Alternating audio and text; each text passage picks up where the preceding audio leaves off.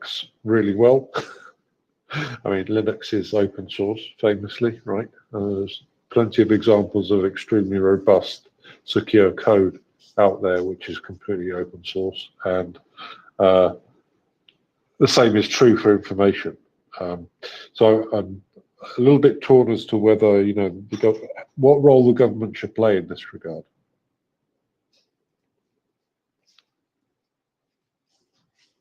I hear you, David, and I share the same concern, right? I do not like government intervention if it can be avoided. I think the government often oversteps, and in the process, there will be freedoms that will be affected.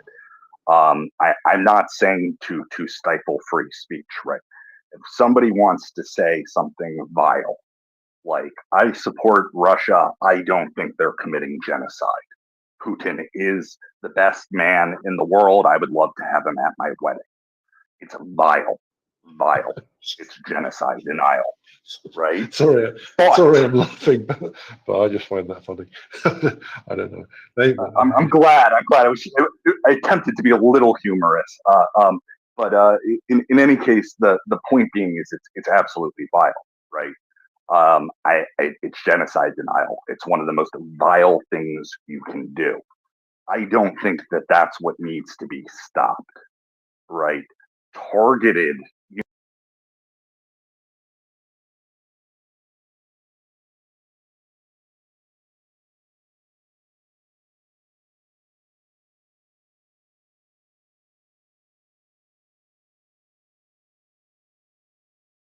Under U.S. law, but Twitter plays the publisher, Platform. a game, but they're not actually enforcing their own rules or basic safety that is understood, right? I'm also talking about non-direct government action, the government actually getting their act together and teaching this in schools, having a plan, doing constant announcements in the same way we did during the Cold War. We had a plan. Everybody knew what was going on to an extent. There may have been dissent. There may have been people that disagreed, and they had the freedom of speech to speak out and say they disagreed. But we don't have that national cohesion. We get little sound bites, right? We'll get some Senate hearing on China. We'll get the TikTok thing. We'll get the Russians are doing this. We'll get our infrastructures being targeted by hacking. But it's not pulled together into a cohesive strategy, and there is no leadership, right? Taking the stage and showing us that is bad. On the one hand, you have Biden, who isn't saying very much, right? And then you have Trump, who literally, said that our enemies aren't Russia or China; they're domestic, right?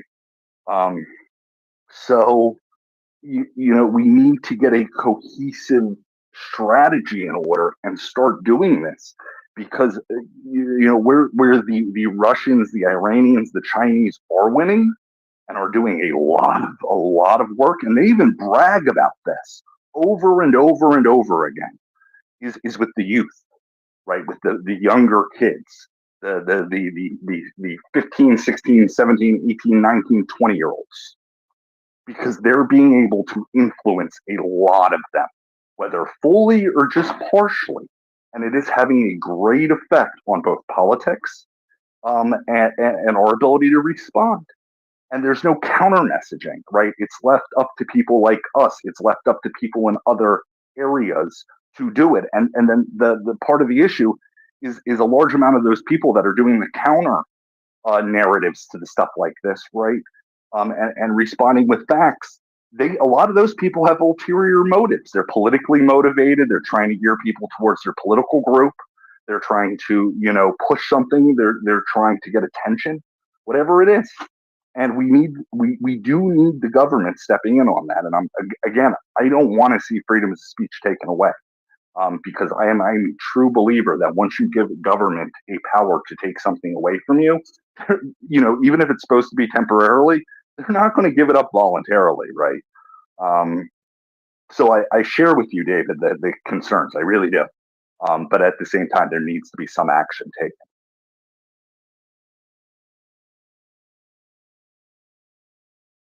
It needs to be there, certainly from the point of view of education, but also there's a massive supporting role that they need to play, just in terms of providing the frameworks. I mean, Bellingcat, us,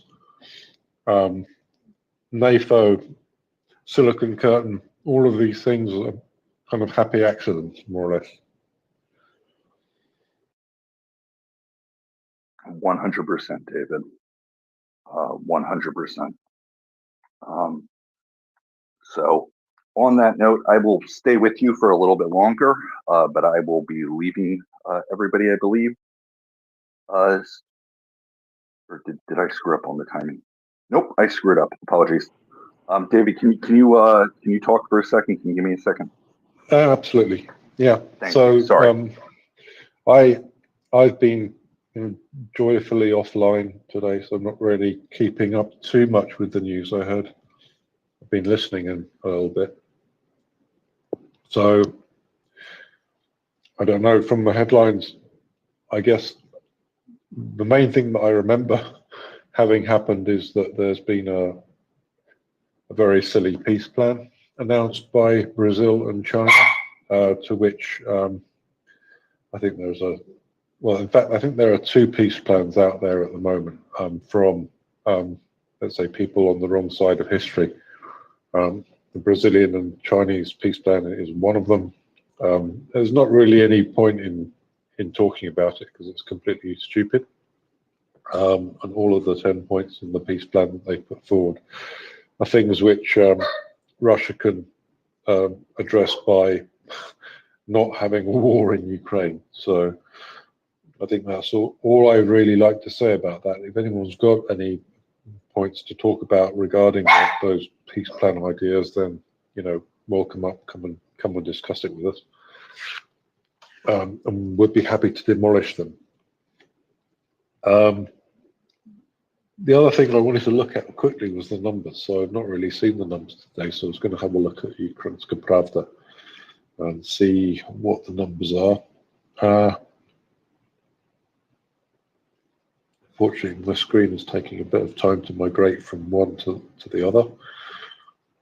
And just when I need numbers, I can't see any. But I think there are 1,200 or so killed in action or removed from the battlefield at least. This would be more or less, let's say, in line with the last few days, not high, not low. But, since I guess April or so, we've been seeing numbers of well over 1,000 a day, which brings us back into the kind of territory where, each month, 1.5 times the numbers of killed in action from the 10 years in Afghanistan are kind of regular occurrences. So it's completely crazy numbers. Now I've lost Maria, so let me just try and bring Maria back as a speaker. A second. That's interesting. I'm pressing accept and nothing's happening. One of those wonderful days of technology getting in the way of everything that we're trying to do. There we go. There he's up.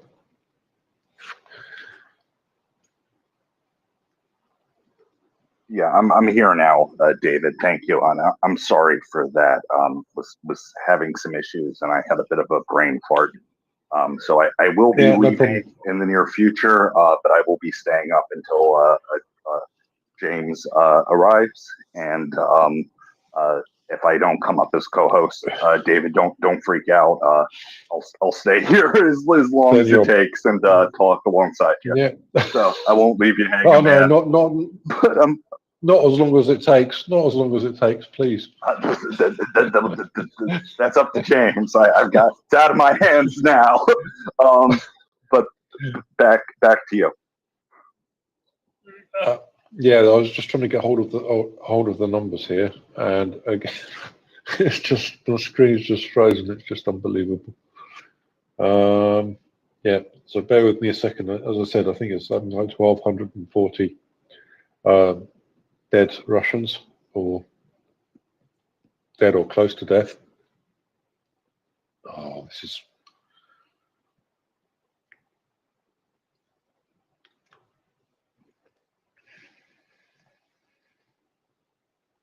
This is a nightmare.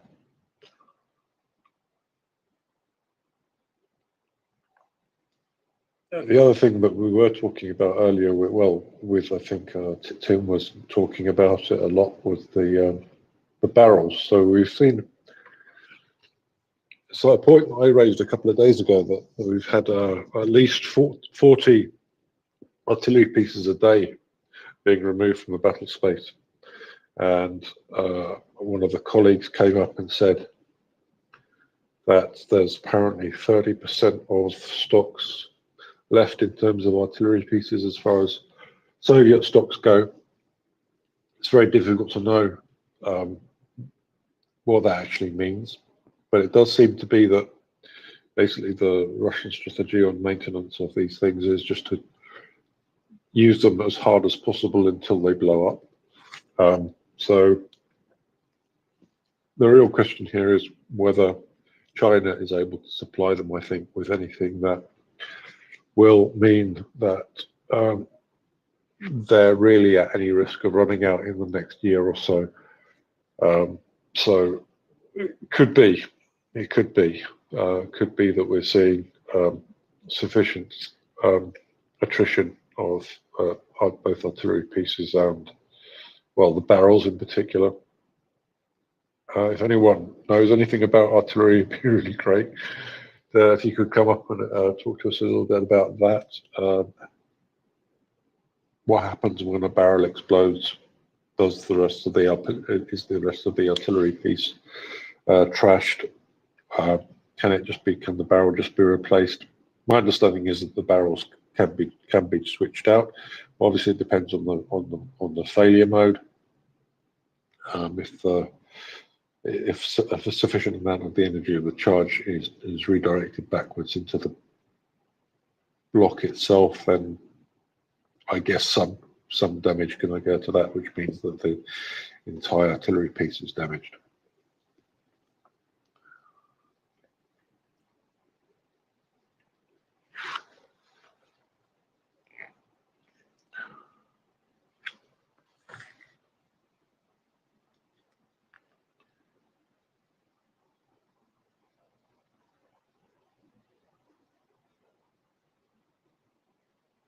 So I think David is looking at something. I apologize before I was sending a message. It's very important.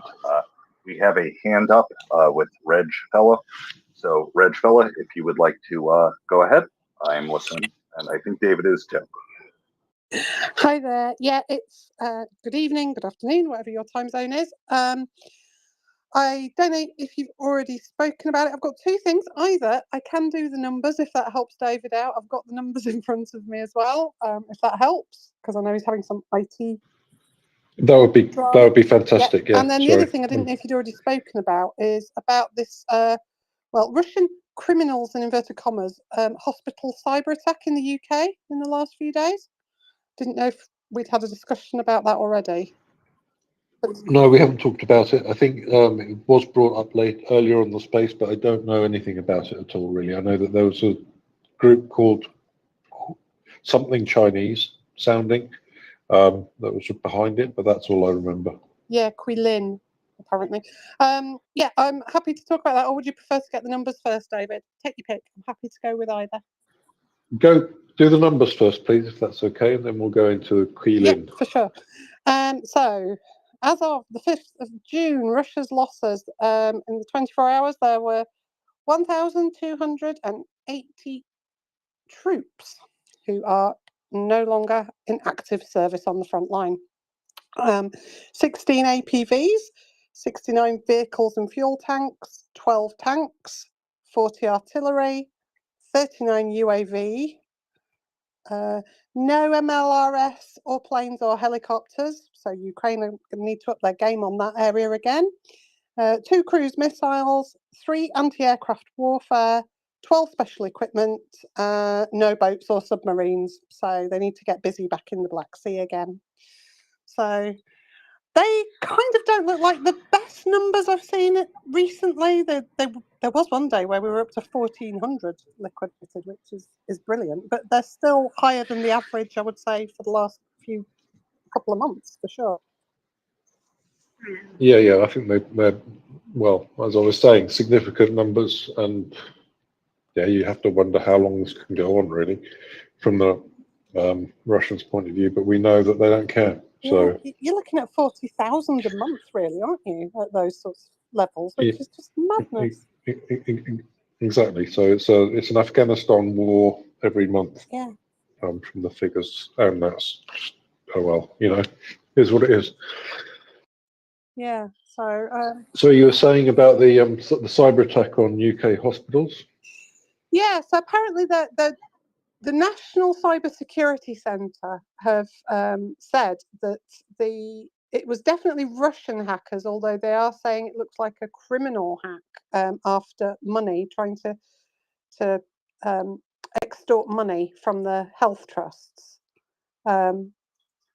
But we all know that Russian criminals are very well linked to the government, so I don't think it's a lot different. Exactly that, right? So they're, the KGB and the Russian mafia are one and the same thing, or at least two sides of the same coin. Yeah. So the same group has previously attacked some automotive companies, Australian courts, and the big issue, which I thought was a strange choice for extorting money, but what do I know? The big issue. Apparently. So the big issue, for those who don't know, is the how would you describe it? It's a job scheme for out of work and out of house people, homeless. Yeah. It's a charity that supports people who don't have a home, and they do a lot of that through publishing a regular. It's somewhere between a magazine and a newspaper. It's neither neither, but they do that, and people who are registered with them who have to meet certain criteria but are homeless sell them and earn money to help get themselves back on their feet. But it's a strange choice to extort money from. I would have thought a charity for the homeless, but what do I know? Yeah, very, very strange. So just some thoughts on this, Reg. Mm-hmm. I really appreciate you bringing that up, and also you coming up and doing the numbers. So just there is dual purpose, and there are 2 different types of groups that are doing such attacks, right? And there are attacks like this happening all over Europe and all over the United States. So the first types of these groups are the solely criminal groups, and with some of them there might be some level of ideological, goal, but they know they can get away with doing this, right? And that the Russians will not prosecute them, neither will the CCP. Okay, so they're going to do it because those are the targets to do it, and then some of those people sometimes are contracted by those governments to do such attacks because it hurts us. It affects, stability. It affects the economy. There is an idea of death by 8,000 cuts, right? And then there is a second group, which is mainly ideologically motivated, that are doing these attacks. And in many of those cases, they will use that money, right, to spread propaganda or to funnel it back to some Russian organization or such, or the government itself. The North Korean government has done several things like that. The CCP, there have been ties between several of the hacking groups there and high-level government officials. So the idea that is suspected is they get that, it's a win-win for them. Back to you. Yeah, no, I agree. I'm just quickly scanning an article actually in The Guardian, which is talking about who are Quilin or Keelin, I don't know how you say it. This particular group. So interestingly, it's a group that's only been active since October 2022. So that might give you a bit of an indication of some of its links. But yeah, the NHS, I mean, they've caused significant disruption to two of the largest hospitals in London. Procedures and surgeries and things have had to be cancelled because of the disruption they caused on the hospital IT systems. So I'm sure that money is one thing they are after, but also, you know, I can't imagine that the Russian government would be upset that these guys are disrupting, you know, healthcare in the UK on quite a significant scale, really, in London. No, it brings us back to the point that, you know, this is something which we should be taking a lot more seriously, and it's not a matter of you know, declaring war against Russia or when something like this happens, but this is something which has a material effect on the well-being of whoever they're targeting, in this case London. But it also means, you know, potentially lives being taken, and you know, somehow this is again something which is kind of swallowed and said, oh, you know, it's just some hackers.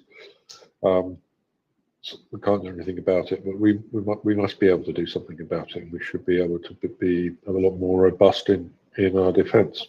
It's absolutely. I mean, it hasn't been a high priority, has it? Really, and it should have been, for quite some time. But I'll stop babbling because other people have their hands up. yeah, and welcome up, Alex.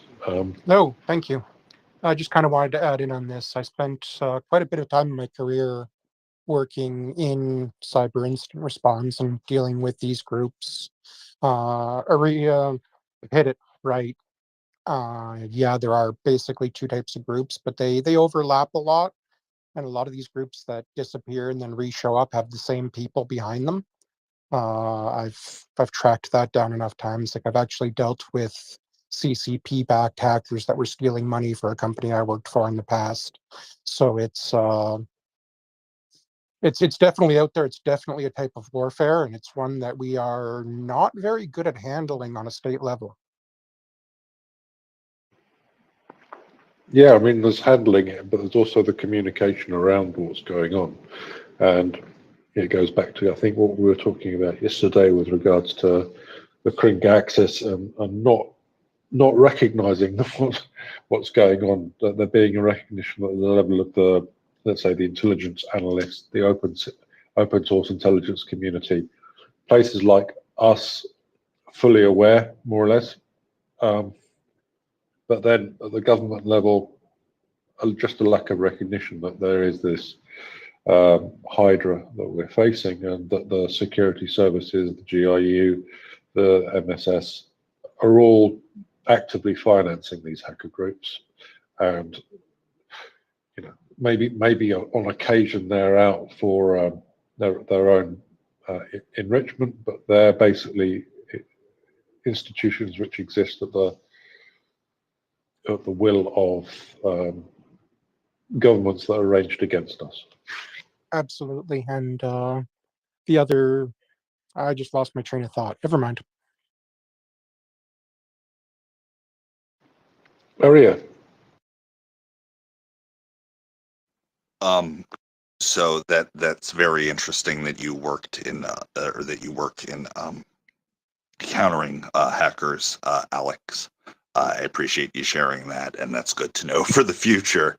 As far as questions or thoughts, you know, but my understanding from a lot of different people I've spoken to and what I've read, and I don't consider myself anything related to an expert in this field. I have a very basic understanding.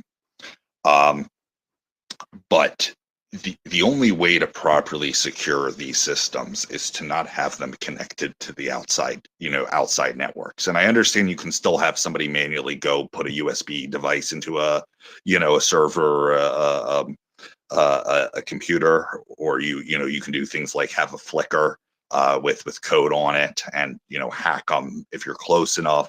If there is a wireless connection, even like a Bluetooth or a printer or something.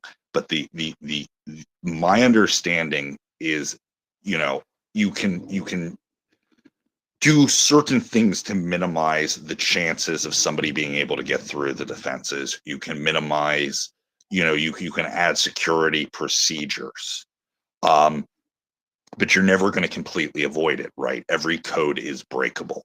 And that's one of the reasons why, Cloudflare uses for their security procedure, they have a camera with 200 lava lamps, and they randomly code it based on the lava lamps algorithm, because the lava lamps completely change, right?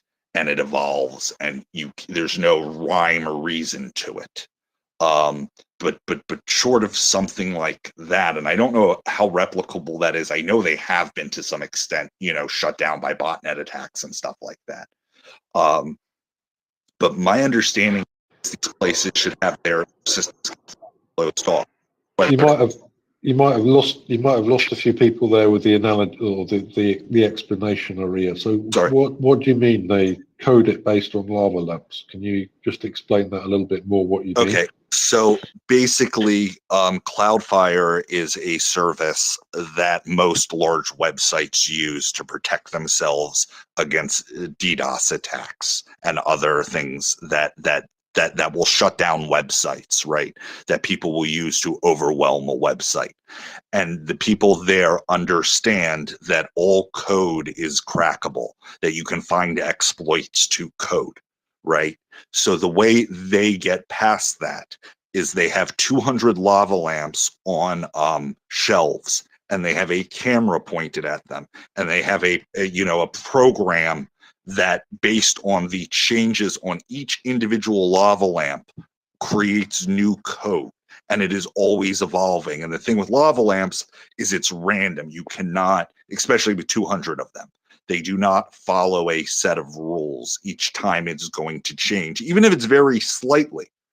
And because of that, they're able to keep their code secure. But my understanding is even that is on some level crackable, right? So the only way to stop hacks like this happening to our essential infrastructure, whether it's hospitals or nuclear power plants or just the regular electrical grid or water or whatever, right, is to completely cut off any of those systems from the internet, right? To cut them off the outside server. And otherwise, there will be a way eventually to get past it and get in. So I'm curious your thoughts on that, Alex, because I know that's been done with certain high-level security things, but it hasn't been done with the general infrastructure. And I'm wondering if you agree that that's something that is needed, or there are other ways of counteracting that. Thank you. So I'll jump in quickly because there's a couple of things that I know about this as well. So first of all, you normally have a layered approach, right? So there's a thing called the Swiss cheese model, which you talk about in security assessments, because basically there are holes everywhere, and you can always get in one. The point is you need to have lots of different layers, one over the other, so that the holes hopefully don't line up. And so air gapping, what you were talking about there, not having the system online at all in any way, is obviously one level. But as you said, there are still ways around that, right? So there are ways you can get a USB key into a facility, which is exactly what the Mossad did in the case of Stuxnet and the Iranian centrifuges. So there are always ways around things, and the point is you need to have lots and lots of different layers, and that's the whole point. that's basically how you do it, Alex. But Alex, you come back, you probably know a lot more than I do.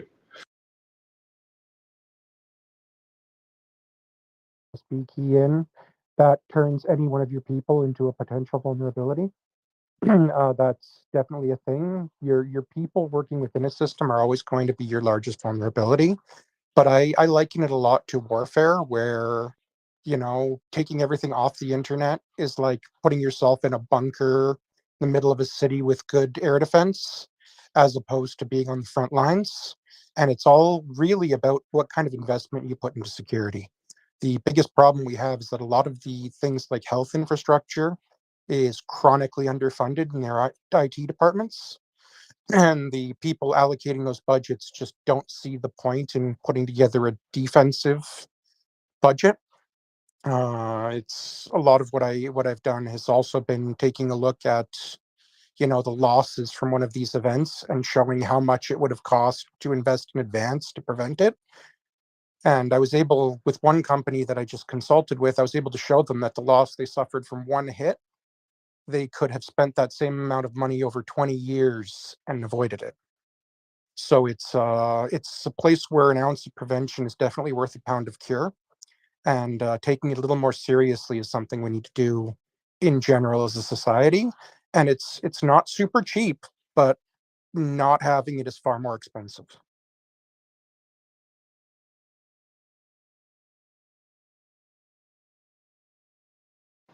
And James, welcome up. James is joining me as co-host, I think.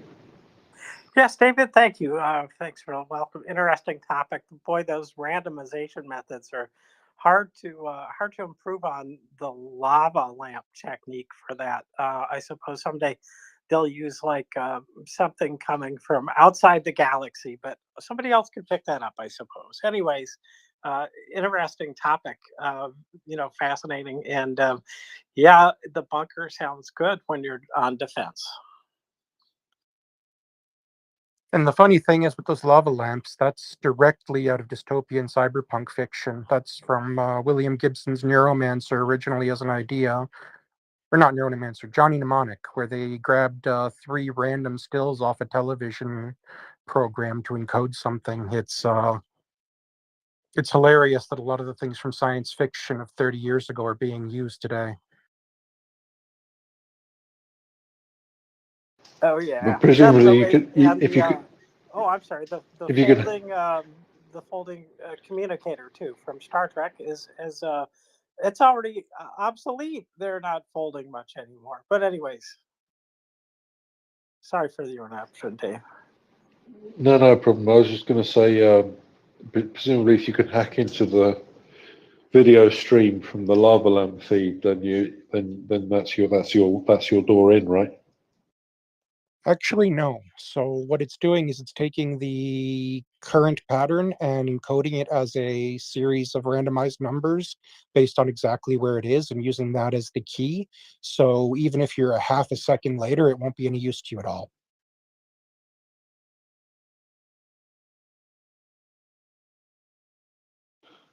And the Maria, core go issue ahead. around this is that any mathematical use, to generate a key is quite possibly replicable. You could do it again. So that's what it's covering. So it's a great example of, well, maybe something that is overkill, but on the other hand, when so much is at stake, it doesn't seem like it is overkill. But for the common hacker, that's going to be just impossible to crack. Anybody's going to have a hard time Absolutely. with it, but we'll see what quantum computers do.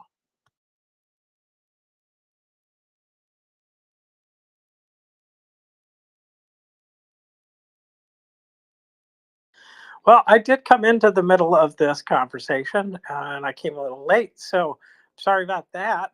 But yeah, it sounds like an interesting case, and it seems like that the theme is what Russian doing to us as we're not at war, but we're at war with Russia. That's what it sounds like to me here. Are you? So just two things to that. They actually let people who go. Lamps. 1 second. I'm sorry.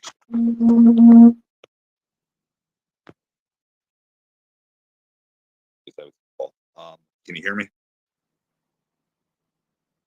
A little spotty. Go Oh, ahead and let's see. I'm sorry, it switched to the speakerphone, so I'll hold it close to my mouth. So they actually, jeez.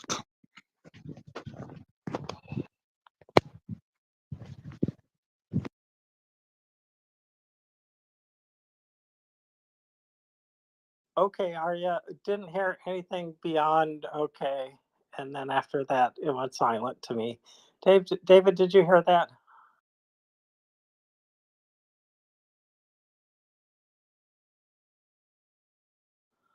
Well, there we are. Anyways, Arya, I'm still not hearing you clearly. So, in fact, I don't hear you at all at this point. So, Yeah. I'm not sure what the issue is, but can you hear me? Maybe I hand or something. I can hear you fine, James. I can't hear Aria, if that helps. Thank you, Rajfeld. I appreciate that. Yes, well, these things happen, don't they? Yeah, we're on Twitter after all. It wasn't still not as bad as yesterday when two hosts and three speakers got thrown out of our places. So we're not nowhere near that yet, but yeah, things degrade. So Arya, you may want to recycle or just examine your audio system to see what the bug is. So anyways, and Alex, I just want to say welcome to MriyaReport. So Thank you. it's good to meet you online here. I don't believe that I've heard you speak before.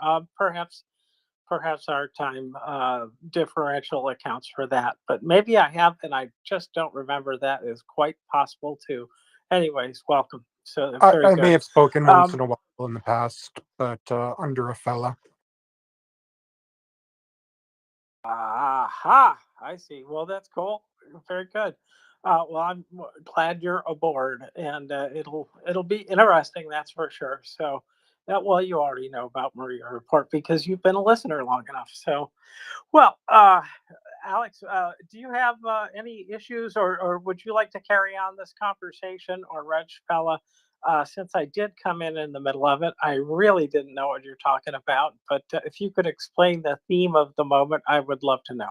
So the theme of the moment there was sort of that we were pretty vulnerable in a lot of ways to cyber attacks from our, well, let's just say the Crink axis and others, of course. And we don't really have a unified strategy to deal with it as a form of warfare. At the moment, it's kind of a little bit of a wild west with each company and each individual group dealing with their own cybersecurity. We were kind of discussing about what can and should be done. Something I can say is working in Canada, I know that there is forget the name of it. We have a cyber intelligence agency that we would do online reporting to. And we would also be filing reports with the Canadian Security Intelligence Services, which is the Canadian Foreign Intelligence Ministry.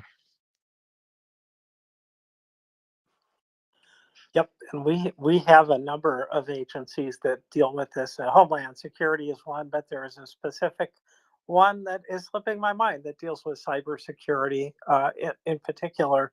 And it is, it was at risk of being defunded, but I think they've fully funded it now because it's obvious that this is a risk. We've seen it a lot. I've seen it a lot in my work when I was working and yeah, you said it yourself. You said that the biggest risk is the people, and boy, did we ever do phishing expeditions with people where you'd send out an email, and the people that clicked on it and replied kind of got a ding, and the people that reported it to cybersecurity got a kudos. So yes, it's about the only way that I think you can improve this is to keep people on their toes, keep reminding them of what the rules are. It is the biggest challenge. It's the lowest reliability part of the system.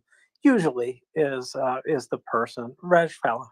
Yeah, the UK has some national cybersecurity as well, but I'm wondering from people who know, and there's a few of people on the call who know a lot about this compared with me, which is very little.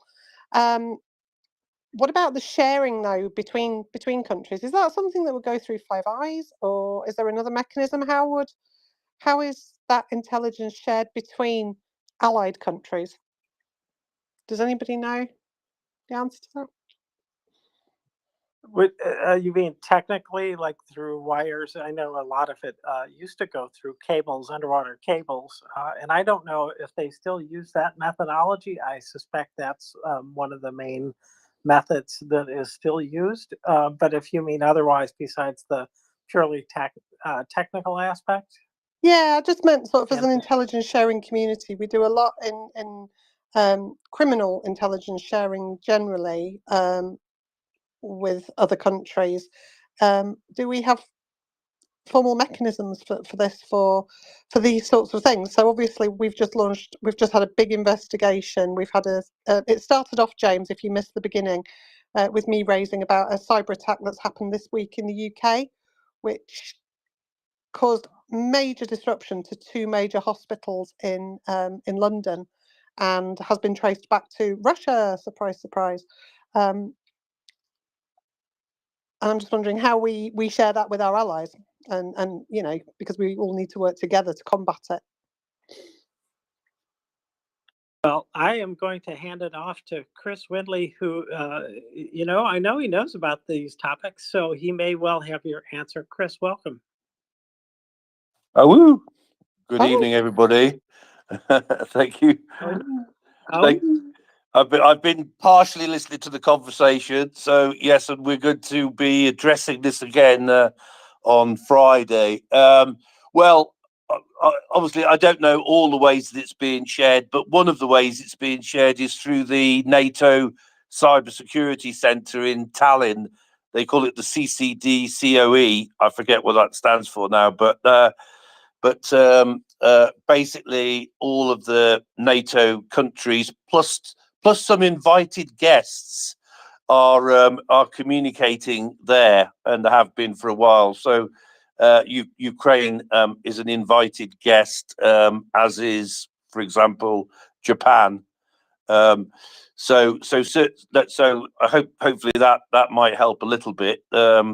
Certainly Five Eyes would be one route as well. Reg Feller, you're exactly right. You know, that would be another route. And then other, I don't know, informal communications methods and that. But yeah, it's very interesting, this, and I really do hope we get the message. You've probably seen an article from, or you might even have mentioned this, Reg Feller, I'm not sure, Kieran Martin, the former CEO, I think he was, of the NCSC, seemed to be the one that broke this news, and Kieran has been doing his best to convince us all that we need to work harder. And no doubt he'll keep doing that. Actually, James, you know the International Security and Cybersecurity event that we were at last year in September. I've just had my email invitation from Kieran Martin, who's taken over from Admiral Lord West of Spithead as the chairman of that event in September. So I'm looking forward to that. Very good. It was a pile of information, as I recall, that came out of that last year. So I'm kind of expecting more. No pressure on you, Chris, but we do expect a lot from you, I guess. So yeah, and it should be good. I know that we have, for our health system, some key providers that provide the software that is the health intelligence system, right? That stores all of the patient records, and they are the biggest one in the United States is Epic, and it is a humongous company that's got the majority of the health people who are covered by insurance. Let's put it that way, and they have very sophisticated technology to do this, and they work with each of the institutions, customers, do assurances and to provide certain procedures and requirements for security. So, and of course, the issue there is that there's more than one group that has to be involved in requiring different, safety protocols. So it just depends on who all you are perhaps getting money from, and also where you are, which state, because some of them have slightly different rules about some safeguards. So it's a big deal, though, because health records are very useful to criminals to get. They can sell off your identification and or your ID, and then a person can go and get health care on your dime. So this is a very big deal, and it is something that's very despicable, I would say. So, yeah. Anyways, it's a fascinating topic. I think we're in for more of it from Russia pretty clearly. Besides them cutting cables and the like, they do this kind of thing, Chris. Yeah, and I was going to say as well, James, David, Regfeller, of course, the people that we should be listening to and learning from are the Ukrainians. So, I mean, I know that the UK has established close links with Ukraine on this, and I don't know how many other countries are, but they really ought to. As you probably remember, James, one of the ways that I started, well, helping Ukraine, but also helping myself was by, now over 2 years ago, talking to Ukrainian CISOs and IT directors and trying to extract from them their best advice and wisdom and knowledge. That they're very used to fighting Russians and in the cyber world, and have been doing so since, well, at least 2014. Yeah, thanks, Chris. Well, I'm glad there are people out there with the experience. We need it, and the Russians aren't going to stop. So we're going to have to step up. I did see some stories that I believe Microsoft has pulled some of the cloud services back from Russia. So I'm glad about that. That is one less avenue, as far as I'm concerned, into other people's data. So I hope this continues, that they're continuously cut off more and more from the internet.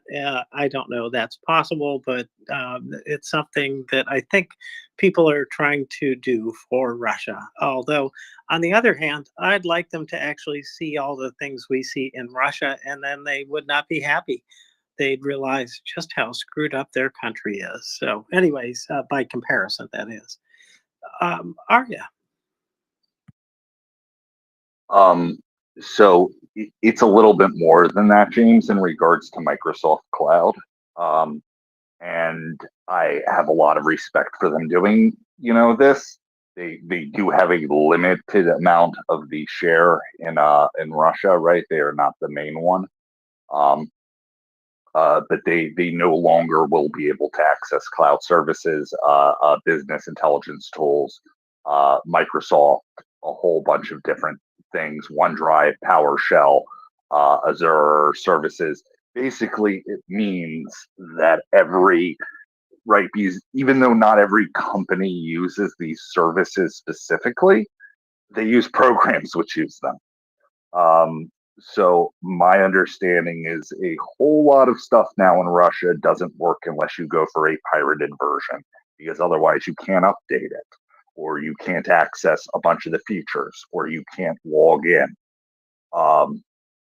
to get those updates, right? So the companies that prepared for this, right, there was a huge spike in prices of portable hard drives. They literally went up by like 300% when this was announced, because every company had every intern and employee who knew what a hard drive was driving to every store in Russia and going through every secondhand website trying to buy as many as possible so they could back up all that data.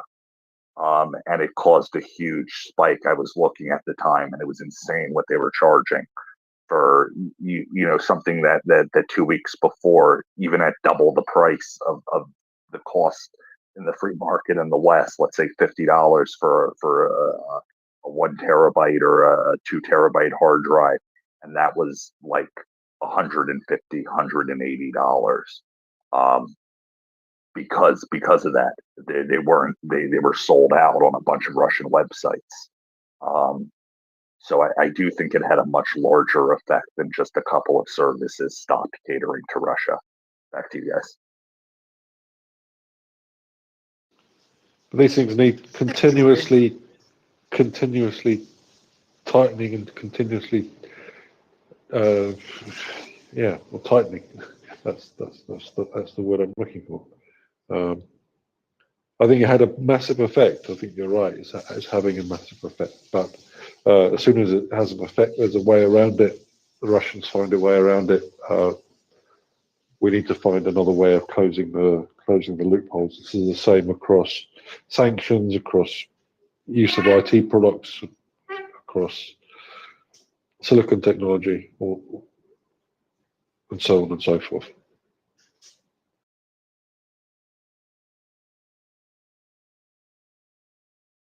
Besides the securing all of the different targets, the physical targets that are out there, because that's the other kind of measure that they're taking. Some of the fires and things like that have happened so far are just examples of what might be expanded in the future in terms of like active measures that are basically sabotage. So lots of security concerns, that's for sure. Well, no surprise there though, because Russia has been at this for a while. We've been, particularly noticing, because it's a high profile thing about the election interference and things like that. But I just imagine that the business side of this is, stealing information, selling it, and then also perhaps locking of the computer, so ransomware, things like that. So Russia's going to be Russia, and that means they're going to do criminal activities in the West. And I don't see them slowing down now in the middle of the war, especially if they can make money at it, since they're needing money now. They're having a little bit of trouble with the bank accounts there. So, it's a good thing. So, well, David, anything else, anywhere else you want to go with this topic? No, I don't think so. Not really. What we're talking about here is the Russian state and the degree to which it's prepared to be criminal, and of course, the Russian state is a criminal state, so it's a criminal from the get-go, right?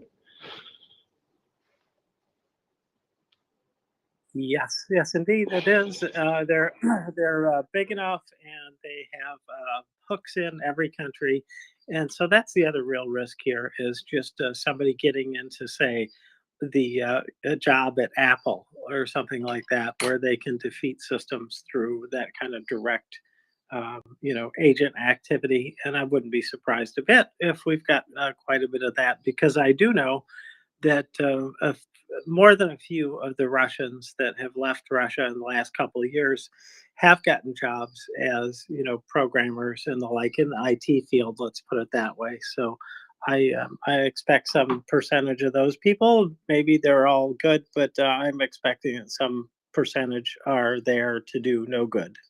And wouldn't be surprised to hear about it, read about it, Chris.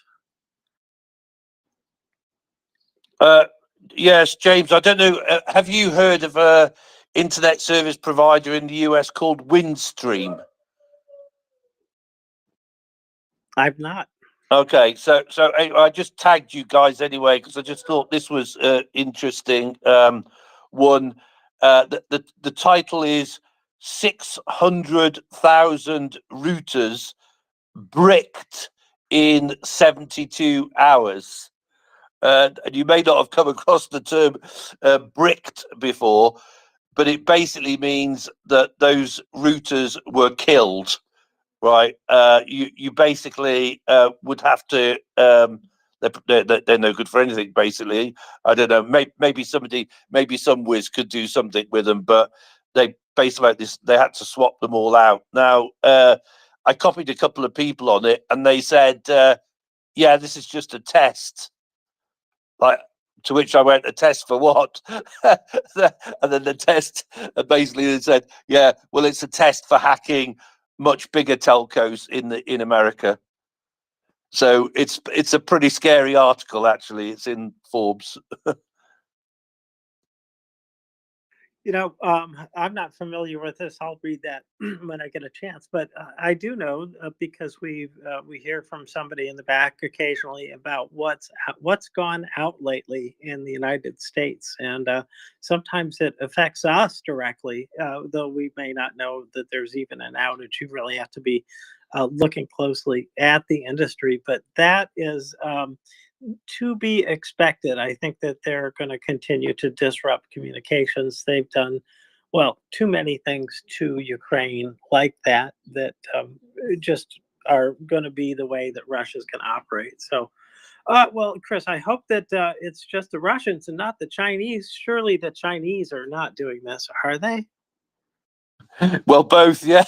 I'm just going to say, well, there's just like 3 or 4 in the last week or two that we've had. Obviously, we've had what I call the MOD hack, and I think if you search MOD hack, you'll get all the information on that. That was the hack in the UK of a contractor to the MOD that basically where 273,000 records were stolen of veterans and serving military, including myself, by the way. I mean, not that I was hacked, right? But they obviously got my email address and that, because I got some very strange emails to my email address that I use for my MOD pension, right? So that was the MOD one. We've had Santander Bank, and then we've had the NHS, and then there was another one, and I forget who it stands for now, but CVS as well. So just like 3 or 4, and of course the MOD hack was said to be China, and now we've got the NHS one, which is Russia. So I think we can assume they're all working together, and they've decided to up their activity. Yep, I'm looking at this now. No, I guess I'm not at all shocked at this, and I understand that even Iran has gotten into this game. And the only one I'm not sure about is if North Korea is doing any similar things to this, but it's enough right now with the 3 of them, and I don't know what the relative skills are of especially Iran versus China and Russia, who I think are the sort of the big brother there, and probably the Chinese have the most sophistication. But I don't know these things, Chris.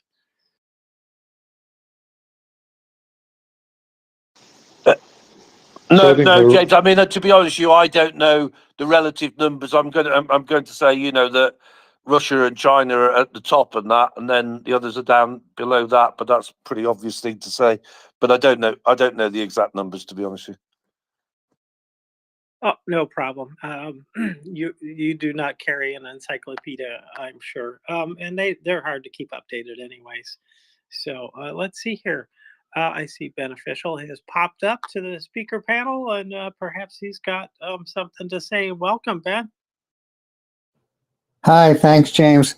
To bring the discussion a little bit closer to home, I believe that we in Twitter world, and definitely our space, gets hacked. As you know, we have all kinds of people dropping and all kinds of weird things happens at weird times, and I think we generally believe that it's because of somebody out there, whoever that might be, is having an effect. And as far as the countries go, I have a little bit of a background in this area myself. And I've mentioned this before, and in the past when I mention it, my account just gets hit like by all kinds of crap. I believe that, well, I can show that there's an exploit of the Twitter code that the bad guys are using in order to have an effect on our feeds, and which, you know, people like to blame Elon Musk, but Elon, I don't think, is as active in our feeds as these other players, being Russia, China, Iran, or whoever. And it's pretty easy to figure it out if you understand code and if you understand where to get the info, because Elon, in the name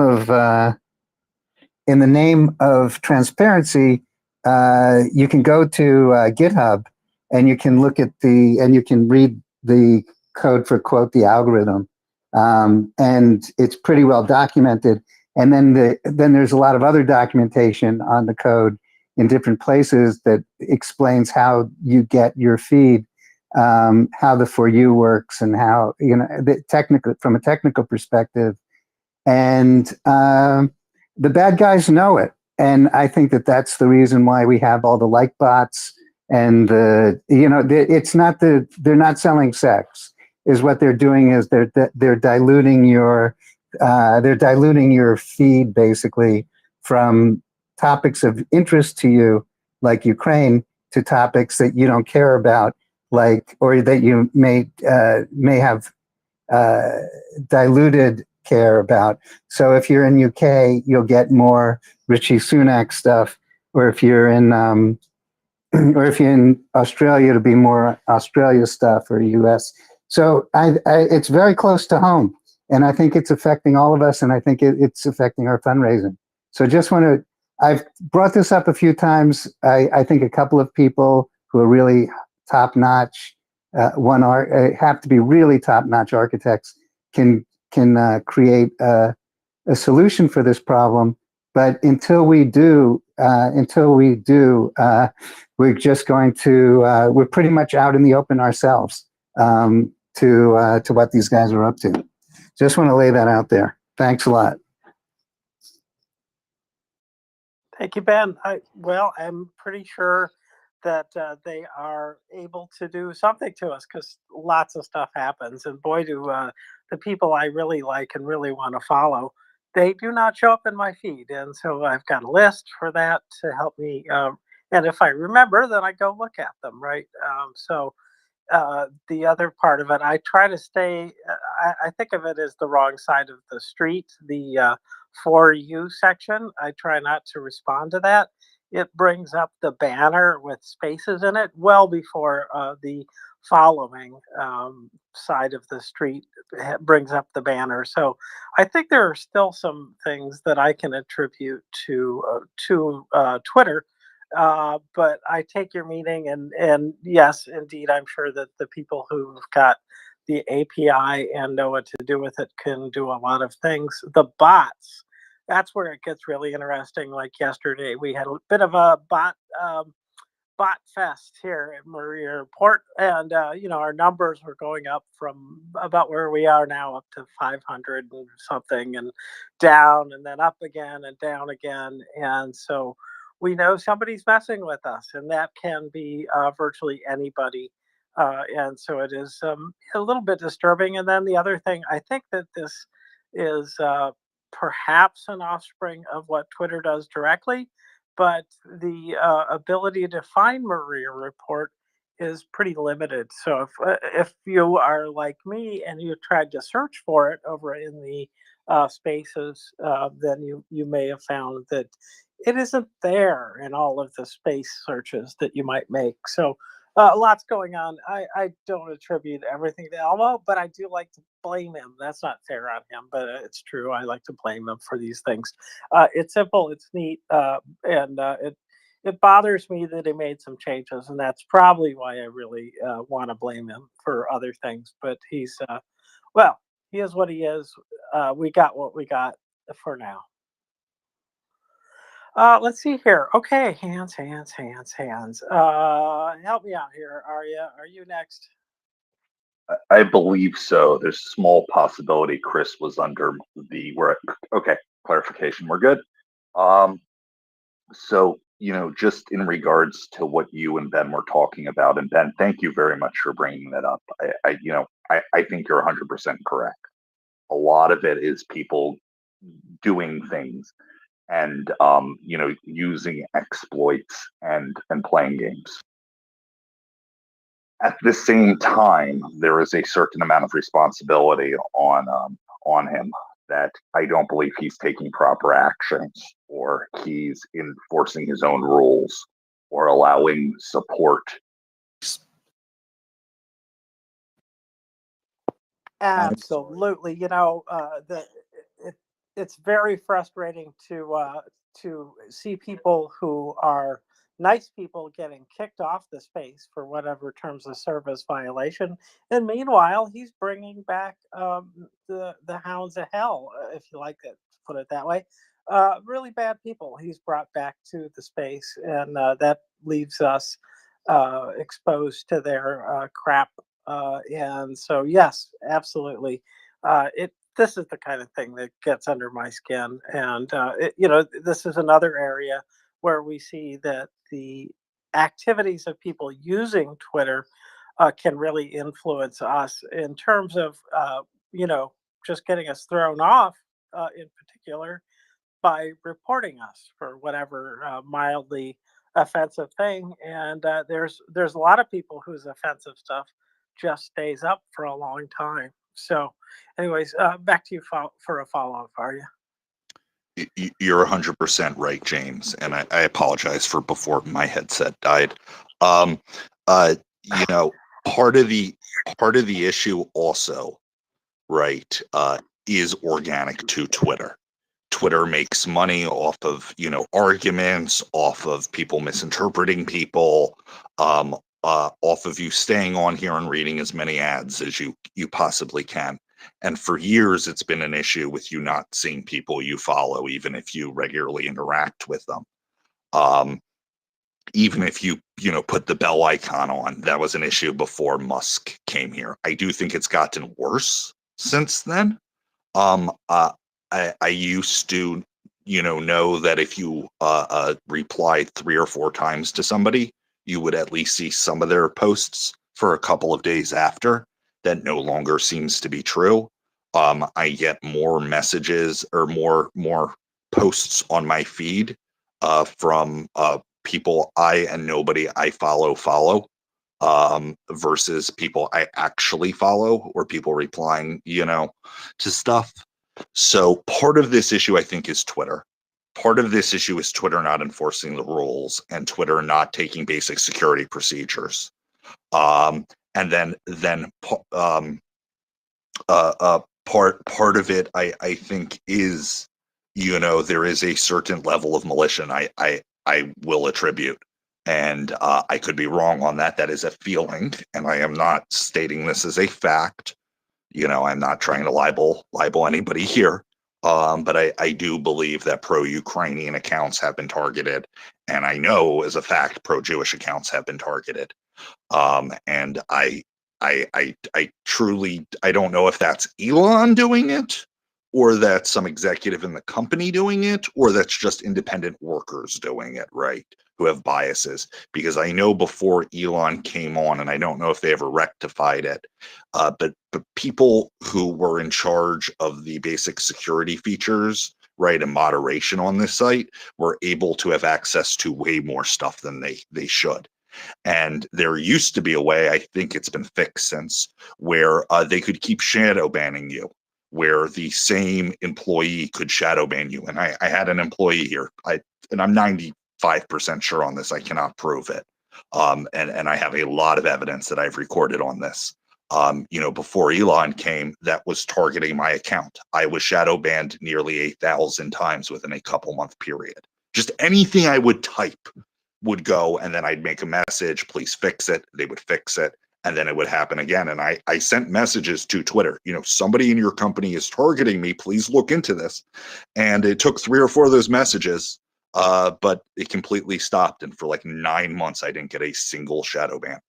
So you know, it's the same thing with reading through our messages. Please remember, if you send somebody messages, your conversations on Twitter are not private. Twitter employees can look at and read them, and not just people in the security area, you know, who have some sort of an agreement and are supposed to be looking at it. So, you know, there is some nefariousness going on here, but I do think a lot of it is also just the platform. And then a lot of it is outside actors who have found exploits.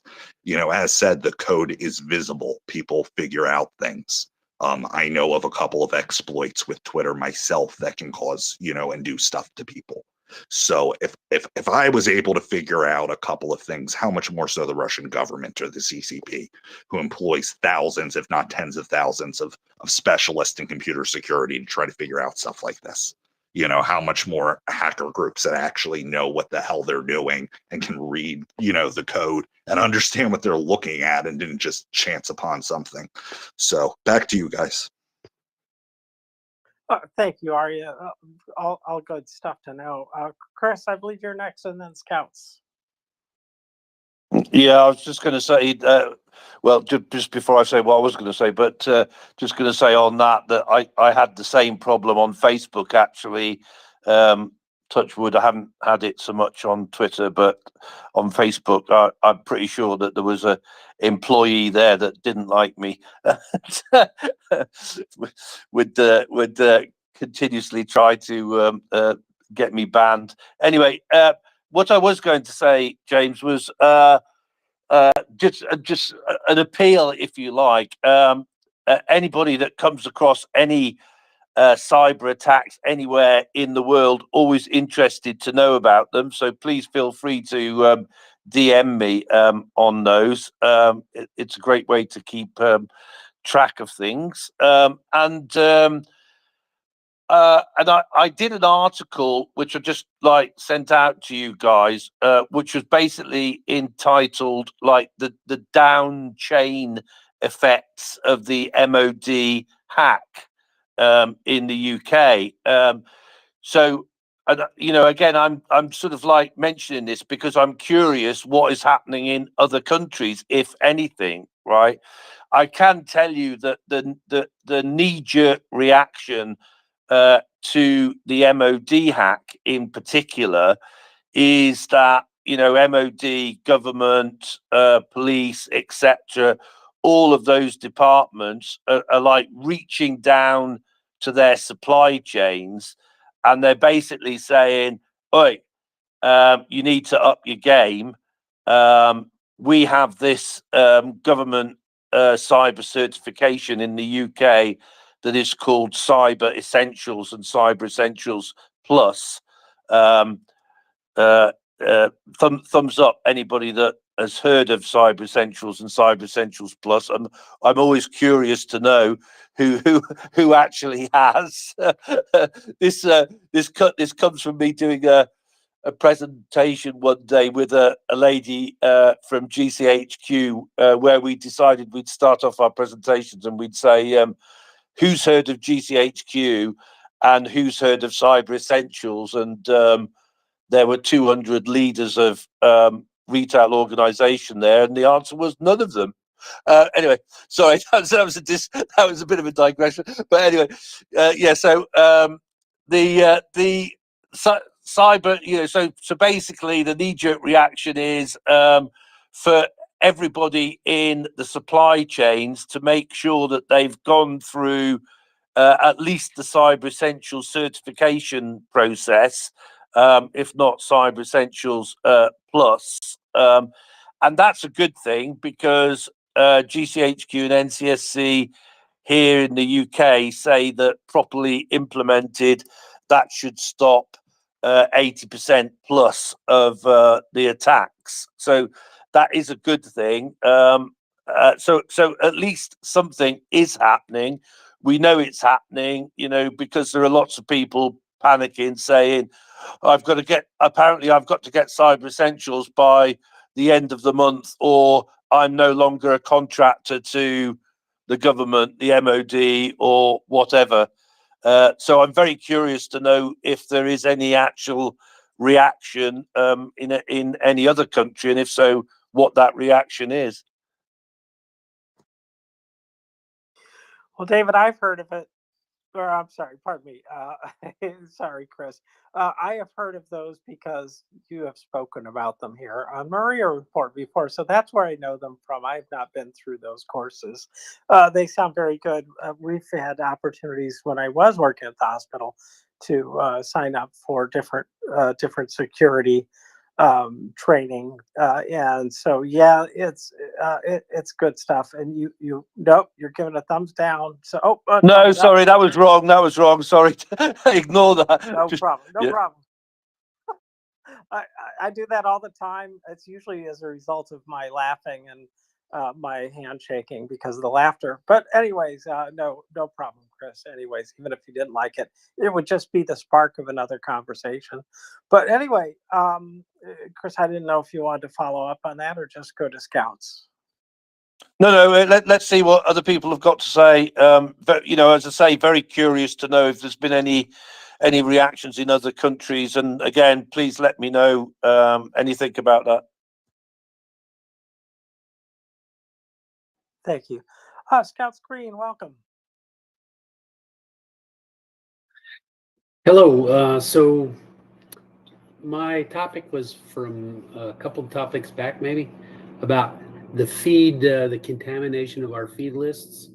Is that an old one, or should I? Or is that too old to bring something up for it? No, not at all. Please go ahead.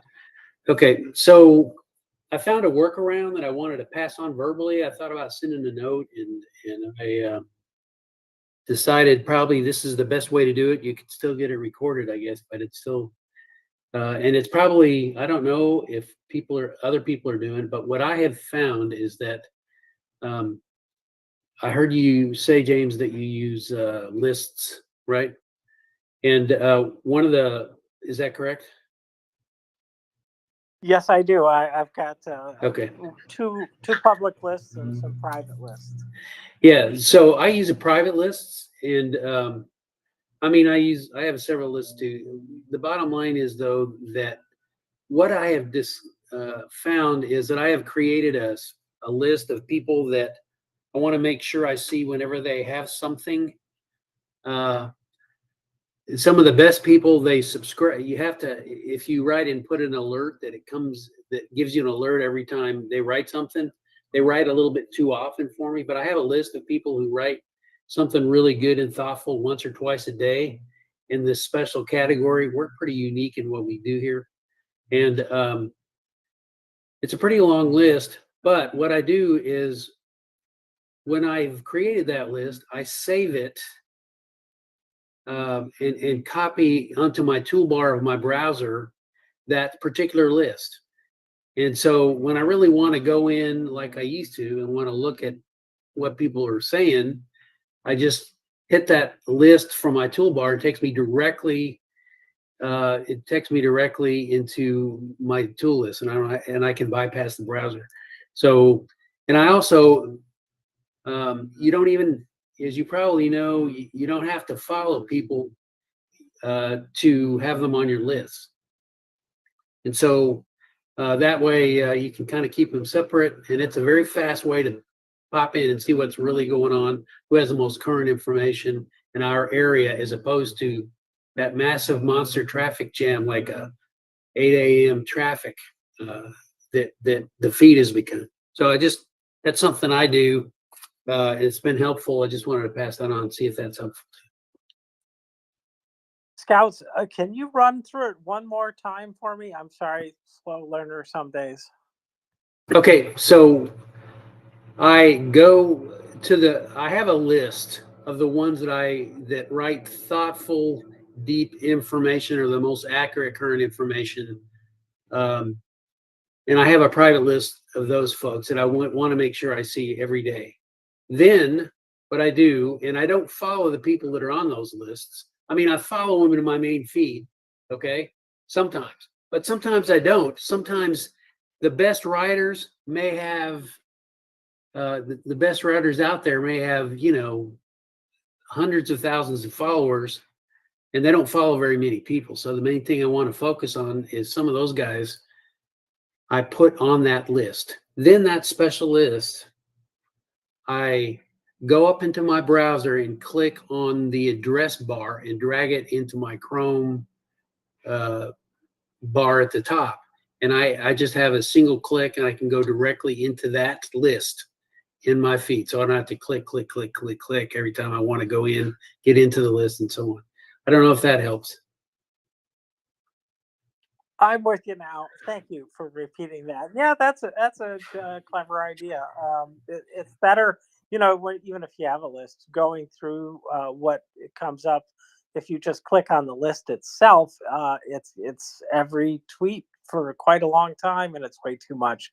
And so I appreciate that technique. So, and because I think it's people's individual feeds are the only ones that are kept in time order. So I think it's important to get to that. Can I follow up just one more thing here? Yeah, please. So also the troll farms, they will do the equivalent of a DDoS attack, which essentially the bots will just, if you follow a bot, they'll click out 100 posts in a few minutes, and you have to wander all through that till you get tired of it. That's a deliberate attempt to make you get tired of it and move on and block other people's traffic. So you can avoid that by working with a list, if that makes sense. That makes sense. Yeah.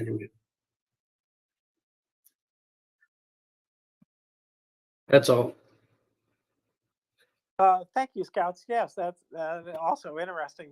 These are good ideas.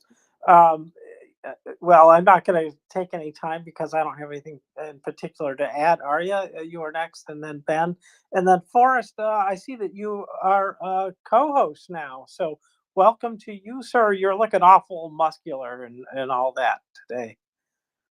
Very Viking-y. It's nice to be up with James. Go right on ahead, Arya. So I apologize. I had forgotten what I was saying. I did not realize it was storming right now. And I'm walking the dog, so I'm going to drop down. Thank you, everybody, for a very interesting conversation, and have a great rest of your night. Well, pop back in if it comes back to mind.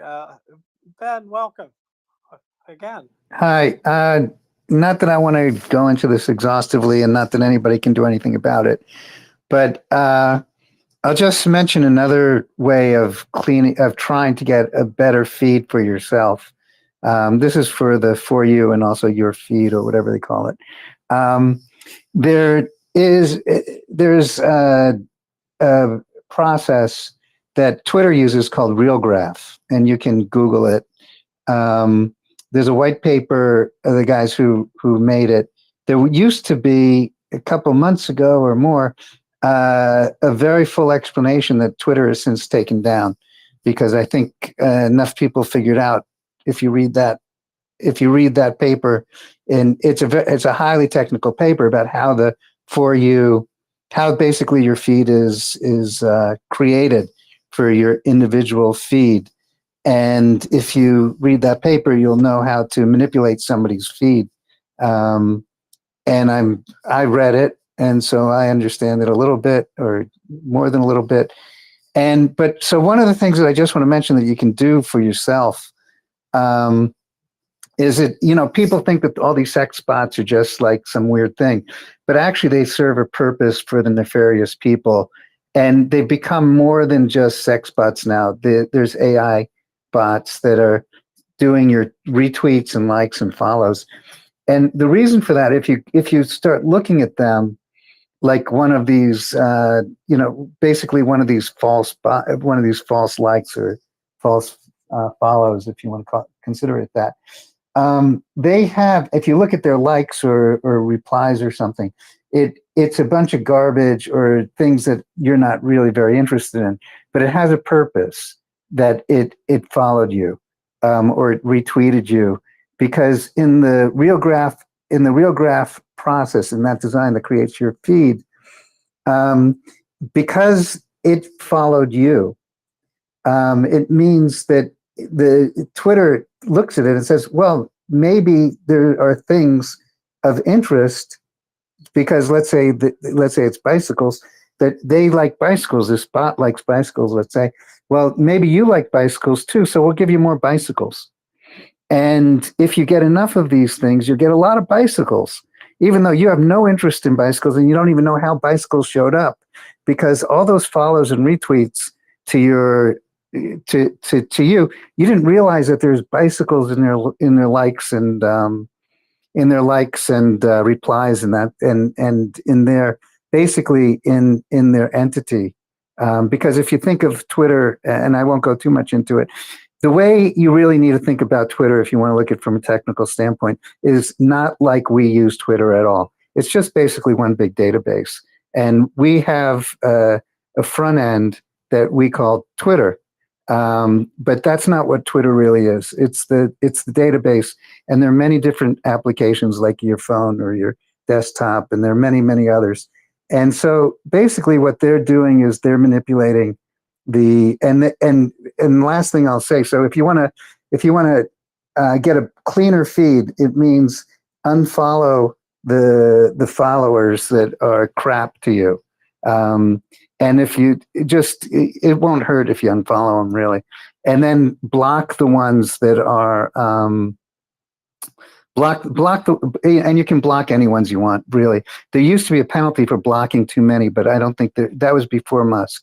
But I can't find I think that's an urban myth. So that's one way of cleaning.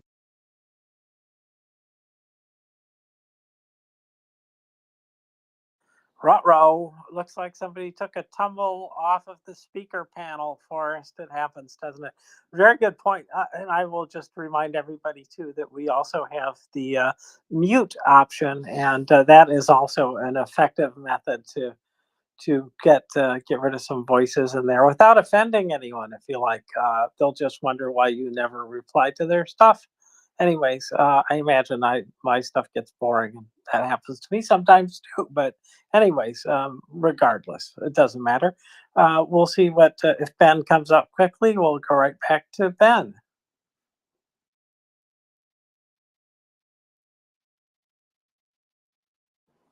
Ben, you're back. I'm sorry. Out of curiosity, did you bounce me on that, James? Not me. I don't think it was Forrest either. This is something that's happened a couple times in the last day or so. So Well, I'm I'll tell you.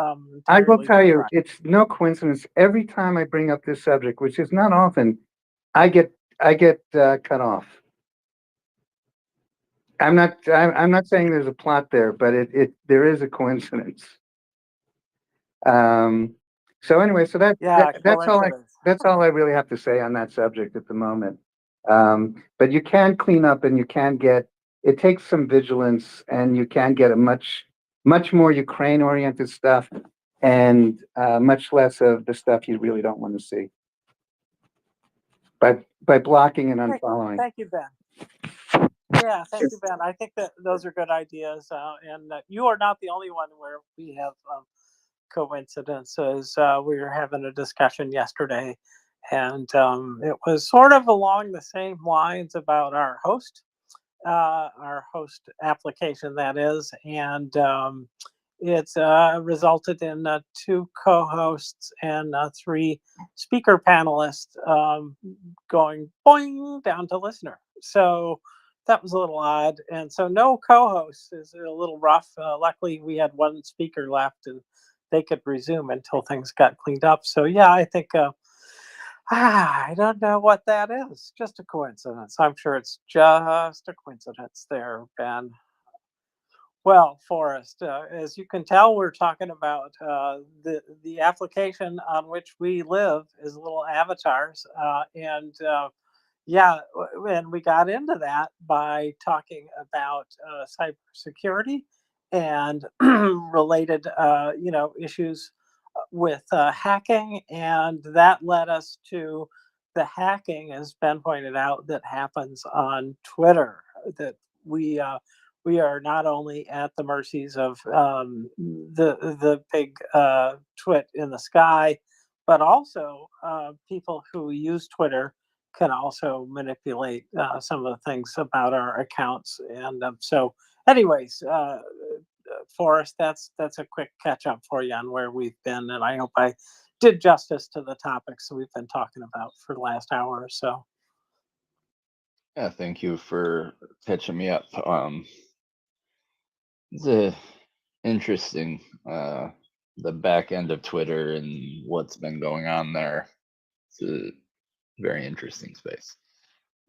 Not a space I am super familiar with, so I'm intent to just listen to others if we're going to carry on in that zone. But looks like today's been a moderately successful day on the battlefield. 40 artillery pieces taken out. I don't know if we had covered numbers in a bit, but yeah. Well, indeed, this is another day above 1,200, and that is sort of what I'm using as a sort of a benchmark right now in terms of what I'm seeing in the past month or so. It's been around there on average, and which is wow, way up from where it was before the big shortage of supplies or munitions, I should say. So what Ukraine is doing is being much more effective, or I don't know what, just the ammunition supply being better, or perhaps it's that, and then also lifting a few restrictions, maybe, but maybe not even that. It may just be that there's more holes in their defenses, and Ukraine is getting through those. I'm not sure what to attribute it to, but certainly the extra munitions, the I should say not extra, but increased munitions being provided has got to play a role in this as well, Forrest. Yeah, I mean, I don't think it's any secret the Ukrainians before the counteroffensive stepped up their counter battery fire and were getting 20, 30, 40 a day for a while, and then that tap turned off and it just went down. But the tap definitely looks like it's on. I haven't heard if the check ammo has made it there yet, but uh, Sullivan came out today and mentioned that there's going to be more aid packages coming through in the coming weeks, I believe is how he phrased it. And that is going to include 155 ammo as well. So thank goodness that part of this debacle is done. Yeah, may it not repeat anytime soon. That was a mess. I think what I don't know how often they're dispersing these packages, but it seems like every couple of weeks they've got some. They're clearly not sending $61 billion in aid all at once. So I don't think we could do that all at once. So it makes sense that it's coming in packages like this. I am hoping that the other initiatives that are out there. I believe there was a 100 billion euro initiative, perhaps from the EU. There was also the G7. We're talking about a rather large package as well. I don't know how those overlap because there's some overlap of the EU and the G7, but both these things would possibly uh, bring more aid that the United States, honestly speaking, isn't going to bring until after the election. I don't think there's much chance of another aid package, or you know what I mean, another supplemental aid package going through Congress before the election. So I hope these other plans do emerge and are successful because the more they've got, the faster things can go, and that's arming Ukraine to win, is getting all the things that they would like to have there. And so, tell us, Forrest, when are the F-16s going to get there? Tomorrow. That's what I'm choosing to believe. All right, all right. Well, uh, you know what they say: tomorrow, tomorrow. I love you. Tomorrow, you're hours a day away. So, anyways, I hope it's not that kind of tomorrow. I hope it's the tomorrow, and that'd be great. So, well, We're we'll see, won't we? tomorrow's the 1 year anniversary of the Nova Kahovka Dam explosion and the resulting ecological and humanitarian disaster.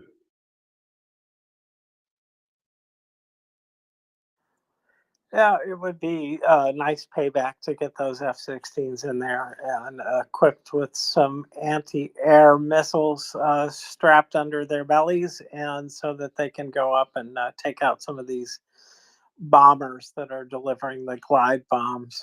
That would be wonderful payback for that, and it's got to come sooner or later. I hope that their mission set isn't too much restricted by Washington. I don't think the administration is ready to give up all these different restrictions yet.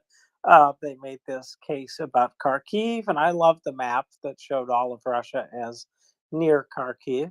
Appreciated that very much, and I would like to see more of this. But I wonder what the criteria are for the F-16s. I keep thinking that this is about, how many Russian radar systems do they have to take out before they consider it fertile soil for Ukraine to have the F-16s. I just don't know if that's the way they're looking at it. I presume that's the case. That especially those over the horizon radar systems, the long range ones. I think they've taken out 2 of those already, and some of the a third one was like a portable one of those over the horizon radar. So I think it maybe altogether 3 over the horizon, and that really would open up things if there was a wedge of airspace that Ukraine had available, not covered by those radar systems. Then I could be expecting that they could potentially take out some other aircraft with air-to-air missiles. What do you think, Forrest? Yeah, I really think it's all kind of coming together, and I don't think there's going to be a ground campaign anytime soon. I think we're all in agreement there, but um, I think if the situation presented itself, and with how Russia's been conducting their quote unquote offensive in Kharkiv and some of the other AOs, um, I think there could be a chance for some Kharkiv like kind of quick counters to retake some land here in the near future, especially with some of the capability increases. And it would need some air cover. F-16s would be lovely for such things, but I don't think that's going to be their main objective. But uh, what's happening in Crimea with the radar down there, and uh, it screams that that's where they're going to go next, the Ukrainians. I would love it. I have no idea how they would do it, and it's a good thing that I don't know. Um, I'm just an idiot on Twitter, but it definitely gets the mind aflutter. And having the Black Sea with some open space, F6, yeah, could be a interesting air situation here pretty soon. But yeah, the radars combined with the A50, not the AWACS, the Russian AWACS getting knocked out, and then the over the horizon. I don't know how much radar Russia has, but there's no way that they're not hurting because of the capability loss that they've suffered in the past 2 months. So all very interesting stuff. It screams of missed opportunity. The fact that it took 6.5 months to get the aid bill passed. I think right now would be a very interesting time had it not taken so long. You got that right. All kinds of possibilities. Well, yeah, what are you going to do? I still think about those the fixed over the horizon radar systems that look like buildings. I guess they are buildings of a certain type, and I think there's a whole network that goes around 360 degrees pretty clearly. And I do recall that one of the systems that they took out wasn't even aimed toward Ukraine. So, which is fine, but that might also leave the Russians guessing, I'm hoping. And I think that if they can take out the ones that are directly facing Ukraine, then they have done a lot to free some airspace. But what I really do not know is how long does it take to get these kind of things up and running again? And so I look at all of these as open opportunities, but only for a while. And so I just don't know about how fast they degrade. It's probably not your thing either, but I wondered, do you think that we're already seeing or would see, if we could see that far, that some of these are already repaired? I don't know. It's definitely not my necessary area or my area necessarily. Um, I highly, I don't know. I doubt it. They their capability to repair something technical doesn't seem to be extremely high at present. But who knows? Who would have that answer for us? Not even sure. Maybe Uh, Will. I'm going to go with Will, just Will. because Will Teal, he knows a lot of stuff. I don't know. I have no idea. I would ask, well, I'd certainly ask Chuck, but that wouldn't be his thing necessarily either. Well, I don't know who, but anyways, the Russians. Let's ask the Russians. No, we're not going to ask the Russians. So we do get opportunities to occasionally ask Russians questions as they come through here, but we haven't had any of that today, at least not so far as I know. Anyway, that is neither here nor there. Well, are you all caught up on the new fundraiser, Forrest? Yes, caught up as in I happen to be the guy who creates the cards, so I've known about it for a little while. Um, but working with the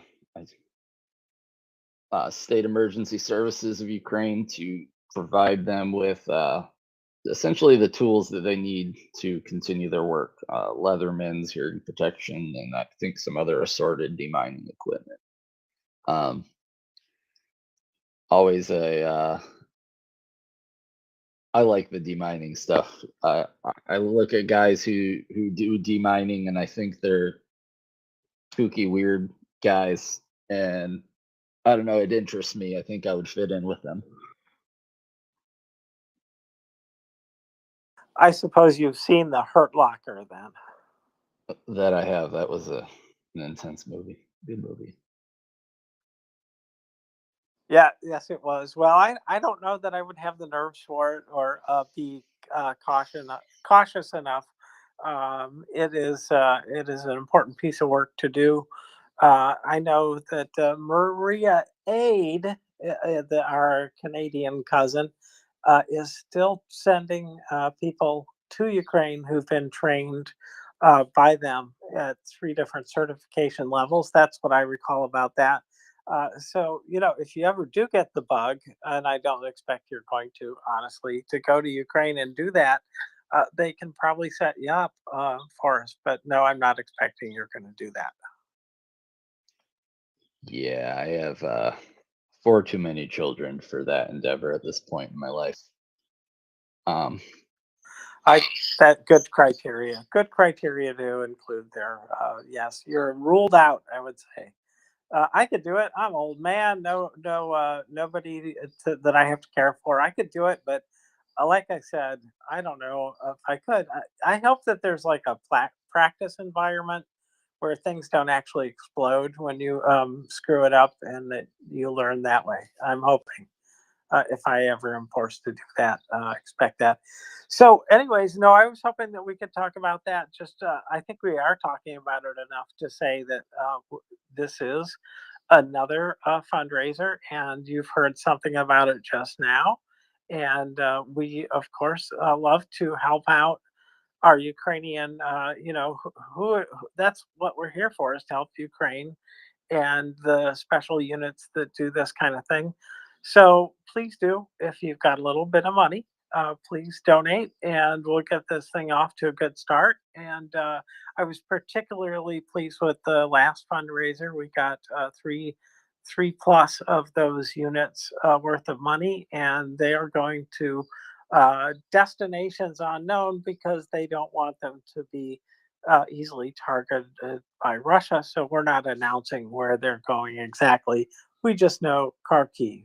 That's all we know about that. So we're making a difference here at MriyaReport, and the listeners, you guys, are also making a difference. So we really appreciate it. I don't want to dwell too long on it. I don't think everybody needs to get beaten on all the time to donate. I think many of us have got monthly, payments set up, and if that's the case, cool. All I ask is that you keep an ear out for anytime they say match, because then, in addition, perhaps to the monthly amount that you're sending, you can jump on the opportunity and send a little extra and get it doubled or tripled or whatever the match case is for that. So it's always good to take advantage of those matches. So Forrest, that's a good thing. So the other thing that I would like to talk about briefly is the upcoming Peace Summit. Forrest, have you been following that?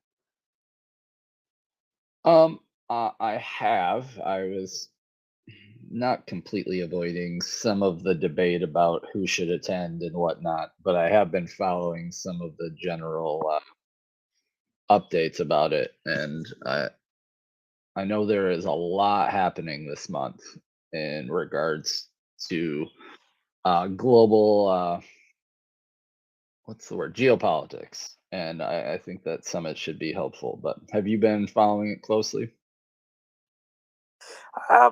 Sort of closely enough to know that they're addressing three topics this time, and oh boy, can I get all three of them? I know it's food security, energy security, and I can't think of the third one. But there, this is the point is to first address these, and what I got from the presentation that Zelensky gave to the Shangri-La group, or Shangri-La whatever conference that China hosted.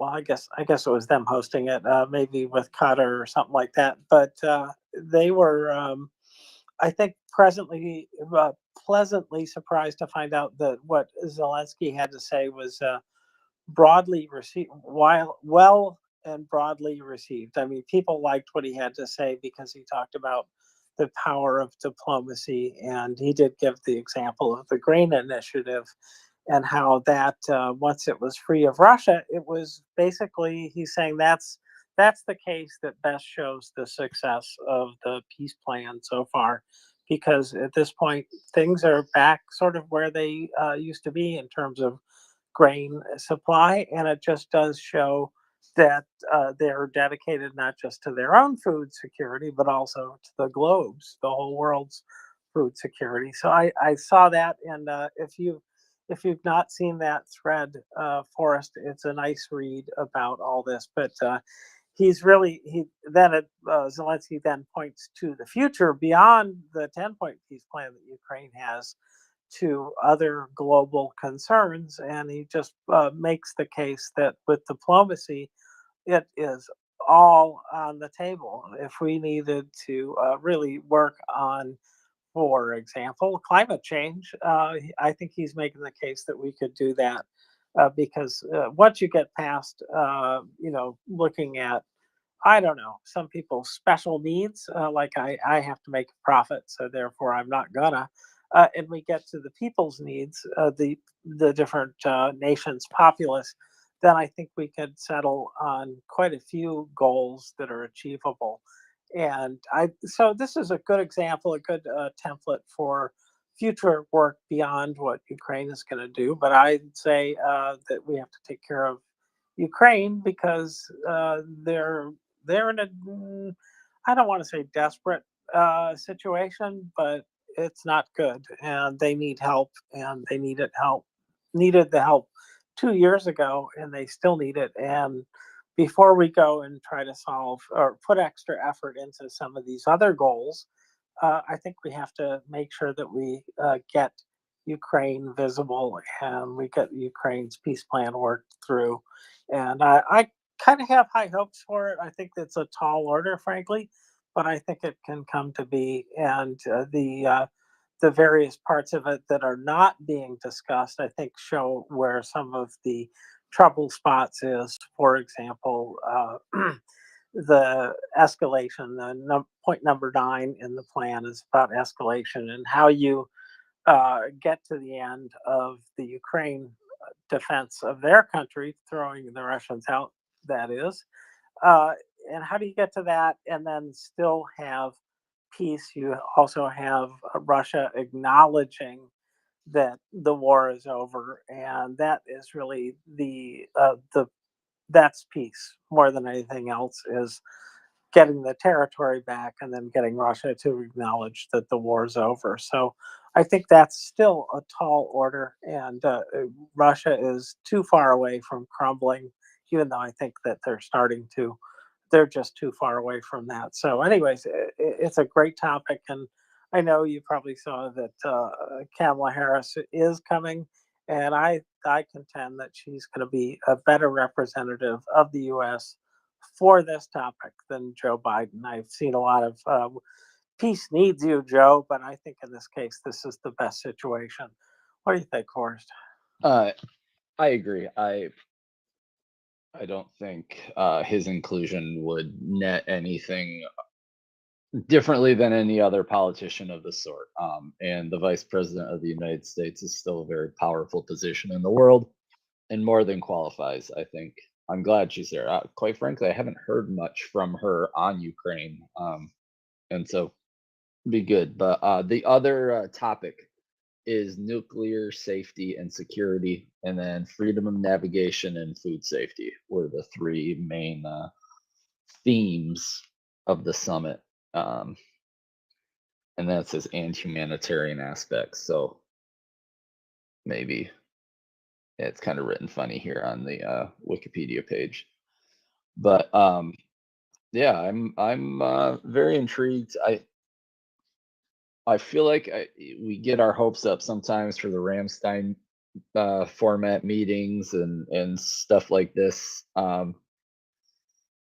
And it's a lot of words and it's a lot of coverage, but what's that end result? And that's what I really want to see, end results with tangible outcomes, the things we can see happening and things that you can feel. Like, I would really like to see more secondary sanctions come out of this, particularly when it comes to stuff like Russia's targeting of grain when the fight was still pretty intense in the Black Sea. They were targeting silos at least once or twice a month, and that to me should have netted further consequences and secondary sanctions on anyone willing to buy Russian grain that they're now, well, quote unquote Russian grain. So I'd like to see some of that, and maybe some stronger resolve out of some of the partners coming out. But there's another event, right? Is it G7 in June? There's something else.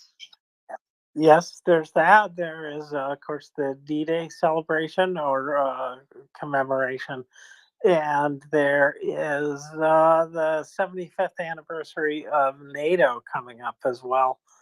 So there are a lot of kind of anniversary dates that we're going to hit pretty soon. That was the one I was thinking of. Was the NATO summit coming up? But So I was born on the 42nd anniversary of D-Day, and it just kind of hit me that we're at the 80th anniversary tomorrow of D-Day. It made me feel really old for a few minutes here. Well, now we know how old you are if you can do math. I can't do math, so I have no idea how old you are. But anyways, yes, that kind of thing. Looking back will do that to you. Don't look too hard at it, Forrest. You're as young as you feel. No, and this is a great thing for us to remember. And you just have to wonder, will your kids remember this? Will they even learn about it? I bet you, because of your influence, they will. But these are the kind of things that fade over time, and it's critical to us. We have. I was born, a long time before you, so I can say that I was still sort of very much in the shadow of the World War II era, and most of us are. Even the youngest of us still are living in this time where we're shaping the next security agreement in the world right now, I think. And that means that the impact of World War II is going to, degrade over time. And it provided for us through the victory over Germany and Japan and, well, Italy, yes, that it provided a long time with relatively little war. And that was a good thing, relatively little war in our part. There's always been little conflicts or not so little conflicts going on. And I think that this is the first major conflict where we're fighting under the UN rules of, Chapter 7, Article 51, that provides us the ability to give defensive aid to the nation under attack. And that is wholly different than what happened in World War II, where we declared war and we were combatants right away. And I think we're still feeling our way through how this should work. And I think it explains perhaps some of the ways that nations are acting as opposed to during World War II, where you had to pick a side, basically. You were going to be on the German side, and that meant caving in for a lot of countries, or you were going to be opposed to them. And this is really different. This is strangely mixed up. And then we get these sanctions that probably, if we were at war, it would be much more like an embargo, and we'd be sinking supply ships and things like this. So it's a whole different world, and I'm pretty sure that this is the beginning of a new era for the world in terms of security. And oh yes, I did say I called it energy security, and you said it was nuclear security. I think those are the same points. Yeah, it could be. I was just reading off of Wikipedia. Um, Kind of to touch on what you were just talking about. History doesn't always repeat itself, but it often rhymes. I'm not sure which one of our old guests used to say that all the time. Maybe Alan, speaker, someone. But watching or reading, I read via Audible. But I just finished the book Prequel, kind of about American politics leading up to World War II and um, some of the original America First movement. And it is pretty shocking how closely you can draw lines and situations, and a thing happens here or there differently, and we end up in a different spot as a nation. And really, Pearl Harbor was the big thing at that time that really set people on the right path. But In the Garden of Beasts, if you have never read it, by Eric Larson, is an outstanding book in 1930s Germany from an American perspective. Highly encourage you to read that, as D-Day 80th anniversary is tomorrow. because I share importance with that day, it's been something I've always um, followed closely. I'm a bit of a history nerd, and I tend to consume a lot of D-Day content every year when it comes about. And there have been some amazing videos. If you just type in D-Day anniversary in your search bar, a lot of really cool events happening, and there aren't very many World War II vets left. The greatest generation, as we move up in years, there are fewer and fewer every year, and it's always good to see them out and being celebrated, and getting knowing that they're getting the support and love that they deserve, because that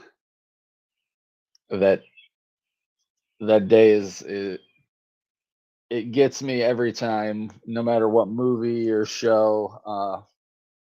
The two big ones, Band of Brothers and Saving Private Ryan, shaped me as a young person. I was maybe a early teenager when I watched those. Um, Knowing that the shows probably aren't even nearly as bad as what actually happened, and that event of charging up a hill, a beach with no cover, knowing that you're going to lose a bunch of people, and knowing that you have to do it to save the world. It's pretty powerful stuff, and Ukraine is dealing with those scenarios every day, and that first couple months was like their fight to save the world, and they're still in it. But yeah, I look forward to watching some more content tomorrow. Kind of keeping an eye on it. Indeed, that what a horrible battle to go head on to the beaches with no cover to speak of, and to know that a goodly number of people that you're with are going to die, if not yourself. It's just a horrifying idea, and it's amazing what people ultimately are willing to do to help their cause. So we can all get there. And in this case, we don't have to do that much. I have been um, heckled's the wrong word. Needled. I'll say needled about uh, spending so much time on this space, and I'm like, well, I can't really go to Ukraine, so this is what I can do, and I think this is a situation a lot of us are in, is we can provide secondary support, and we will not have to charge across a beach with Nazis shooting at us. So we're really lucky for us that we're in the situation we're in, and we're not faced with this kind of that was a pretty existential thing back then, and for Ukraine, of course, it is now. So yeah, absolutely. And those are the Band of Brothers, like that very much. Saving Private Ryan, boy, both of those had some tough spots to watch, but in particular, Saving Private Ryan was a difficult show in parts. So because it was a smaller group and you got to know those people. So, anyways, well, we will celebrate their success and remember their sacrifices, and that's what we can do. Is keep an eye on history because it shapes our present. It has shaped our present, and it will shape our future. And we need to understand what really happened. And I think in this case, we have a pretty clear idea of what happened and the lessons from it. And one of those lessons is that you really have to defeat your enemy. You can't get up there and then say, hey, you want to knock it off now and maybe resume in 10 years or something like that. You have to defeat the enemy. And I take it from very much from Band of Brothers, because it really did show the ending phase of the war very clearly, and it showed Germany, Nazi Germany, getting really beaten and taken over, and that's what cleaned up that part of the world at that time. And things weren't over when the day that they said the war ended, because there was still killing and there's still some resistance, and it took many years to establish the peace that we have now and a whole lot of nation building, right, Forrest? And I think that we're not going to see Ukraine get into nation building in Russia, not at all. But I do think that they'll get to the point where they're going to defeat them such that Russia is going to say, okay, those terms of peace sound good to us. And, they'll take the hit because what's happening to them now, I'm hoping, anyways, is sufficient motivation if it keeps on going as it is to persuade them to quit. But we can't get to the end zone and then stop. We have to get across the line, and this is a lesson for Ukraine. It should be a lesson for what's going on in the Middle East, and it's a good reminder to our policymakers about what does and doesn't work. So, anyways, and what was the name of the book again that you were suggesting? In the Garden of Beasts, was it? In the Garden of Beasts and prequel, Eric Larson and Rachel Maddow, both really addressing some of the politics on both sides. And to say that you can draw parallels to today is frightening. The only difference is that America has not yet lost its we don't have an autocrat yet. And the yet is the terrifying part. But yeah, I love D-Day, knowing how massive of an operation it was and how many people it took to pull off, more or less catching the Germans off and being successful. And it took the world to get that done. It took, United States, UK, Canada, Norway. There were French people assisting as well. It's a huge coalition. It's almost 160,000 troops, and we were able to do that. Our great grandparents and grandparents were able to put in that work and get that done. And it saddens me that we haven't been able to do that for Ukraine. But I agree that this is how you and I can help. And let's hope that the vice president and some other foreign dignitaries are able to do a lot over the peace summit to push that further as well. And so I guess I have expectations in particular about the energy nuclear security one, that there will be a much more convincing communication to Russia about what they should be doing with that. One of the things is clearly they should get out of there, of course, but they're not going to do that. And so I'm not sure how they're going to set this up, but I'm expecting that that's one of the outcomes of this. They will be coming up with a plan for this and with criteria for Russia to meet or else. And I hope that's the case, is that some of these goals are tied to, consequences for Russia. And what I know is working right now is that Russia doesn't like the relaxation of restrictions, and if that's something that would motivate them, I'm all for that. But on the other hand, they should just do that anyway. So I don't know what it is that will move Russia, but I do think that short of that, the kind of consequences of what has happened in Ukraine could happen elsewhere. And so hopefully this is also the case, that people will take what has been learned and work it into their own security systems, and go off from there and form other defensive groups that will help to or be prepared to take action if needed. So I don't know. I don't know if that's going to be the case. We'll have to wait and see exactly what this is.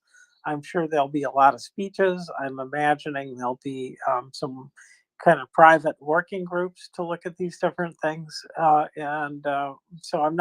but I'm not really sure exactly what will come out of this. But certainly it will help just to recount the progress so far and the challenges that are still there so that we all have a better understanding of where Ukraine is with these 3 points. Yeah. So I was doing a little bit of light background reading at that moment. I wasn't quite ready for you to throw to me, but Oh, no problem.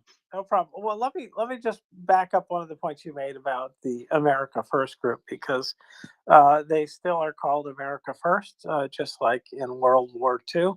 And I see that 46 House Republicans voted in favor of Marjorie Taylor Greene's amendment to cut out $433 million for military base upgrades at NATO facilities. Now, that sounds like the America First that helped out the Nazis. So I think we shouldn't forget that those people, members of our government are there ready to play the same role that America First played in World War II, which is pretty frightening idea, but I think we've gotten used to it because it's so obvious at this point. it is, again, it's insane watching Americans work on behalf of a foreign country, American leaders in Congress. Prequel documents it really well, but I can't imagine what the book is going to say. I don't know if you saw what Tommy Tuberville said today. The old No, football I did not. coach, said that Putler didn't even want to invade Ukraine. He had to prevent U.S. weapons from becoming Ukrainian, something to that effect. And it's so stupid and so unintelligent, yet this messaging is working for people. Otherwise, he wouldn't be out there saying it. And it hurts my soul. But alas, it's still only a percentage of Congress. It's certainly not the whole thing, but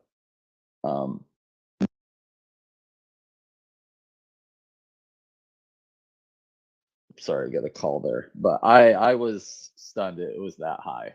We're gonna get rid of our funding for NATO because Marge said so. Well, I presume these are safe seats for the Republicans, and that's why they're speaking up.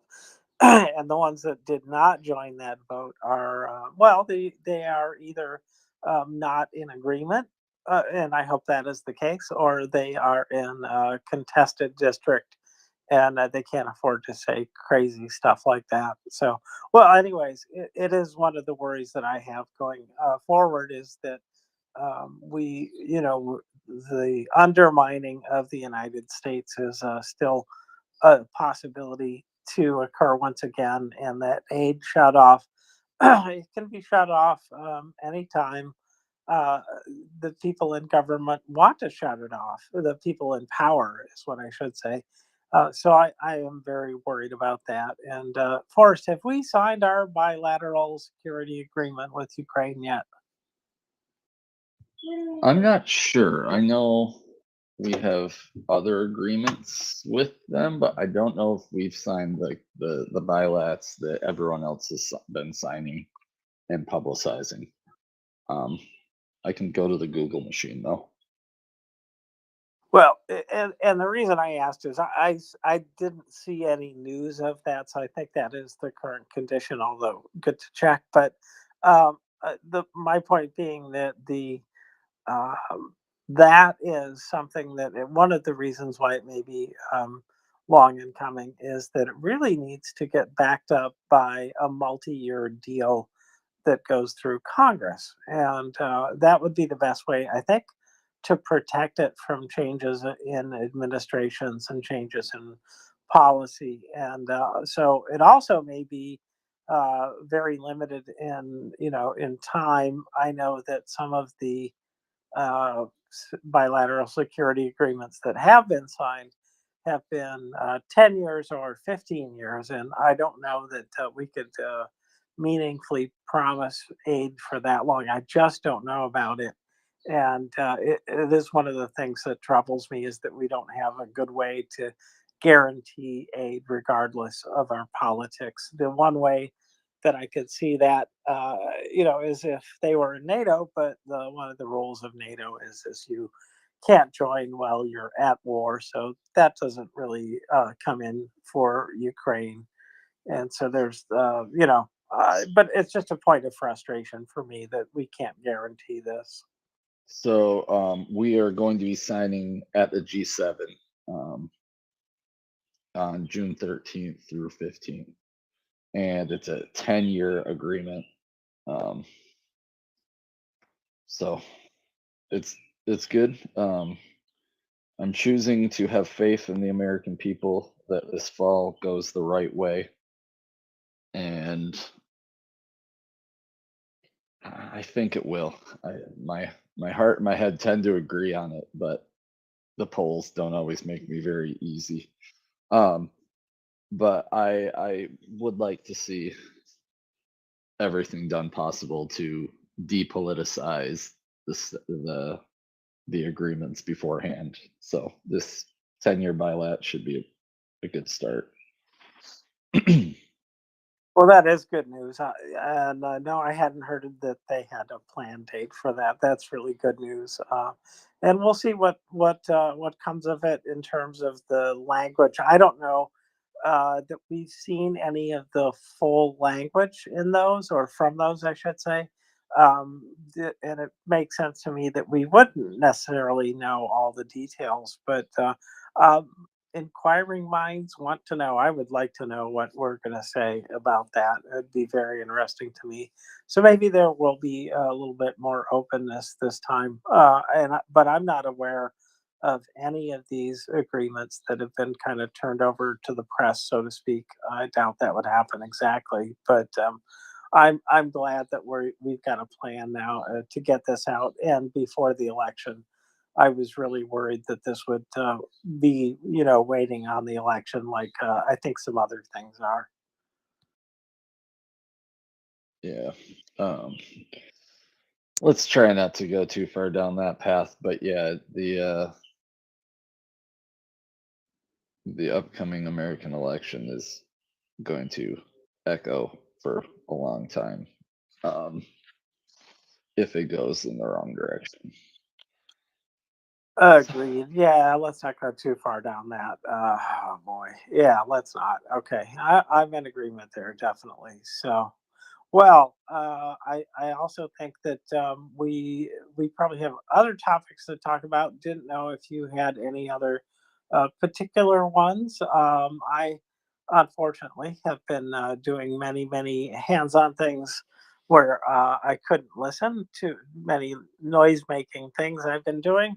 So I haven't kept up with today's news particularly well. Didn't know if you had any new news items. No, I mean, I kind of covered some of the bigger spots once when I popped up. It looks like Russia's still attacking pretty much everywhere along the front lines. And then they continue with their terrorism because, of course, they do. But other than that, it looks like Sersky visited the front lines, frontline units in Kharkiv and Kupiansk today, which it's always terrifying when him and Zelensky do that. I understand why they do it, but it's good for morale. But man, I wouldn't want our president doing such things. So I really, yeah. I mean, I appreciate the morale boost, and it must be incredible for the troops to have the leader of the country come and visit you there. That spells commitment to me, and that reminds me of Julius Caesar's. That was one of his strengths, was his willingness to not only be at the front, but to get out his sword and actually be fighting at the front, and what that meant was that he got a bunch of Romans about him that would, give up their lives if needed to defend him. So it really is inspiring that he does this. And but on the other hand, the potential of losing somebody as brilliant as Zelensky has been is just a horrifying idea. And I know they have a succession plan, but nonetheless, he's been stellar so far, I think, and not just in the wartime period, but in his previous time as president, he has done so many amazing things, and I think Ukraine is, barring the war, which is not really their fault that the war is there. It definitely is not their fault. This is the best that Ukraine has ever been in their history. There's never been a time when they've been a better democracy, to be certain, and never been a better time for them to, have taken on so many great challenges at a national level. The COVID stuff was a big thing, but then also they did infrastructure a year, and they updated so many things, got so much done in terms of providing every oblast with a significant infrastructure, and just in time for the war, as it turns out. But great, many great things, and including some of the social things like really pulling the country together, regardless of where you lived or what language you spoke, but just incredible, common feeling about the direction that the country should be going in, and to the extent that they could obtain their key goal, which is to join the EU. They've done so much in that alone that there's a lot to celebrate. So, and a lot of that we can attribute to Zelensky, not all of it, because he obviously wouldn't have gotten all those things done if the country wasn't willing to go along with him. But what a guy! And so heck no, don't want to lose him. Well, that's good, interesting news. I've got a little bit here about French intelligence services have arrested an agent working for Russia at the Rosoy after detonating an acetone peroxide in his face while making explosives to destroy French equipment sent to Ukraine. So that's just an interesting kind of headline above a story, but yep, stuff like that happens when you're at war. Anyway, So, let's see. so there was Go a ahead. interesting video of a pansier system on top of a makeshift tower, an air defense system, and they literally just, I assume they took a crane and put this pansier on the top of this building, and I couldn't think of a dumber way of doing things. One, it's completely unprotected from an FPV drone. And two, they don't seem to be very good at stopping airborne drones anyhow. 'Cause I think I've seen 3 or 4 different videos today of flying Ukrainian drones taking out air defense. Sorry, my mini co-host is slapping me in the face. It's good. Well, forever short of co-host, then maybe you two can do this on your own. That would be very entertaining for the rest of us. It's a But hard no, I pass did there. see. Yeah, I bet. No, I did see some very interesting ones in the last couple days, and in particular, I can't remember the name of the system, but it was supposed to be a low flying or a air defense specializing in defending against low and slow flying things like drones, and it got taken out by a drone. So I'm loving that kind of stuff when that happens, and they're they're really good at it. So, and then I saw another one where the cope cage looked impenetrable, and they got through a really small hole in the cope cage, and then dropped that drone right through one of the hatches in a tank. And so Yeah. Wow. I mean, they're really good at this. I don't know if you saw that one. Yeah, that one was from the defense page, the Ministry of Defense page. I saw that when I was doing some research before I came up. Crazy. Yeah, They're sure is. they are going to have a very talented group of drone pilots that are going to be in high demand for the next 20, 30 years. Training Americans. I have been following some of the American drone development stuff, and at this juncture, we are radically behind what Ukraine's capabilities are. And I don't believe we have FPV type ability even right now. And the stuff that we do have, costs like hundreds of thousands of dollars when these guys are 3D printing most of the components for these drones. It's a wonder of Ukrainian ingenuity. Indeed. No, I'm recalling I can't remember the guy's name, but he had a drone factory. I think it was a two-man shop, perhaps, and he dialed into us, and we talked to him for a bit, and that's what he did full time. And they said there's just one shift, because I asked, do you guys have two shifts or three shifts? Is it going 24/7? And he said we've got one shift, and it's about 15 or 16 hours a day, and then we go to sleep, and then we go back to work.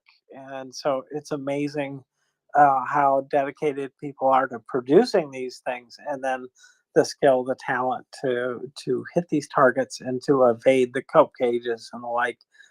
It makes for a very striking video, is what I would say. And what the other thing that I've always noted is that if there's a drone hitting a tank in a video, that means there's another drone watching it to see if the target has actually been destroyed or not. And so this means there's just a whole lot of coordination going on. And I think that they're going to be the leader for a while in this, but I do see that China is getting seriously into massive drone swarms, and they even have built a drone carrier. In other words, like an aircraft carrier, but for drones. And that's pretty advanced stuff there. I think that they're thinking ahead to naval battles, and it won't be necessarily a fight of an Aegis system against incoming missiles. It'll be these drones that are flying perhaps crazy patterns to evade getting shot down, and that sounds like a really dangerous situation. So I think drones are going to be like rifles and like artillery. They're going to be around for a long time in the war space.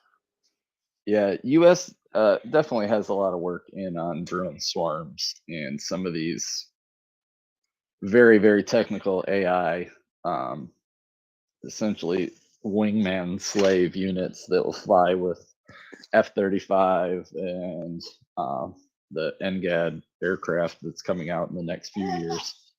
But yeah, it's that simple device, that simple 3D print carry, a 1 kilogram explosive, 400 yards to drop on the bad guy, that really seems to be dictating how this war is being fought and how it's being won. And let's just hope that production keeps coming along so we can that Ukraine can get even more. I know Sersky met today about unmanned and uncrewed combat weapon systems, and they started a working group, is what Ukreform called it.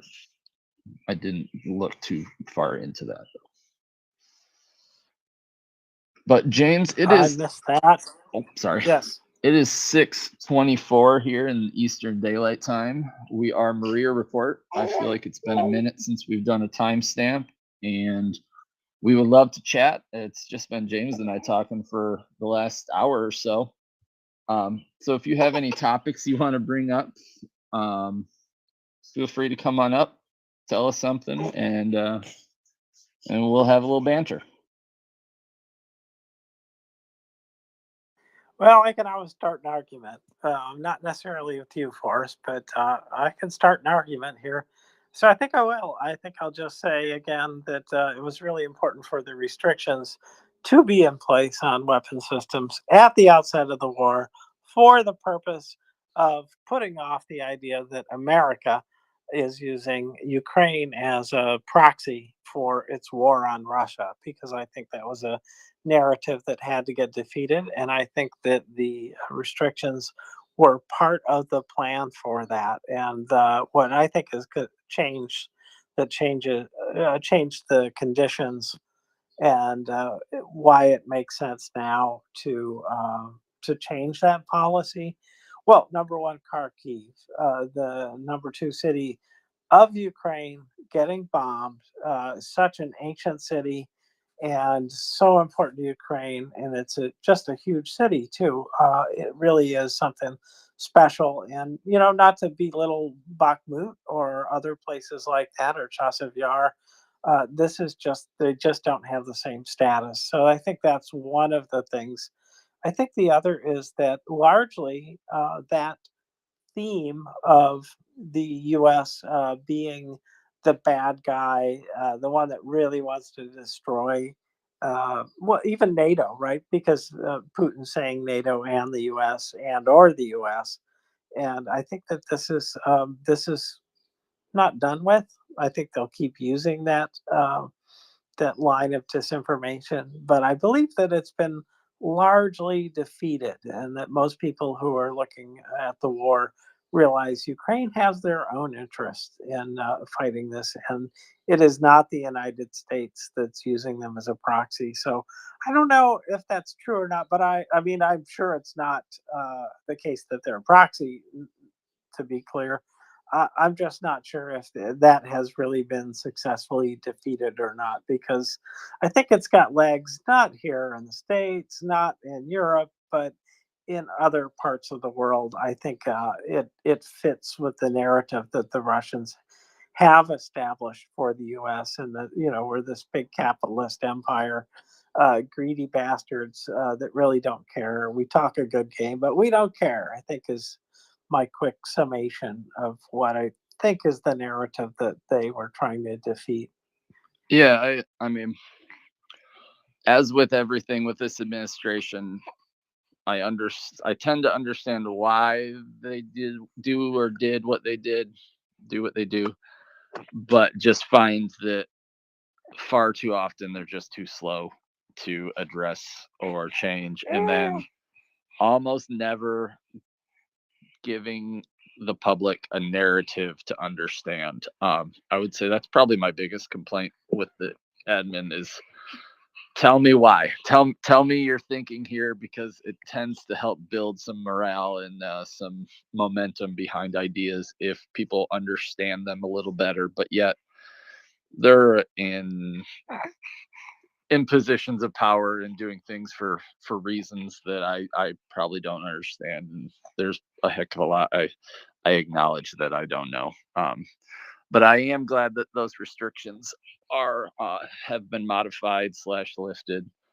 I believe ATACMS were used today in the Belgorod region. I think that's what I saw. So it's a start. Unfortunately, I wish that the ATACMS had been there a long time ago. But again, we're here. We're moving forward. And yep. Sorry. Feel free to come up and say hello to Olive too, so she'll stop abusing my beard and face. Well, yes, that's a problem. Yeah, good call out. No, I agree. It does help to communicate and do some explanation. I don't expect to hear about the state secrets or anything But it is good to know that they have a rationale, and well, and then I'm even more glad that they are willing to change the restrictions to fit the current needs on the battlefield, which I would say at this point, they really needed something else a long time ago. I don't know that lifting restrictions on the weapons that we've got would have saved the whole power grid, but boy, that's in a state now, isn't it, Forrest, that 80% of their grid has been taken out, and that hurts. That is a serious problem that has to get fixed. And I don't know that, I'm hoping that the F-16s will help to secure the air and prevent any further degradation. And in the meantime, I know that many countries, well, not many, but I should say some countries are sending a lot of generators to Ukraine that will better, what do I want to say? Just, I don't know, make them not so concentrated. That's what I'm trying to say, I guess, in a for a way of using English. But yeah, no, this is a really important thing. And if there had been something that we could have done earlier, and we missed that, then shame on us, because this is critical infrastructure. This is the lifeblood of any kind of modern economy, is the electric power system. So there's just got to be more progress made on this, and soon, and whatever it takes, because this is well, I don't need to stress it to you, Forrest. You use electronics. We all use electronics every day, and we all rely on heating and or air conditioning.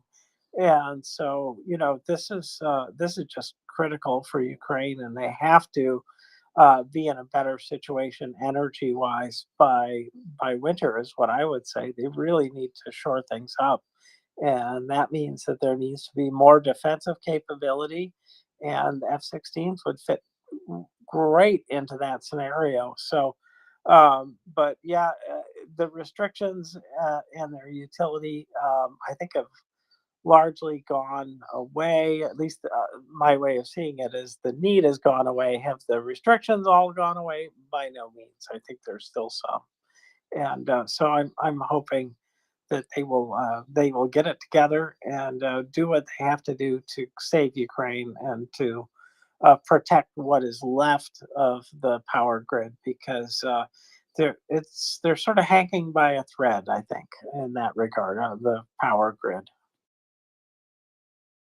Yeah, I think I'm not sure ATACMS would have made much of a difference in the power grid fight. That's more air defense and timely deliveries of ammunition, I think, that really caused that issue. Not caused the issue, exacerbated the issue. Ultimately, the ATACMS could have and will push back the glide bomb launching aircraft from Russia and really target some of the Russia's ability to push things forward in an easy way. And yes, I'm glad they're there. It took a long time and a lot of tweets and a lot of pressure, and let's just keep that up. I don't think I've told anyone today to call their representatives and push for more aid to Ukraine and better response to issues, but feel free to contact your congressman or your MP and just encourage them to be a friend to Ukraine and do anything that they can. I'm leaning in towards, like I said earlier, secondary sanctions and getting a little more aggressive with some of the nations that are profiting off of Russia, India, China being the two biggest ones, as they are the two most populous nations in the world, and they seem to just do kind of what they want. But it'd be nice if they felt a little bit of a pinch for helping this genocidal group of turds. Indeed, and I know that the OFAC sanctions do take an effect, but they're not direct effect, and so it is never fast enough. And my sense about, especially the Chinese, is that their ability to what's the word, to mix up the ownership and the way that these shell companies are created just obscures who really is doing what. And I think that the U.S. regulators who work on this are very good at what they do, but yeah, I imagine it's very hard to keep up with this information, especially in a closed country like China. How do you do that? And you do it, I guess, from the outside going in. In other words, things going from India, let's say, to China. That was a case where there actually were sanctions on Indian companies that were doing that, and so you can do that, but it is not enough to dissuade China from stopping this lethal aid. And I guess I have heard a couple times now, haven't seen it yet, but the what I'm hearing is that they're actually sending weapons and completely built munitions as well. I'm interested in knowing what those are. Haven't seen that list yet, but it'd be good to get ahead of China. And I think one of the targets that the working group has is to somehow separate China from Russia regarding the supply of weapons, because that would be a real victory if they could do that. I don't know, what the odds are of that, but I don't imagine they're even 50-50. I think it's just not good odds. It wouldn't be a good bet necessarily. Don't bet your bottom dollar on that, because I think China has expressed their willingness. I think they're angry now about the tariffs, especially put on by America about the electric vehicles tariff, which is exceptionally high, almost doubling the cost of those cars, is what I think I've seen. I can't remember exactly, but yeah, so they've got a lot to be angry about, our response. And I don't know why they want to help, defeat Ukraine. I guess that's just their way of thinking of it, honestly, like a proxy war, that it's good for them that Russia is doing this, so they're helping out. But I don't honestly. What's the benefit to China of this? Can you explain that? The benefit to China supporting Russia, Yes. getting a vassal state and making them weak. Ultimately, they pretend to be allies, but they're not. And if the situation arose, you know that either one would take advantage of the other and try and seize land and fight. And yeah, I get the sense that it's all out of expedient. What's the word I'm looking for? That it's mutually beneficial for both at this moment until it's not. And then I think China could be dissuaded from lethal support because their economy isn't great at the moment, and they have lots of upcoming factors that they're going to need to deal with, especially if they are intent on taking Taiwan. But I don't know. I think they're short-sighted, and it's something that they can do and try and pretend to help. And when Putin gets at his weakest, they can take over if they have to. They fought each other a handful of times in the past. Or Russia has to get down on their knees and beg for bullets and whatnot, and then they become essentially a proxy for the LCCP. So I think it's simple, just villain stuff. But I don't know. I said the word villain stuff, and the next tweet I saw was large Marge yelling about Anthony Fauci.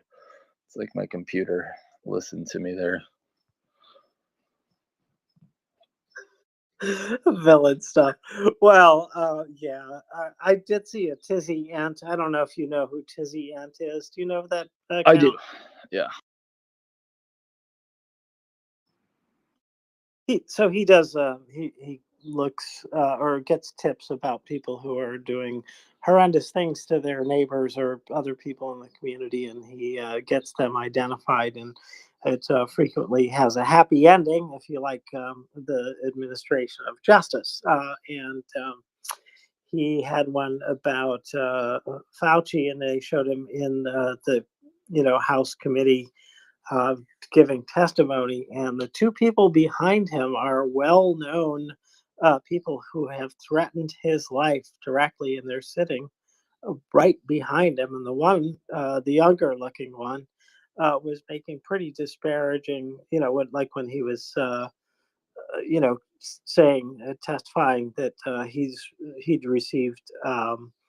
Very clear death threats. For example, this guy was behind him, making faces like a pouty face, like me, I'm crying for you, that kind of thing. Which I just speaking of villains, that's pretty disgusting stuff. Anyway, that's getting veering into American politics again in a way that we don't necessarily need to go at all, but it just shows you how much hate and irresponsible, villainous activity there is going on in the world these days, and how much it's rewarded, unfortunately. How much it's cheerled by people who live in countries that don't have to deal with that, and yet are more than welcome and willing to get in front of a camera and say some just wacky things. So yeah, but I don't think I have any other things. I don't know if we scared everyone off or what, but it's been awfully quiet around here. Scared them off. Are we scared them off? We're pretty frightening. You look awfully frightening. You look like you're about 8 feet tall, muscle bound, and ready to kick axe. And we can't see your hands, but I'm imagining you have a Viking axe in each hand. Yeah, if that's what the AI algorithm told it to do, I'll go with that. So I was Well, I have no. I was doing it. But you're not particularly frightening in person, just so you know. Yeah, I'm a little more diminutive than my avatar, but don't tell anyone. Well, it's our secret. Sounds good. There, I cannot raise anyone up, James. Just a heads up. There are a couple MriyaReport volunteers who may or may not have Viking likenesses in the works. So I'll leave it there. Okay. Well, anyways, yeah, thanks. Well, let's see. Robin is here. That's a good sign, isn't it? Perhaps she will deign to speak with us, and maybe she'll share some Ukrainian words with us. That would be kind of cool too. So, Hi, James. yeah. I'm personally scared to death of both of you, but here I am anyway. And I'm always ready to talk about Ukrainian words. After we talked tonight, I was thinking about things, and I am trying to find. Do I still have that open? Oh yeah.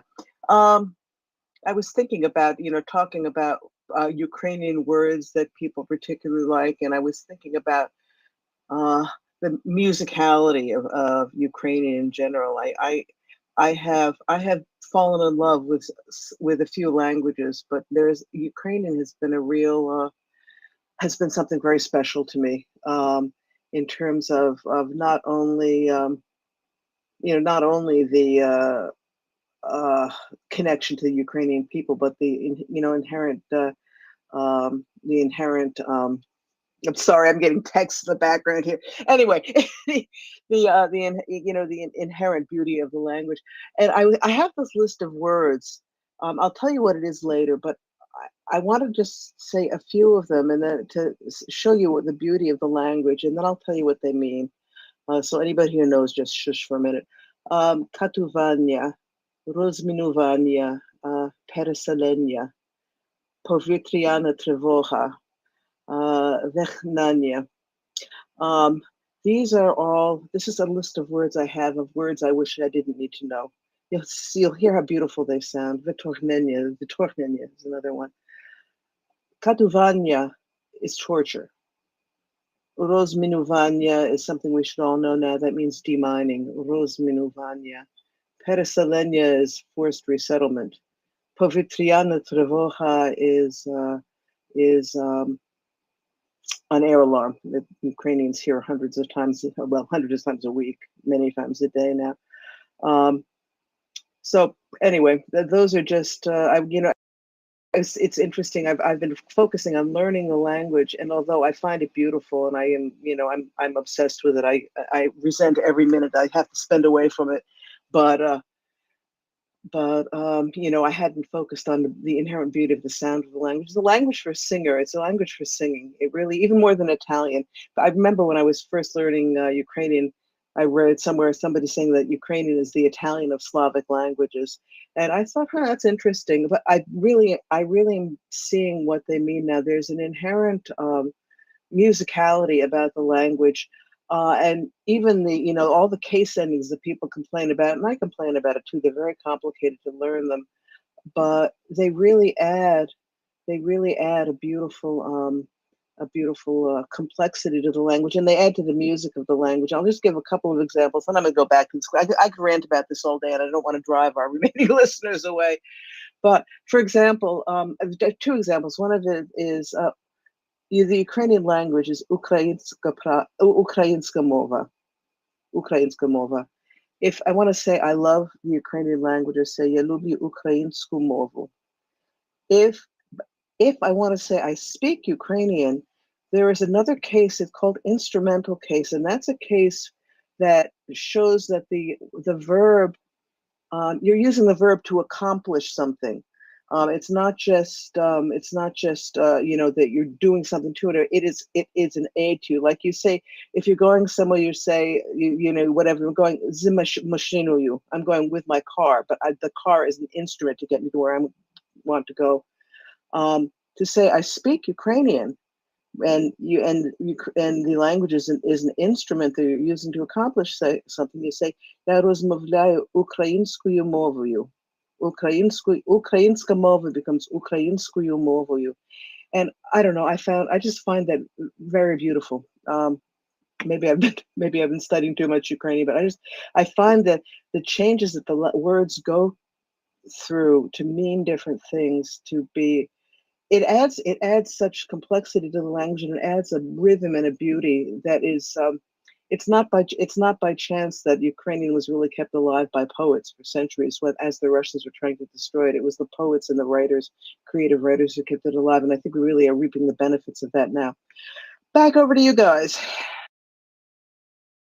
Thank you for that. Appreciate it. Yeah, there is that. And when we spoke last night, I did think more about those different, oh boy, the variety of endings. And I honestly, I need more than just Duolingo, because it does not explain all the cases and things like that drive this, and why certain versions of the word are one way or the other should be used first, or is it the gender of the sandwich, or I don't know, it's crazy stuff like that. What is it?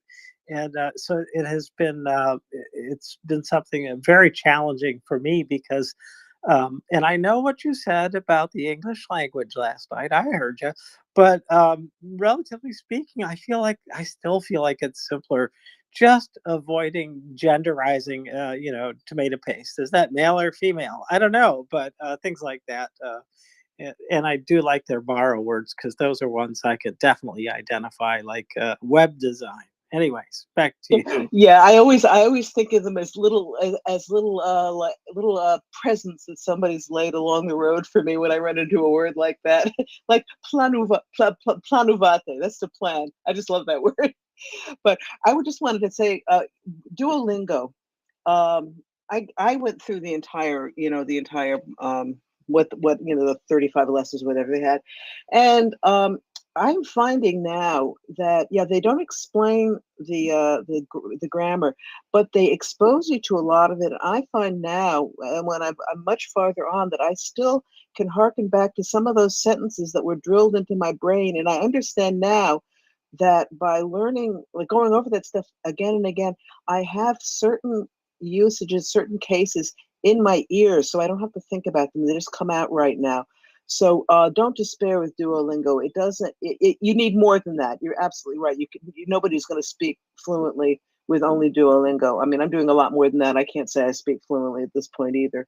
I can communicate, thank God, but But Duolingo is very useful in terms of really getting the language in your ears, and really getting some familiarity. If you're very careful with pronunciation, you can learn a whole lot with Duolingo. And like I said, if you go back later on, you'll find when you learn a new grammatical concept, you'll say, "Oh yeah, that's right. There was that sentence." And one last thing, and then I'll turn it back over to you. I don't know if you've gotten to this yet, but my favorite sentence in all Duolingo, which I will never forget, is "Якщо у мене немає кави, я дуже небезпечна людина." If I don't have coffee, I'm a very dangerous person. That's my motto. Back to you guys. I haven't hit that one yet. That's a fascinating sentence. Well, it is a challenge, and I do think that the other hazard that I have is I recognize words in the written form, but if I think part of the recognition is the way that they do it is they present you with a dozen or so or less words that from which you're to pick the right ones to restate the sentence that came to you in perhaps English, right? And what I realize is that part of what I've learned is how to cheat in that regard and recognize sort of the shape of the words. And that's a hazard. That's a real hazard. And then I really need to write things down and get with the spelling of words more. I think that would be a big addition to my learning, is to actually take pen in hand and write some of these words out. And I started to do that. I just haven't kept with it because, boy, talk about a long process. Writing Ukrainian, even in not cursive. I'd hate to try to learn cursive, but anyways, Robin, thank you for coming up and talking about this, because it is a fascinating topic, and we certainly hear enough of it. And what I've noticed is that when I do hear Zelensky talking, words pop out at me, which is pretty cool now. That's a great thing. And I know just enough German to be dangerous, and likewise French, and a little sprinkling of Spanish. And I would like to get a little bit more proficient than any of those proficiencies that I have, which means a lot more study. But I see Martin's here. I bet he's going to tell us how to, I don't know, diagram sentences in Ukrainian or something like that. I wish that were the case. I had a dear friend, deceased, who was actually my late brother's closest friend. And when my brother died quite a few years ago, George and I just continued that friendship. And he was a Ukrainian Canadian and a specialist in Ukrainian language. He taught Ukrainian language. He wrote textbooks in Ukrainian language. He visited Ukraine many, many times over the years. And he also spoke Russian too. And I just wished he were still alive, because I'm sure he would be listening as intensely as I have been to the wonderful MriyaReport, and he was a brilliant guy. He was a historian, and would be contributing in both English and Ukrainian to the MriyaReport. But sadly, he's not with us any longer. I wanted to just bring to everyone's attention, James and Forrest and Robin as well, the Alexandra Matvichuk, who is president of the Center for Civil Liberties in Ukraine and was awarded the Nobel Peace Prize in 2022 on behalf of the center's work for investigating Russian war crimes, is in Canada and speaking. And there's an article that she wrote, which is in the National Post, which is one of our major national newspapers. I just tweeted it. It's under my timeline, sent it off as well to many other people. If you'd like, I could share it with listeners on MriyaReport, James and Forrest, because they are words, of course, that need to be heard, and it's called "Canada Needs to Help Recover Ukraine's Stolen Children." So, if you'd like, I could read it to you, and then people, you can also post it into the nest if you'd like. That would be great. I'll go look for it in your timeline, and go right ahead, and please do read it. Yes, thank you very much. Okay, this week Canadians celebrate the 80th anniversary of D-Day, the day when Canada's armed forces joined with those of the United Kingdom, the United States, and other allies to start the liberation of Western Europe from fascist occupation. Today, my home country of Ukraine is partly under occupation by a new European fascist regime, that of Vladimir Putin's Russia. And the war unleashed by Russia against Ukraine is one of the most devastating wars in human and physical destruction since the Second World War. For 10 years, as a human rights lawyer, I have been documenting Russian war crimes in Ukraine. For this war did not begin in 2022. It started with the invasion of Crimea, Donetsk, and Luhansk in 2014. Our team, the Center for Civil Liberties, united with dozens of organizations from across Ukraine to build a national network of documenters. Since the full-scale invasion in 2022 alone, we have recorded more than 72,000 war crimes. Russia's troops are destroying residential buildings, churches, schools, museums, and hospitals. They are shooting at evacuation corridors. They are torturing people in filtration camps. They are forcibly mobilizing Ukrainians into the Russian army. They have banned the Ukrainian language and culture. They are abducting, robbing, raping, and killing throughout the occupied territories in a savagery unimaginable for a modern and developed society. Russia uses war crimes as a method of warfare to break people's resistance and occupy the country with the tool or warcraft I call, quote, immense pain on the civilian population, end quote. We are documenting more than just violations of the Geneva or Hague Conventions. We are documenting human pain, human suffering. One of the heinous crimes we have witnessed is the forcible deportation of Ukrainians to change the demographic composition of the country. Crimea is a test site where Russia is conducting an experiment to integrate the occupied territory.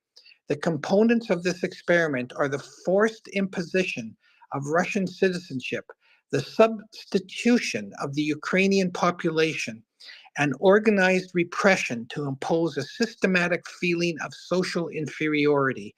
Immediately after occupying Crimea, Russia started to displace the active part of the population from the peninsula and replace it with Russian citizens.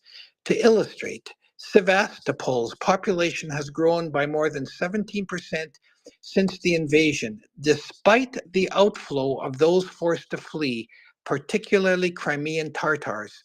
Since the full-scale Sorry, I got interrupted by a telephone call. I'm not sure what you missed. Since the full-scale invasion of Ukraine in 2022, Russia has organized a campaign of forcible deportation of children.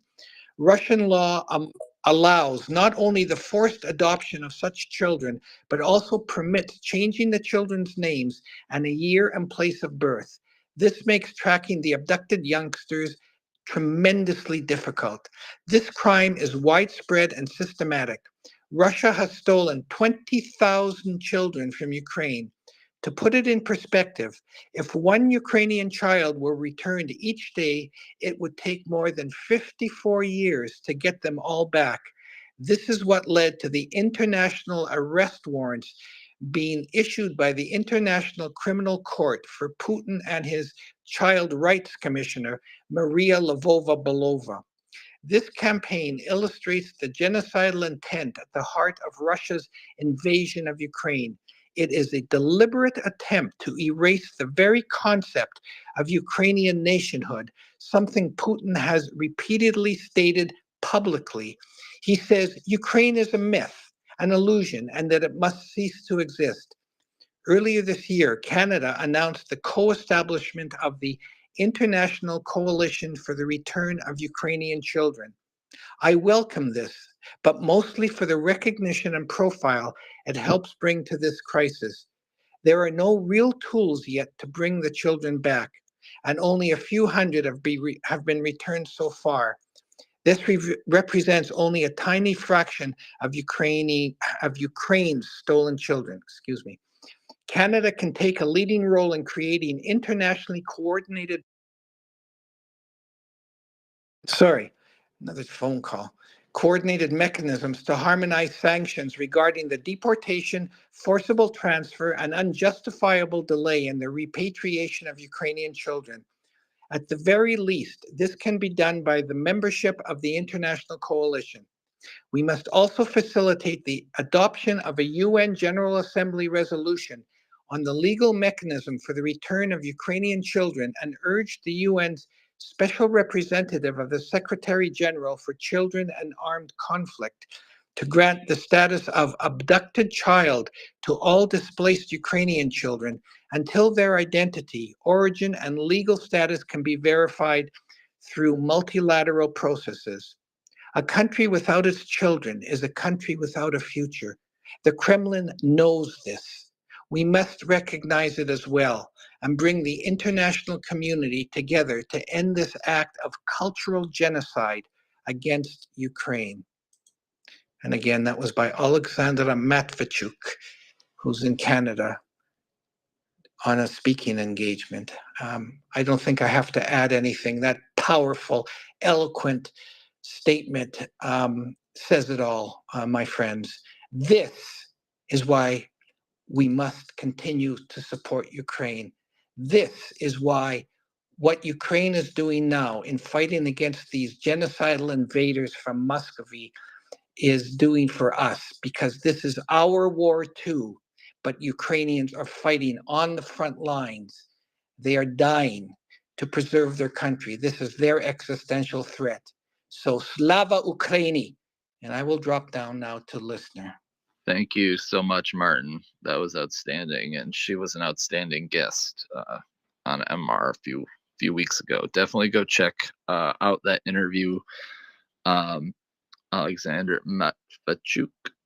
It's on our Spotify. If you scroll back about a month. So my time has come and gone, James. I'm not entirely certain who's following up. Looks like maybe Alan and Robin, and they are both here. But Slava Ukraini, and have a wonderful June 6th. And you as well, and happy birthday to you. And we're glad to see you here, and glad you can have some time to co-host with us all. And please thank also the mini co-host with you. Delighted to hear her gurgle and laugh too. So thank you very much. Well, I believe we're ready to exchange you for someone else, Forrest. Not that you're replaceable, Forrest. Yes, you're not. But, well, anyways, you're not replaceable. One of a kind, as is Alan Brewer, and same with Robin Schwartz. So good to see you guys here. And we've been talking, I don't know, cybersecurity, bits and pieces, peace plan, various videos, a little bit about America First movement and its relation then and now to the support of Nazis. So that's sort of a summary of what we've been talking about with the very able help of Chris and boy, a bunch of people actually who got it. Ben has been up quite a bit too, and some others. So thank you all in Scouts as well for some tips on how to better handle your followers and people like that. So, well, Alan, I see that you have ascended the stairs, taken the elevator, maybe catapulted up to the balcony, and that is my signal. I think I catapulted up today, James. And by the way, like Thorist, I just learned his real name is Thorist. Uh, you're one of a kind too. I think all of the co-hosts, all of the speakers here at Maria Report are unique people sharing one united support of Ukraine. And I think that is what ties Maria Report together day after day, day and night, 833 days of this war. We all have our opinions, but we all work from the same facts that require us to stand up for Ukraine. And welcome, Robin. Hi there. Good to see you. Interesting talk, James and Forrest were having. Thank you for that. It's always good. It's always good to follow people who've had something to say. You know, it makes it easier. And I would agree with you, Alan. One thing that I can say for all of my fellow co-hosts is they're all, and I have to include myself, I would imagine, we're all a bunch of characters in this place, and it's a really we do have a lot of fun, and always something interesting to say because you never know the new insights, the new ideas that people are going to come up with, and it makes it very interesting. Anyway, back to you, Alan. Well, you know, the other thing that's amazing that listeners should be aware of, very, very few of us have actually met one another. It just doesn't happen. We work together virtually. We get to know one another's voices virtually. You know, 833 days ago, there were a couple of voices on Maria Report I recognized. Yehuda's, of course, and Axel's, Doman's, uh, and a couple of others. But now I recognize hundreds of voices, not only of co-hosts, but of speakers who regularly come up. And because I know their voices, I feel like I've gotten to know them almost as if I know them in real life. I just think that's one of the amazing sidelights of Maria Report. You're absolutely right, Alan. I mean, I feel like you and I are good friends, and we may actually get to see each other in real life pretty soon, which I think is just so exciting. It adds another dimension to a relationship with all of these electronic relationships. But it's funny, our friend Beneficial. We were we were at well, I won't say where because I whatever, but it was so funny. I suspected he might be at this particular gathering, but I heard his voice and I turned around and I looked because I had no idea. I had absolutely no idea what he looked like. And in point of fact, that my vision of what he looked like was completely different than what he actually looked like. And it was really funny because that extremely familiar voice was coming out of this face that just didn't match with my preconceived notion. Now I know what he looks like and it's fun, but it's just very odd. And I know with some of my other friends here on Maria Report, most of the co-hosts, at least I've seen on a Zoom call or something, but it's a very odd thing, isn't it? You mean Ben doesn't look like his movie poster?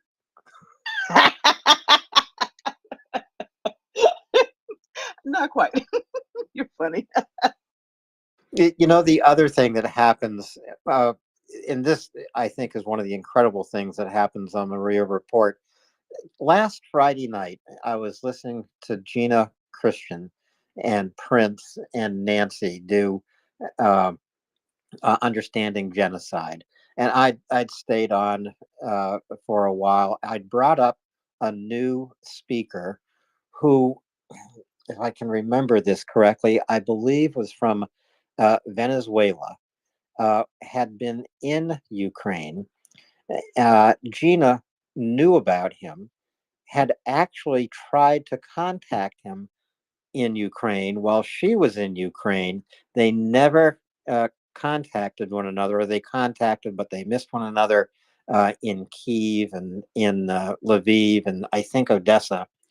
And Gina popped up and said, and I think his name is Rodrigo, but I can't remember that either. And she said, "Are you the?" And explained who he was, who I was trying to meet in Ukraine. He says, "Yes, I am." Now, this demonstrates just the power of MriyaReport. It's not the first time it's happened here. It actually happens frequently, Robin. Yeah, that's absolutely right. One of the things I found with my impending trip to Ukraine, the number of offers I've gotten for help to put me in connection with people who live in Lviv, where I got with, where I will be in a couple of weeks. It's been overwhelming. It's not anything I would have expected. And yeah, we do make real connections here. I think, a community of people who are really committed to the same cause, we get invested in each other's lives. It's a beautiful thing. Robin, how are you preparing to deal with the power blackouts in Ukraine? They affect the entire nation, from Lviv to Kiev to Chernihiv, Sumy, Kharkiv, Odessa, the entire nation. And Language Learner is having to deal with it as well. That's why we haven't heard from Language yet this week on the MriyaReport, to the best of my knowledge anyway. He has about 2 hours of power, then then is down out of power for at least 4 hours. How are you going to deal with that situation, Robin? Yeah, it's a tough thing. They just today they put an additional emergency outages in oblasts all over Ukraine. Ivano-Frankivsk, which is way in Volyn, far in the west, Odessa. It's not only it started out more in the east. I think I know my engine buddies in Mykolaiv, and we had a short chat on a Telegram chat because he didn't have the electricity to run Zoom, and we just about ran his phone down. But how I'm dealing with it, well, I have 2 power banks I'm bringing with me. That's really the big thing, which I will have fully charged before I get on the plane. Also, I've had the good fortune to have been raised by a rather crazy Girl Scout leader. My mother and my grandmother were both Girl Scout leaders, and we did things like the most memorable thing was we went camping once in February in New York. It wasn't Maine, but it's still cold in February. And my grandmother decided that she wanted to see how a bunch of Girl Scouts could live for a week using only dehydrated food. So we were in it. We were in a lean-to out in the sticks. And we had a blast. We really had a good time. My mother snuck oranges and raisins, I have to admit, thank God. But so anyway, as my engine buddy who only knows me as an American doesn't know my background. So, what if it gets hot? What are you going to do? So I'll sweat. My point of going to Ukraine is to learn Ukrainian, to be with Ukrainians, and that you don't need electricity for. It may be uncomfortable. I may not be able to get my hot cup of coffee in the morning. I may not be able to get a shower exactly when I want it. But it's I'm just hoping it's still going to come off. I don't know at what point that the university might decide that it is not able to. It's only 20 of us in the program this year. Before the war, it was over 100 each time. But I'm just hoping that it remains on. If not, I think I will try to go anyway. But yeah, if it gets hot, I sweat. If I can't have hot coffee, I drink something cold. And as I said, it's summertime. It's not going to, it's cold is much more of an issue than being too hot, really. And as I said, I'm there to learn Ukrainian and to be with Ukrainians, and that doesn't require electricity. May not be the most comfortable thing in the world, but I did the youth hostel thing in my younger years, going through Europe, and it'll be fine. It'll be fine. Unlike Ukrainians, I get to go home after a month. So I really have not going to be in a position to complain about anything when you come right down to it. Back to you, Alan. Yeah, that's true. I suppose power banks would make a great gift to Ukrainian friends and acquaintances right about now. But then, of course, it's you have to make choices about what do you charge when you have power. There are some power banks that are very quick charging and are long lasting. They can recharge a laptop, recharge a phone in pretty short order. So I would expect power banks in Ukraine are highly sought after. But it's going to be interesting, Robin, and we do expect that you charge your phone. So if you have connectivity, you can join us here on Maria Report. We want to hear from you in Ukraine, from all the bars and the cathedrals. I know you're a lover of music. I'm sure you will get to both those musical venues. Um, and, hopefully you will channel some of that music to us here on Maria Report. Well, that certainly is my intention, as much as possible. We'll see what the situation is. The Ukrainian government has made it very clear that the situation is going to persist for a while. But Ukrainians do pull together. The emergency cuts all over Ukraine. They're specifically saying that they will be canceled as soon as the oblasts are able to adhere to consumption limits. So I think part of this is, unfortunately, Ukrainians having to get used to, again, not really having the energy they need for a lot of things. And once they've pivoted back to that emergency footing, I assume that the electricity situation will be not as hard. But yeah, it's a tough situation for them right now. Ben, welcome. How you doing? Hey, Robin. Hi, and hello, the man from Maine. Nice to speak to you. By the way, I don't know what my movie poster looks like, but I'm glad it made you laugh. Boy. Robin, a couple things about electricity. One is that people at this point are pretty well adapted to the vagaries of having electricity, not electricity. So I think you're gonna do fine. I think you're going to do well. And then there's always a place to, once you figure things out, everybody has figured something out, because this is now, after all this time, it's kind of a way of life. And you can, like, some people, if they need a charge, they'll go to a cafe that's open or something that has electricity, while it has electricity. Or there are certain places that almost always do, because they are part of the necessary infrastructure. So if you're near a hospital, some of the places around there always have electricity, because the hospital generally gets more electricity than others. And in Lviv, the train station. So there are some places around the train station that always have electricity, and you'll figure it out pretty quick, because it's like electricity is sort of like water. You need it for modern life, and people figure that stuff out. I think it's great. And then if you want to go on your own, I'm sure, like, if that happens, you have enough friends that probably somebody could set you up, and you would do perfectly well without the classroom, and just on your own in the street, since language comes pretty easily to you. I'm really excited for you. I think it's just a really, really exciting time to be in Ukraine, and you have a great spirit for it. So don't have much else to say on it.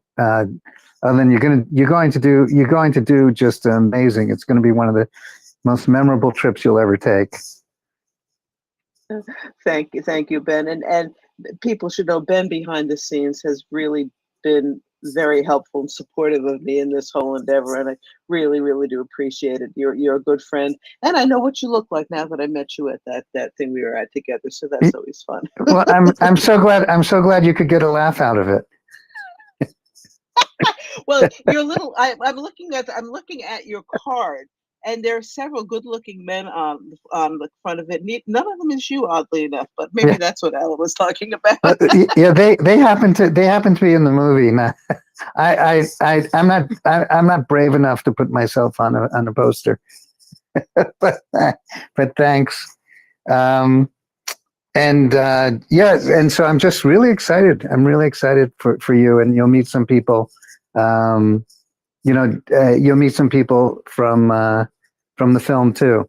And oh, by the way, some places where you may want to go, and if for people who don't know sort of the life of Lviv, one of them really you should go to is, and unfortunately there's almost a funeral every day, is the Church of Peter and Paul, or it's either Church of Peter and Paul or Church of Paul and Peter, which is the Garrison Church. And it's a really, really beautiful church. And unfortunately, there are way too many funerals there. And then, probably you'll figure all this stuff out. And then to Mars Field, where after the ceremony in the church, the soldier is buried at Mars Field, or some people call Field of Mars. I don't know which is correct, but in English. And unfortunately, as the war went on, and as the war goes on, it was first one little patch on one side of the cemetery, and then that got filled up, and then so a new section was open on the other side of the cemetery, and it just keeps getting filled more and more and more, and it's really worth going to a funeral. It's part of life, but you'll have to. I don't know how you'll get around. We have friends there that might be able to help you get from place to place too.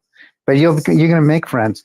But I would highly recommend going to a soldier's funeral. Yeah, thanks. And I actually had already had that in mind. Yeah, for sure, and certainly going to the cemetery. And and then you'll have the life of the city. Are you going to go anywhere without telling me any state secrets? Do you plan on traveling to other parts of the country? Well, it certainly is not a state secret, but I am hoping very much to get to Kyiv for a few days. I have a friend whose mother lives in downtown Kyiv, and who's very kindly offered me a place to stay while I'm there. And I also my Ilya, the guy I do conversation with, he worked in Kyiv for 10 years and he has a lot of friends there. So I'm hoping to get there. And I want to get to Ternopil for personal reasons. As someone I care about a lot, grew up in Ternopil, so I want to see Ternopil. The town in Ternopil with a T. Yes, with a T, not Chernobyl, Ternopil. Yeah, just for people who listen, I don't know if it's appropriate for me to be talking about this kind of thing, because you're sort of like doing the tour, the tour guides or the, the Visit Ukraine sort of talk that you and Alan were doing. But for the people who don't know, because these names don't necessarily have, evoke images for people. And obviously for the Ukrainian listeners, they do. But if you haven't been to Ukraine, Kyiv is very much a cosmopolitan city. It's a lot like New York City in some ways. It has large buildings, modern buildings. It's pretty vast, highways. It's on a river, and it really has a lot of hustle and bustle. And it gives a feeling when you're in it that it's big, and some of it is tall, not like New York City tall, but for a European city, it's got taller buildings.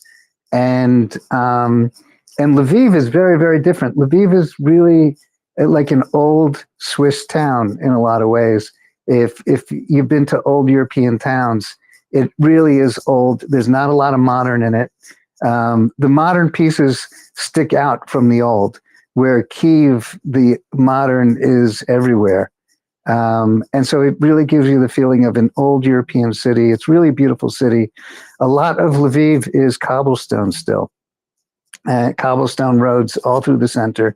It really does, it's kind of odd, but in Ukraine, if you're from Lviv, which you don't really have this problem in most of the West, is your suspension of your car pretty much goes. It's kind of expected because it's all cobblestone. Not all, but there's a lot of cobblestone in Lviv. So your suspension just, it doesn't have a chance when it really comes down to it. And they just think that's normal. Like we replace brakes, they replace suspensions. And so the character of the two cities are very, very different. And then Kharkiv, since we're talking about it, is a pretty vast city also, 1 million people, but it's of the Soviet mold.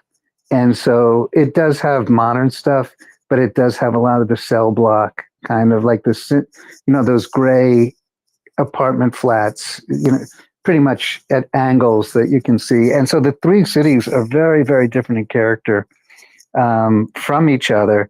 And then Ternopil is an absolutely beautiful setting in the forest. And it's not really to me, it's not a city at all. But the forest is absolutely thick and dense. And you really don't see thick forests like that in much of the United States anymore, except in places like Maine. And where there's, but if you go to most of the United States, you see trees, but you don't really see thick forests. And that part of Ukraine is still thick with forests, sort of like the Carpathian Mountains too. So it's a really, really, we talk about the Donbass, which is flat and agricultural. And it's industrial too. I mean, like Avdiivka is industrial, and Bakhmut is industrial. I mean, like you see big pipeline going through there. But and so like the diversity of the landscape and the cities, and if you have a chance, also, I'd say go to some villages.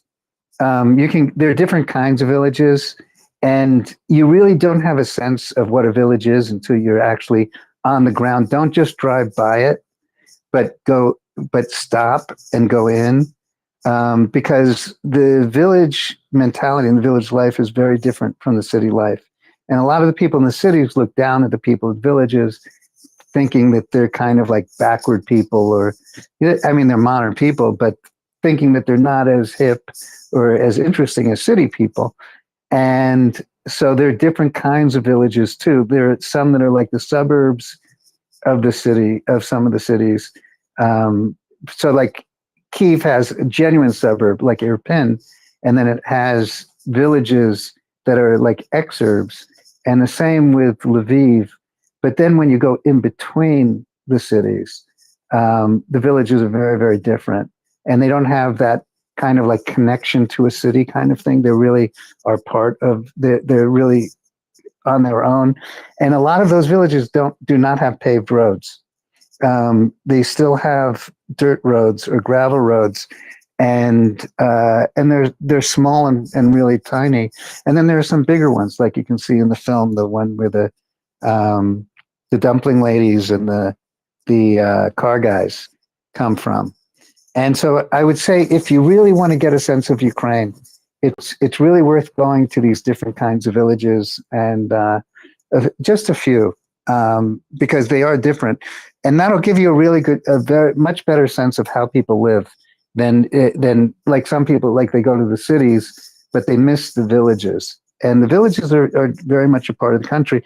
And then, what we talk about, and what you'll be really surprised, we talk about in the battles that go on, like the names of some of these places are just villages. And when you're there, you realize these villages are so small. They're like 5 blocks, like 3 roads. Like there's a main road, it would be the highway. and then there might be two roads that intersect. One like goes parallel to the highway into the village, and the other one, or perpendicular to the highway into the village, and then the other one is through the village. So it's like basically three roads, and that's where some of the battles are, and some of these places. So we hear the names, but we really don't get a sense of the of the landscape and the life of the people in these places, because it's like hearing a place like Dunkirk. Dunkirk is a battle, but what else is it to us? So I'd say I'm really going off on this, but it really is an interesting part of Ukraine if you get to go to some of these places and you get a real feel for how the layout of the country. It'll change your perspective on the war and how some of these battles are contested. You don't have to go to the front to understand this, because the villages are once you get to a certain type, and that's like between the cities. And between the cities, by the way, there's nothing except villages, and that goes for a long, long way, for hours and hours of driving. And it's not like the U.S. or Europe at all, the rest of Europe at all, where pretty much it's like contiguous space.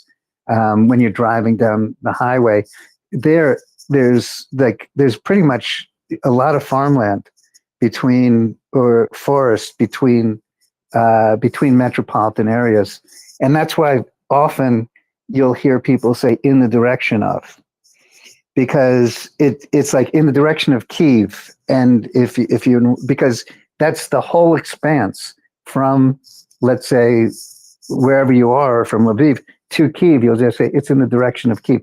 You don't have that expression in the United States or Europe, in the direction of. But that's really the way that people speak of relative position between places, in the direction of. So that was a long thing. I don't know if anybody really cared to hear it all, but there, I'm done with it. Thanks a lot. I loved hearing it all, Ben, and I'm sure Robin did too. It does sound Absolutely. a little bit like Maine. Maine is, I think, one of the most forested states in the country, and you can drive for hours through the forest on a 4-lane highway, and avoiding moose is always a wise thing to do. But some visitors say there's nothing here. Well, we don't have a city the size of Kyiv or Kharkiv or Lviv, that's for sure. But we have a lot of small towns or villages. And it's equally true in the United States, I think, Ben, that city folk look down on country folk. Yeah. Here, I don't know if let me see. Yeah, I think you're true. I think you're right about that. And Maine does remind me, especially the forested part, like where Robin's going, Ternopil, of you can keep driving. And of course, like in the American West, you can drive for 300 miles and still keep driving, and you haven't gotten to anything. But it's except more desert, let's say. But it's really a different feeling when you go to, because we have these big expanses here where there's nothing in between. But there you have the villages that are in between, and they get overlooked in large part they get overlooked by the city folk, sort of thing. But now when it comes to fighting, they are the key to all, to many different aspects of the war. But Maine is really, to me, still a very wild and natural, has a natural beauty that hasn't been touched a lot of ways. I know in Maine, you say it's been like really ruined and in a lot of ways, but it really hasn't been touched. And there is a lot of Ukraine that still is, has that character. That the developers haven't been there yet, kind of thing. It's just a pity there's so much of it in the East is being mined. Thank you, Ben. You pointed out something that should have been obvious to me because I've learned enough Ukrainian history, but I was missing it. I was thinking about the cities, and if it's particularly in Ukraine, Ukraine has always been an agrarian country. The agricultural part of it was really the key. And I had not been thinking about the small villages. You're absolutely right. Even when I read about other people's trips to Ukraine, going back, Ukrainian kids from like Ukrainian families who've been in Canada for generations, when they're going back, they always end up in some little village looking for their relatives. So thank you. I'm going to make a point of trying to do that. Not the cities will be wonderful. I spent a year in Freiburg and Breisgau in southern Germany, so I know what those wonderful. I think Lviv is going to have sort of that same. They also had a lot of buskers in the streets and little cafes and whatever. So I love that kind of thing. My impression of Lviv is it's going to be similar to that. And I could go on for a while, but Live Sniper's had his hand up for a while, so let's go over to Live Sniper first. Yeah, thank you. Unfortunately, I have to disappoint the co-host because I don't bring much new to the discussion. I just came up to thank Ben for this excellent. You said you went off on this topic, but I'm very grateful for that. If we have known this beforehand, I am sure that the co-host would have changed the title of the space because it was such an excellent description of the Ukraine. I mean, now I get the picture, so to say. Now it came alive in my mind. But in one thing, I have to disagree with you. You said that the rest of Europe is completely different from the Ukrainian countryside. When it comes to northern Finland, if you have a place like some village name on the map, then if you don't watch out, you okay, those two houses, that was the village. It's something completely different than I lived in Germany for a while, and there if you have a village, there is some kind of a central place where there's bank and post office and whatever. But when you go to northern Finland, I think it resembles quite a lot of the countryside of Ukraine. Basically, if you don't watch out, you just drive through the village without noticing that there was a village actually, and this place had a name. But well, to come back to the point, thank you from bottom of my heart to share this excellent description of Ukraine and the Lviv and Kiev and differences. And I think it was just absolutely magnificent. Thank you for that. Well, thank you, Live Sniper, for that. And also, I have to say, I accept your correction of what I said about Europe, because I did not think of Finland. I have not been to Finland. And so what you're telling me is very interesting. It's like one of the, I was showing my limited knowledge of Europe by leaving sort of like some of the I suppose the northern Scandinavian, the Scandinavian countries, the northern parts out. And that was my oversight. And it's very humbling, really, actually. No problem. It's actually, to add insult to the injury, Finland is not part of Scandinavia, but Fennoscandia. Okay, well. We start sort of nitpicking here. That is nitpicking. I always consider part of Scandinavia. It's not? No, it's Scandinavia is Sweden, Norway, Denmark, I think Iceland, and so. But it's. We've learned Norway, Sweden, Finland, Denmark. But I could be. I stand corrected. Yeah, certainly linguistically, there's quite a difference. It's Fennoscandia. It's one part of it, but Scandinavia actually is. It's officially actually not. But well, who cares?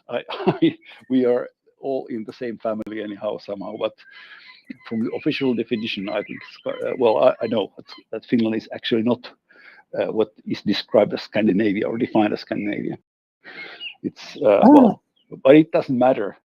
It's worth visiting anyway. So if you haven't visited Finland yet, then please do. And they're completely different. completely different.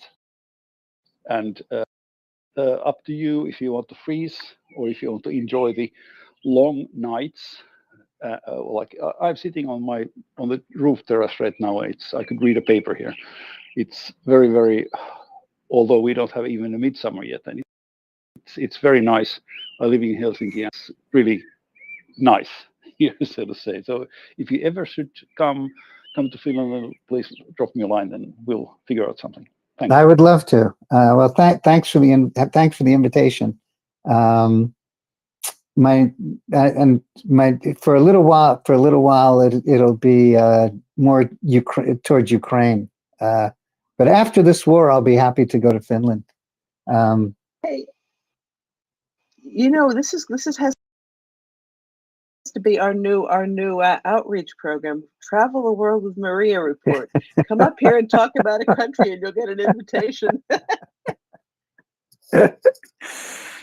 You know, Lie Sniper, whenever you're with us, there are these beautiful bird songs that come over your phone. And to me, they wood thrushes in the forests of Maine, but I suspect they're not wood thrushes. What birds are they? And these are birds singing in the middle of Helsinki. Yeah, sure. It's to be quite honest, ornithology was never my strength. I really can't. And are there some kind of just a limit? I really don't know. I really can't tell. Unfortunately, but I live in downtown. I have a roof terrace over the whole city, and it's nice view. We have some. Oftentimes I work here. I take my laptop here and just enjoy my life. Well, enough of that from my perspectives. But anyway.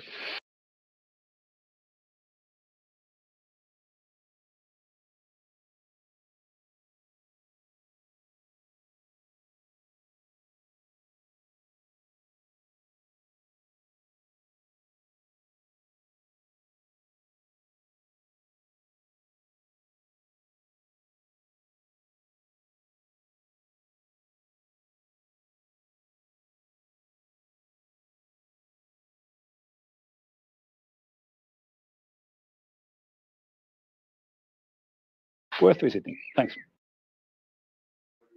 Sun-related whatever events, and they were visible from my here from also. And my surprise was that I saw them when I looked to the southern direction, because normally they are in north, and but they were so intensive that I could see them all over the place. So it was quite nice. Thanks. But hey, yeah. Let's get back to Ukraine from Finland. I didn't want to hijack and derail the conversation, but because I really just came to thank Ben for this excellent essay regarding Ukraine from all aspects, and it really opened my eyes somehow. I have now a picture in my mind. Thanks. Well, thank you, Lie Sniper. Yeah, I think one of the things, Ben and Alan and Lie Sniper, one of the things I feel a little funny about is doing the tourist thing in Ukraine in the middle of a war. I don't think I'm going there I'm going there for serious purposes, but it does seem a little odd. I catch myself making my plans and worrying about getting the changing planes and all this kind of stuff and getting there. And it's a little bit odd to me to be doing this in the midst of what is going on in Ukraine with the war. I'm a little uncomfortable about it, but I'm desperate to be in Ukraine, so I will do it anyway. But I don't want people to think that I don't take what's going on seriously. I do minimize, how difficult it might be to me, because I don't think it's going to be that hard, honestly. And as I said, I'm going there for a little under a month. It's not, it's a different thing for people who are living there all the time. It is. I guess it speaks to the fact that even in the middle of a war, people are still having lives and are still trying to, trying to keep things as normal as they can, whatever that's worth. Yeah. Oh, back to you, Alan. I'm not sure whose hand was up first here. Well, let's go to Ben. But when you follow some Ukrainian accounts, like Oscar from Odessa or Kate from Kharkiv, they talk about this effort they make to lead as normal a life as possible, even though both Odessa and Kharkiv have been under pretty much constant attack. But they really strive to lead the everyday life that they have always led in the beautiful cities in which they have always lived. It's remarkable. Ben. Yeah, I'll say a couple of things. One is that I'm not going to plug my film, but I'll just say what you're saying, Alan, is really true because in it, there's a scene where Saint Nicholas, who is Santa Claus in Eastern Europe, and the head of the hospital says, we want to have we're doing St. Nicholas, we're having presents and all of that because we want our children to have a normal childhood. And because, if you think about it, there are children there, and there really is every attempt to make things as normal as possible in a terrible situation that they don't have their childhood robbed. And then people go to cafes, and even when you're at the front, like if you on the eastern side, there are restaurants, like usually there are a couple of restaurants open, and like there's a place that will sell coffee or something, and people are, soldiers are hanging out, just having a coffee, or eating something in a restaurant. I don't trust the restaurants. I think the Russians are like running them all in certain areas. Makes me feel uncomfortable, but that's just the way I feel about it. But people in, so even all the way over there, just a regular coffee at an espresso stand is just one of those little things that makes life a little nicer. As far as Robin, you being a tourist, I assure you that you will probably, because you're a humble person, feel somewhat almost embarrassed that there will be many people who are just very grateful for your presence, because we talk about it when outside Ukraine all the time, and it's very real to us, but inside, and especially now, there are not a lot of Westerners, and especially Americans, and so people are very, very grateful to the United States. And when an American, not everybody, of course, but you'll hear many times people just say thank you very much, and you almost don't know what to say because you're not delivering the weapons, right? But you are delivering MriyaReport, and most people probably have never heard of it. So you're much more than a tourist, even when you go. It'll make you a more interesting host. But you really are. People are very, very deeply appreciative of anyone from the United States and Europe, or anybody who comes to help in any way, just by the presence. It really is a morale boost, because remember, this war, as Chuck always says, and we all know, what distinguishes winning and losing is the will to fight.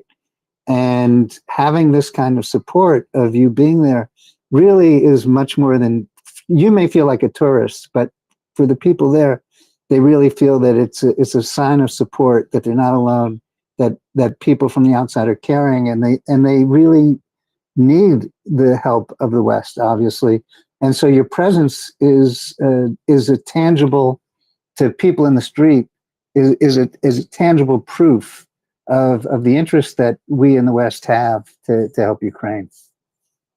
Yeah, thanks, Ben. I know you're right about that, and it embarrasses the heck out of me sometimes, honestly, because I don't, I mean, just now we're talking. I just got another invitation from somebody in Ukraine to come and visit.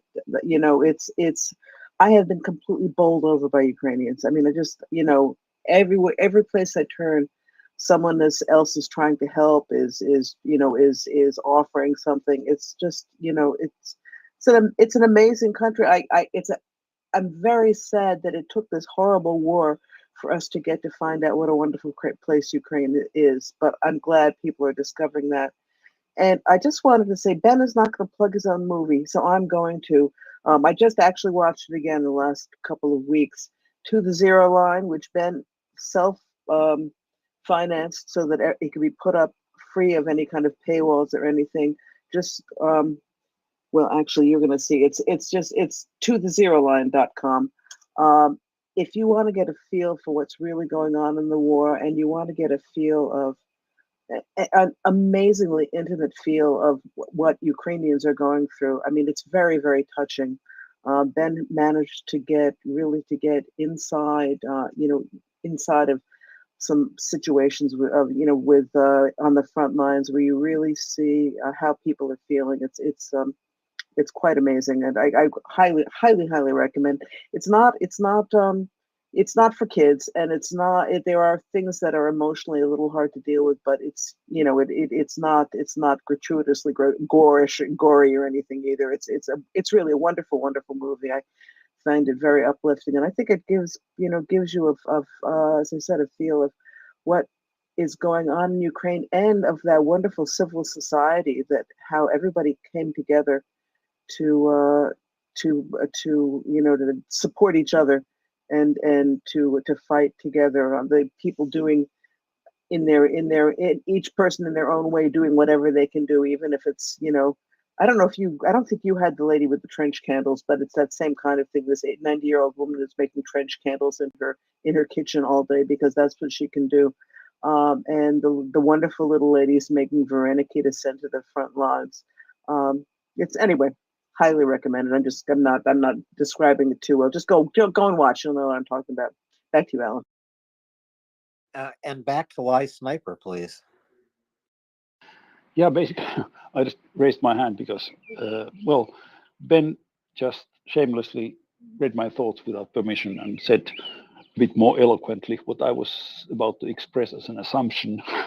But he stated as a matter of fact that I was just addressing it. Robin said that she would be somehow have second thoughts or feeling bad about going there. I think it's really, I think if we go there as Westerners and show and demonstrate and spread the word that we support Ukraine, I think that really is important for the people. And I think even and just like basic things, if you bring their money and consume something and bring your part to the Ukrainian economy and whatever, I think you have absolutely, that's not a very meaningful thing for the whole Ukraine, but I think that's your little part of contributing to the Ukrainian economy. And I don't see any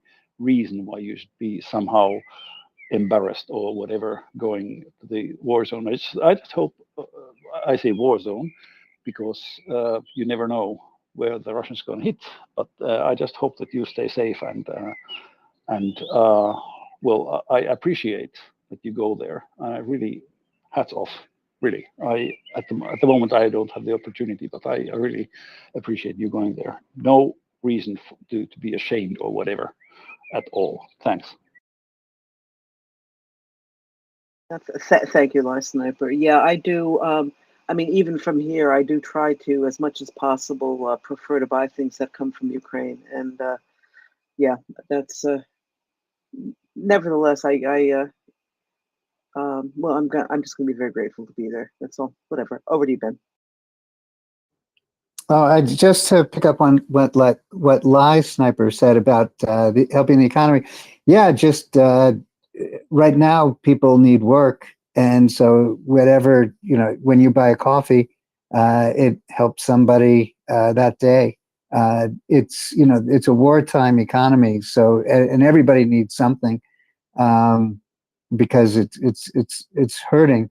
As far as cash goes, since this is kind of like the Tourist Bureau, I guess, session that you guys started, I don't know how much more you want to do the Tourist Bureau thing, but as far as paying for things, that is tricky. And I will tell you, it's good to bring enough cash.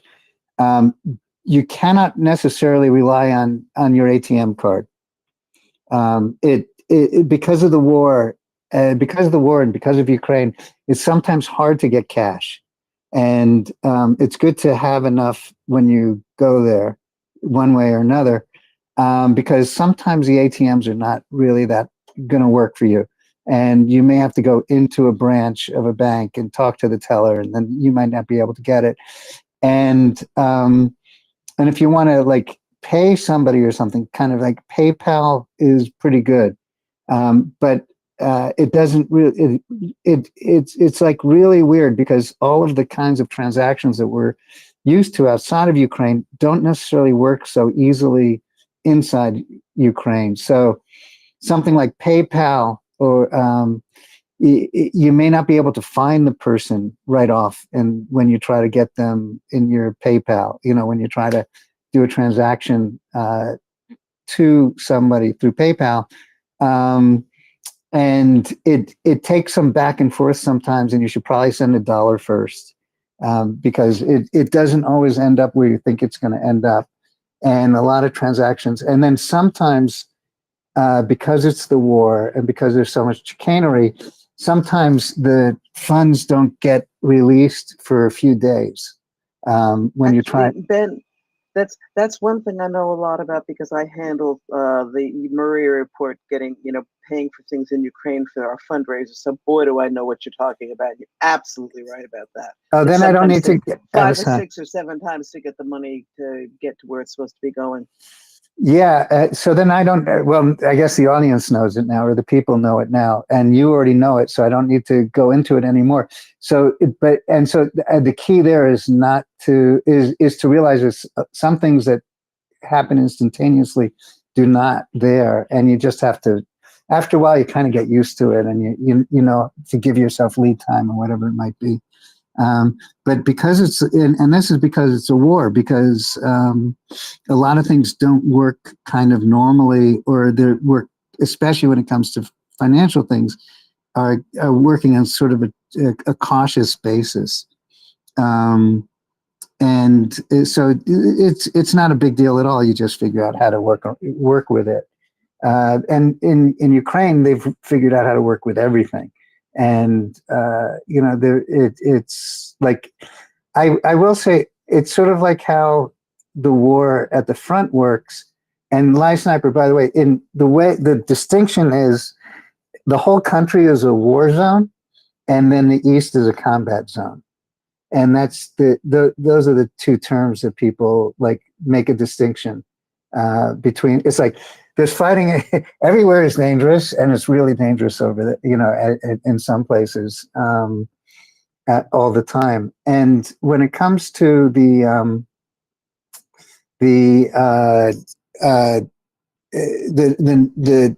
ability for the Ukrainian people to adjust, I will tell you, nothing phases them. There's just nothing that phases them. I mean, a car can get, you know, like you go through people, like you get a flat tire, not a problem. I mean, just about anything that phases people in the West in a normal day is just no big deal in Ukraine. And whatever the problem is, it's like you just tell somebody, there's a real understanding. You just tell someone like, wow, I'm having a real problem with transactions. And like, I can't get anything like out. I can't get any money at all for a few days. And they say, yeah, you know, then just give it to me when you can, kind of thing. It doesn't always work that way, but in this kind of environment, people just are very adaptable, and the spirit. I guess Joe from Kharkiv. No, I don't have his last name. The radio guy, WMUR. He was saying today that there's an honesty that people have, and sort of like the ability for people just to say it like it is and adapt. And I think that that's what really is different about what's going on in Ukraine. I don't know if it was that way before. And my understanding, it wasn't. But the war has really it made people understand each other in a way that is both individual survival and survival of the group. That whatever the circumstances, it doesn't you have to kind of get through. That doesn't mean that there are plenty of disagreements and all the emotions of that are common to humans, but you'll see that people really are willing to work with you in a way that you don't get out. I don't think you would get outside of a war. So okay, now I really have said plenty, and I'll just turn off the mic for a little while. Thanks. But stay with us, Ben. The radio journalist from WMUR Chicago station is J.P. Lindley, and he is with MriyaReport at least once a week. Robin, there is one story I read today that you will be in a position to track down for me when you get to Ukraine. I read if you order a cup of coffee in Ukrainian, you pay 1/5 the price than if you order a cup of coffee in Russian. I want to know if that's true. Love it. It sounds plausible to me. That's very, that I haven't heard. That's very interesting. And fortunately for me, I am happy to say I don't speak a word of Russian. I have no intention of ever learning it. I actually sort of wish I had learned it before, because I think it's useful to speak, even in Ukraine. But anyway, I will check that out for you. Just learn how to order a cup of coffee in Russian. It's the only Russian phrase you need to learn, and then you can do a consumer test for me. Lie Sniper, go ahead, please. Yeah, I again, well, I could well imagine that the Ukrainians would charge five times the money for Russian ordered coffee. I don't know, but what Ben just said, that this unitedness, or how do you call it? I think what the Russians have achieved is to unite the Ukrainians and to create a spirit of caring about each other and seeing like the common good. And I think that's exactly well, the Russians have made all the goals which they might have had, they have basically blew it in all directions. It's just they failed in every direction. But that was actually not why I raised my hand again. Actually, the only question I had about these finances and money things and so on, do the normal like international credit cards, American Express and whatever, do they actually are they accepted widely in the bigger cities? I assume that in the countryside not, but if I would just travel there with American Express, for example, or Eurocard or whatever, then would I be completely screwed, or do I need cash all the time? Thanks. Okay, so yeah, with Visa and MasterCard, you're okay. American Express, you're completely screwed. So don't leave home with your American Express card. It pretty much is not accepted anywhere in Ukraine, which was surprising to me, but that's the way it is. Visa and MasterCard, most places, a lot of places take it. In the villages or in smaller places, you need cash. Or you need a local Ukrainian bank card, and there are a few of them. But I don't have a Ukrainian bank account, so that wasn't much good to me. So it's good to have enough cash. I'll say that. And then sometimes if they know that you're a Westerner, they'll hold you up for the cash. It's like, well, we want cash, kind of thing. because it's nice to have cash, especially if you have dollars. And then a lot of places, especially smaller places, will not take dollars. They'll only take hryvnia. And so now near the Polish border, they may take zloty, the Polish currency, but you can't really rely on that. So I'd say if you have hryvnia, good. If you have dollars, good. If you have Visa, good. MasterCard works in more places than Visa, in my experience, and American Express doesn't work. As far as like anything else, I don't have enough. And then if you have, a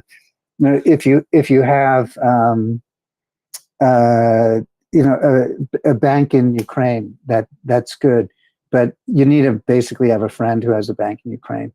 And a lot of times I would have to ask somebody for cash or to pay for something because I just didn't have any way of doing the transaction at that moment. It's good.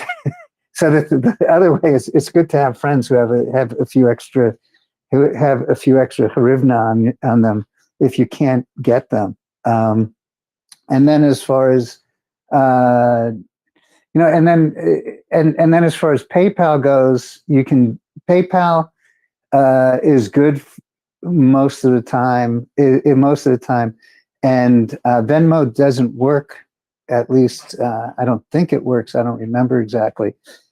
So you kind of have to figure it out, and it depends where you are.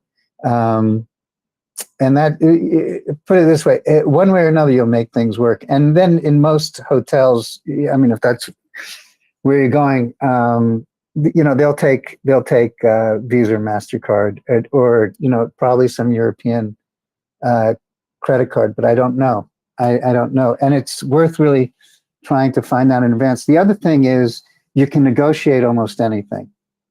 And Robin, I don't know how good you are at that, but if you want to get a hotel room, you can pretty much, whatever price they tell you, you can negotiate that. Doesn't mean you'll be successful, but what I suggest to you is you have a Ukrainian friend do the negotiation. So yes.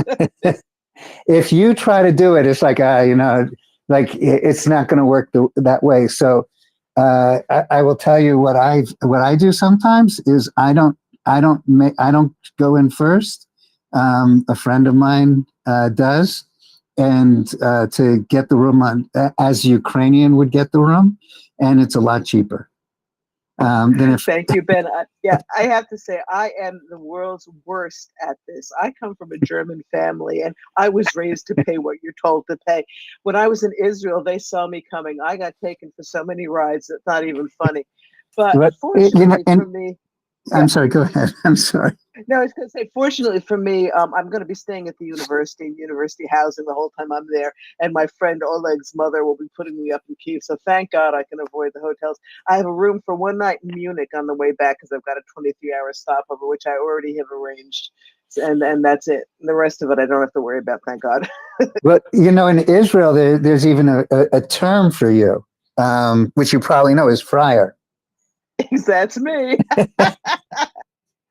And pretty much everything, it can be negotiated. Even in regular stores. People are willing to make deals, especially if you mentioned getting electronics. Like if you go to like in a mall into an electronics store. Whatever price is posted is not necessarily the price that you can get the product for. You could get it for less. But again, to do it right, you have to be the best way is you're invisible, because you just won't be convincing enough, and then you have somebody do it, on your behalf. And they're happy to make deals. Everyone's happy to make a deal. And they expect to negotiate.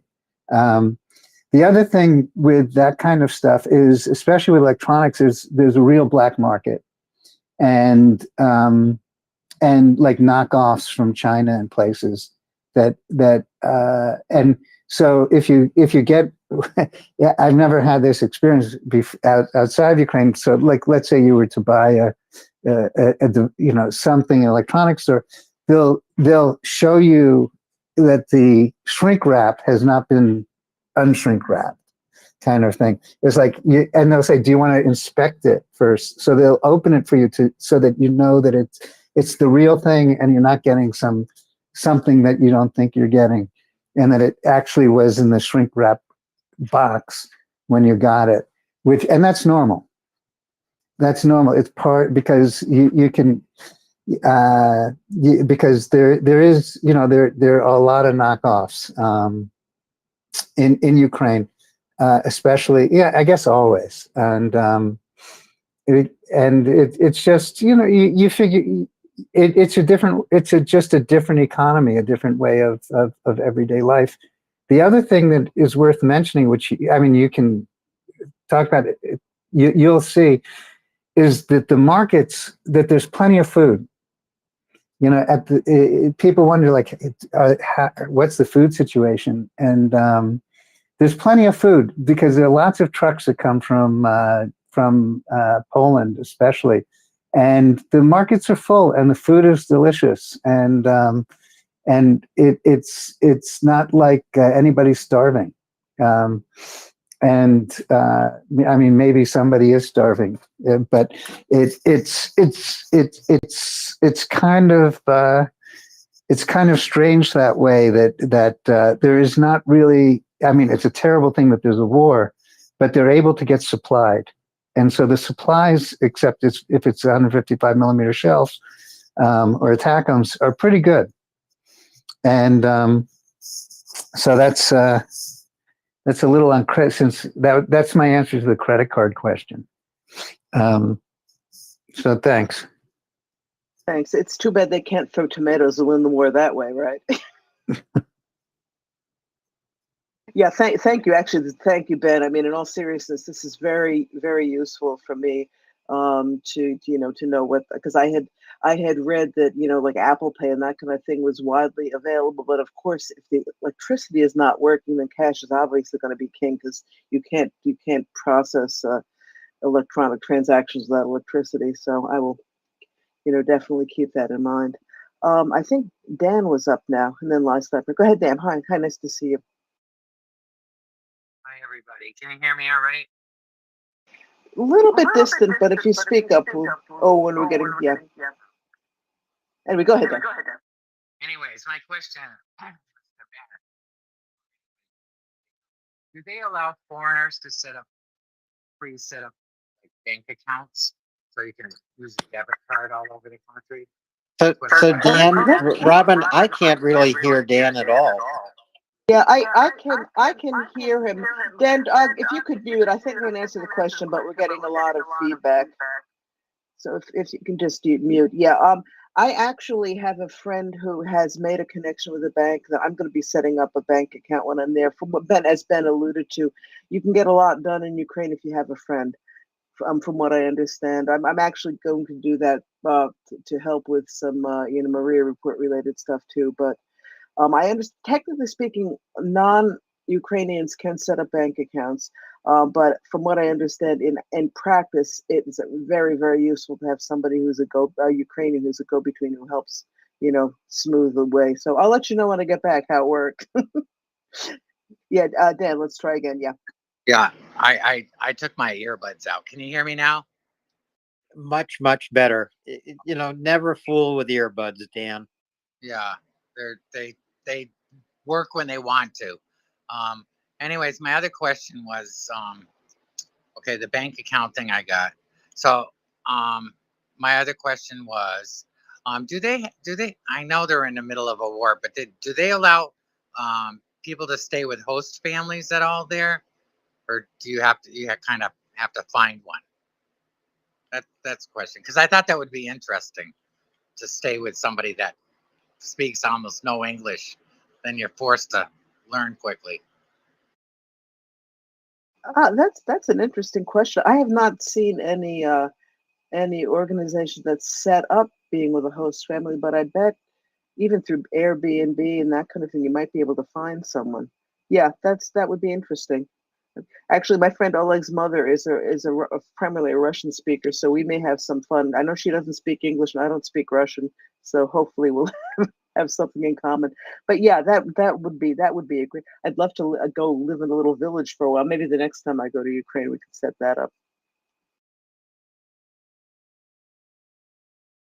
Let's go to Lie Sniper. Lie Sniper, please. Yeah, to continue with this tourist office information chapter, am I right in the assumption that tipping is not, just for the American listeners, that tipping is not commonplace in Ukraine? Or basically, you just, if you have a price, then you rather try to pull it down than put something on top of it. Thanks. That's it. Yeah, Ben, that's an interesting question. I assume that one would tip like in a restaurant or something. How does that work? No, it's not New York. In New York, everybody, if you don't give a tip, you may get spit on.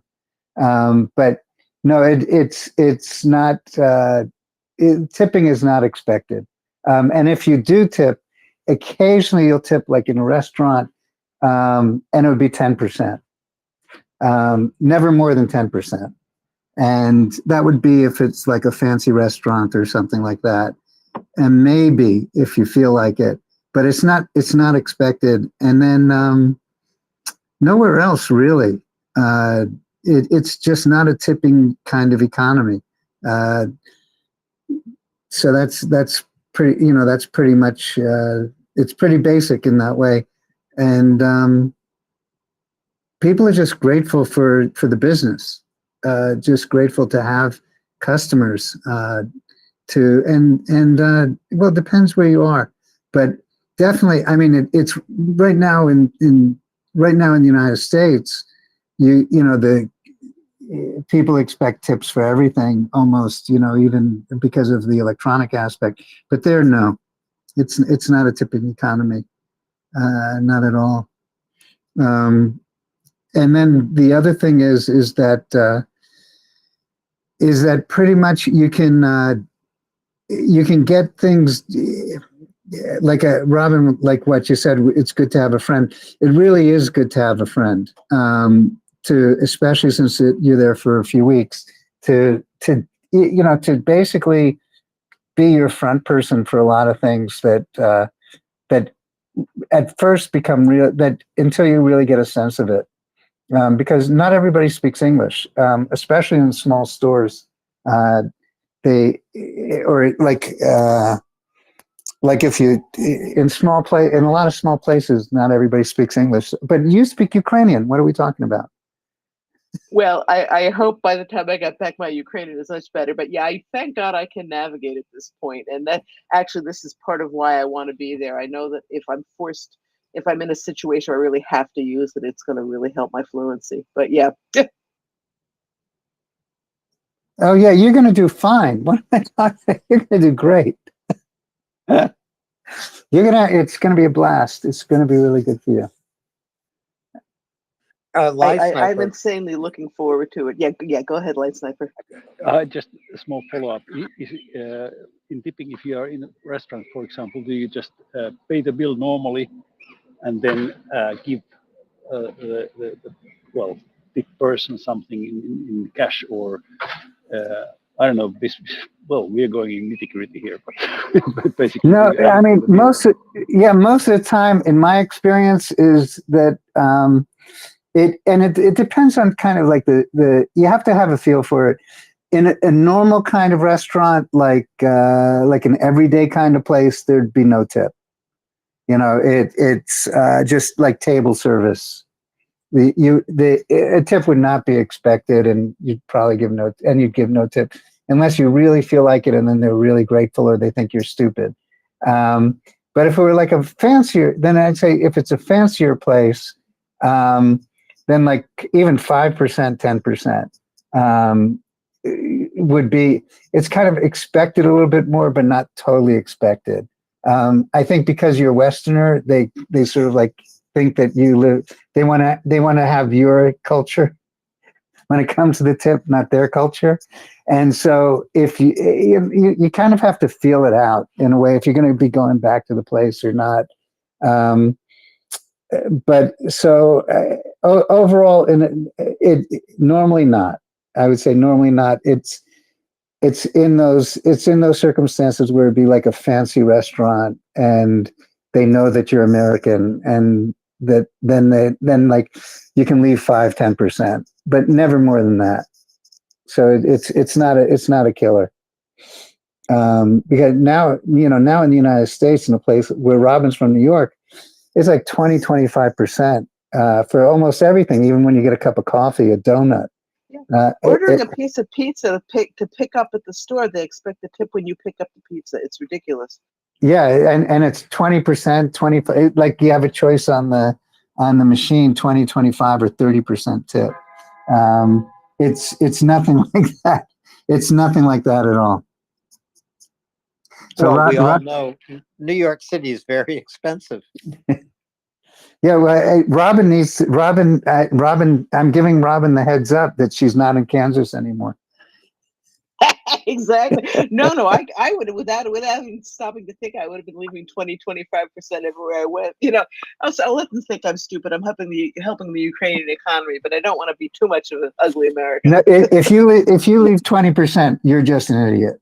I mean, in their minds, it's like, whoa, what a stupid person they you did not get you sort of like you made their day, but you didn't get any respect.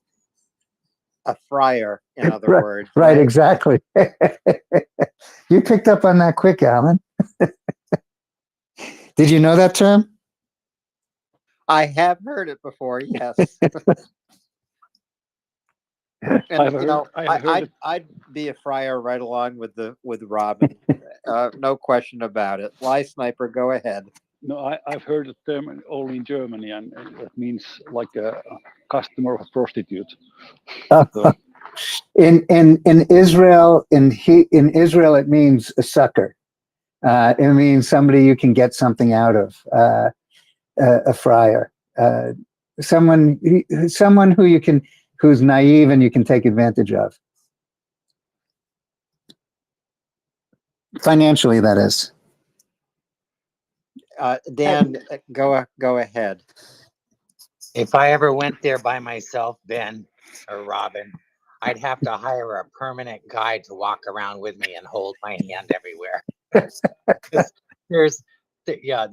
Unless I went with a group of people, no. Yeah, I'd have to hire somebody to go with me or go around, the places with me. They'd have to protect me pretty much.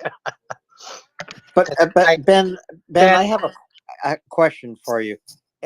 What if you get into a conversation with a Ukrainian, maybe a Ukrainian in a frontline village or in Kharkiv, and you ask very seriously right from your heart, what do you need? How can I help you? What's the response to such a question? Well, everybody's different, everybody has a different need. I've done that many times. It's two ways, Alan. One is sometimes you ask and sometimes you're told, or like the conversation goes that way. It really, it depends who you're talking to and what's going on at that moment. So on the front, it's like, if it's official, like when I deal with, let's say, a brigade, it's usually for medical stuff. Like we just need everything. And actually, I'll tell you.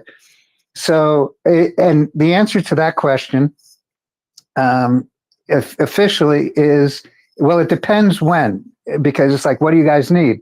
And so, well, it depends when you're going to get it to us. Because if we had our stabilization point destroyed, then we need everything. This is the literal words that he used. Then we need everything. We just need a whole new stabilization unit. So we'll need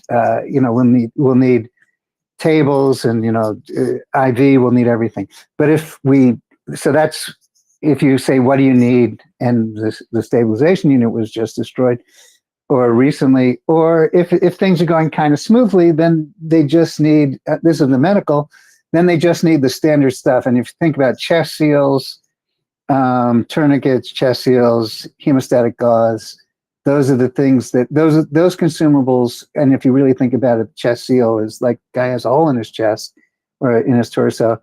They need lots of those, and it's just ongoing because so many guys get hit. And so like on an everyday basis, it's the the tactical medicine, and then so that's like when it comes to medical stuff. If you just talk to a soldier, meet a soldier, if they're a friend, they'll ask for something that, it's like, what do you need? And it depends what they do. It's like, because of what we do, GoPros. It's like, and sometimes we have a deal, which is like, hey, if you shoot with this GoPro, you can keep it, kind of thing. It's like, great, I'll take the GoPro. And that's sometimes how we get some of our footage. We often get the GoPro back, but I also want to give them the GoPro if that's what it is. And then on an individual basis, I get stopped all the time for armor, which is like helmets, because the helmets they get are, I've mentioned it before, the standard helmet it has very little suspension. It has it's just basically a metal pot on your head, and with a strap, with a chin strap. And it's pretty uncomfortable, and it doesn't cover your ears, and it's not great. And so I'm often asked for, like, if you just are friendly with somebody, they say, hey, can you get me a helmet? Or can you get me some like good armor? That's on a personal basis. Then the other thing they get is that people want to trick out their guns, their rifles, because they get a standard rifle, but they don't get like lightweight stock or good scope. Like people want red dot, which is like the laser finder. And so like that's pretty much like, or pretty much and then socks. When it's winter, guys want socks. So it's like a very personal thing that, if it's on a one-to-one basis. And then, and then different people in other places, I'll tell you, like one place where they wanted a first aid mannequin. Because they need a first aid mannequin for training, and it's good to have a first aid mannequin. They didn't have one, so it's like, can you get us a first aid mannequin? Which it's basically whatever job or whatever somebody's doing, they have a need for something, and it's always it's pretty much always kind of like interesting to hear what they need, because it's very it's very specific to the world that the world that they're engaged in at that moment. That's, I mean, I could go on and on, but that's just the basic idea. Ben, I want to tie that into the current fundraiser that MriyaReport just started today. Something very specific, and it is very specific. It's enough multi-tools, enough ear protection and communication devices. To me, they're high-tech earmuffs, for enough of this equipment to equip 100 deminers in Ukraine. So I want to encourage people to go up into the nest, look at the very first tweet, watch the little video that accompanies it, and then go to the donation pages at MriyaReport.org. Be just as generous as you possibly can be, and put it in the context of what Beneficial just told us. Requests are very specific. It is needed equipment. And Robin, you and I know from our experience here at MriyaReport that we're constantly in contact with Ukrainians on the ground in Ukraine with specific units. In this case, with the National Emergency Services Ministry. And we ask that question all the time. What do you need? What would be most helpful?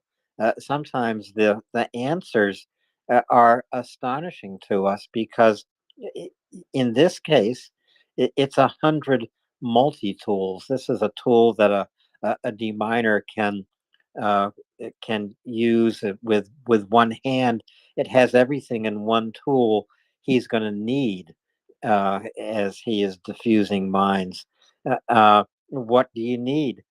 We need communication and ear protection in one unit because deminers have to be in constant contact with one another as they make progress through a minefield. And sometimes, Robin, I hear about the fundraisers, think about the fundraisers, and my response is that's it. That's all you need. But in the context Ben just provided us, uh, it's what they need most of all right now, and it's such a great feeling to be here on Maria Report with the ability to raise the money to get this equipment, as simple as it seems, to 100 deminers in Ukraine. Robin? Yeah, thank you, Alan. And this, I think, is very important. If you give money to Maria Report, it's not just money that's going to for things in Ukraine. We very specifically, the people who find who develop our fundraisers, that's always the first question. What do these people need? We don't come in and say, hey, we've decided we're going to get you X, Y, and Z. Here it is. The first question with every new fundraiser, the people who put these together, is they go to the units, they go to the people involved and say, we're here for you. We need to know what you need so that we can raise money for those things that are most important to you. And as Alan said, I also been very surprised a couple of times. Like, the combat pants, when that was an SBU unit, that this is what they needed. Not the thing I would have thought of in a million years. It's not the kind, but I'm not on a frontline unit. I don't know what goes on. So one of the things that you can feel good about when you donate to Maria Report for our fundraisers is we are providing with every single one of our fundraisers, we are providing things that have been requested for that the people on the front lines have told us are what they need. Well, anyway, over to you, Ben. Yeah. So the Leatherman tool, the multi-tool that you're talking about, Alan, I actually got one of those for somebody in Ukraine when I was there, because we were in a tack store, in a tactical gear store. It's the kind of store you buy military equipment in. And I was with a bunch of guys, and one of them said, and remember, people do not have a lot of money right now. And he was like looking longingly at one of these Leatherman things, and they're very, very fine tools. I mean, it's like a Swiss Army knife on steroids, because it's like the pliers is a real pliers. I mean, it's like you could take this out of a toolbox if you're a workman, and if you're a contractor, and actually use these tools as normal tools. And he was looking at it, he said, God, I wish I could have one of those things. And, I'm not made of money, but I was making a film, and, what the hell. And it's not cheap, $100 for a Swiss Army knife, whatever it costs. But it's not a Swiss Army knife, it was Leatherman. And it really totally made his day. And these are the same kinds of things that these guys, that Maria Report's raising for these deminers, and it's a great tool. And it's really, in the economy of Ukraine, it's really, really expensive. I mean, people, and especially if you're a soldier, you're not making a lot of money, and a lot of soldiers that have families, they're older. And they have families, and they have to provide for their families too. And there's just not a lot of money to go around. And so a thing that would be kind of basic, that would be like that you would expect people to have, is really in a way a luxury item that's a necessity. And that's why it doesn't surprise me. It's like, and to another example, and I've said this a long time ago, I brought with me some really nice high-tech winter socks that are like made for like, so that your toes don't freeze in the most awful places. And that they were passed around. And I was living at that time with I was embedded with some soldiers, and I was living with them. And when they saw my socks, and it was like, wow, you look at those socks. And like they got passed around. It was like, can we have these socks, kind of thing, because it really makes a difference. And these guys are on the line, and if they think they need it, they actually really, really need it. And so it might seem like a small thing if you have everything. If you are doing your job and you don't have it, it really sucks. And so it's really great. And so like the Leatherman tool, that multi-tool, is, I can tell you, it's a great tool, and they are available in Ukraine in some places, but it's outside the budget of what a lot of people can afford. And it's such a great tool. It makes a huge difference. I'm not surprised they asked for it. And Ben, that's why we're here. We're not just endorsing the Leatherman multi-tool. We're here to deliver those tools to the Ukrainian deminers who are going to use them every single day for months to come, probably for years to come, because Ukraine faces a decade-long challenge to demine Ukraine. About 30% of Ukraine's agricultural land is mined. Until it's demined, it's out of production. So to all of you listening right now, if you chip in $10, you're going to get us almost 10% of the way to our goal, $23,000, to equip 100 deminers with these multi-tools that honestly, these trained deminers use multi-tools like an expert surgeon. They use them in so many ways on a minefield, carrying out their mission. Chip in $10, and we're going to raise enough money to send those 100 high-tech earmuffs. That's what I call them. It's both ear protection and communication. That's if every listener here just chipped in $10, we would be a tenth of the way towards our goal, Robin. Yep, that's exactly right. And you know what, Alan? I'm going to throw $50 in the kitty. I want to know who else is going to do that. Let's get this fundraiser going. We've got a reputation to maintain, folks. You guys are so generous, this is we make a small but very real difference in helping Ukrainians on the front line. So I'm going to go as we talk. I'm going to go right over to MriyaReport.org. Right on the front page or up in the nest, you just click on that button and it goes right through. So everybody else, let's see how much we can get in the next hour and a half while Alan and I are still on. Great idea, Robin. I'll ante up $50 too. So those of you who want to send 10 or you want to ante up 50, take a look at the cards you were dealt. See what you think. Get into the kitty, into the pot, and help this fundraiser get off to a great start today, so we can finish it just as quickly as possible. Deliver this equipment to deminers in Ukraine, and folks, I know you know what's coming. The sooner we can succeed with this fundraiser, the sooner we can get on with the next fundraiser to get Exactly. urgently needed stuff to Ukraine, Robin and Ben.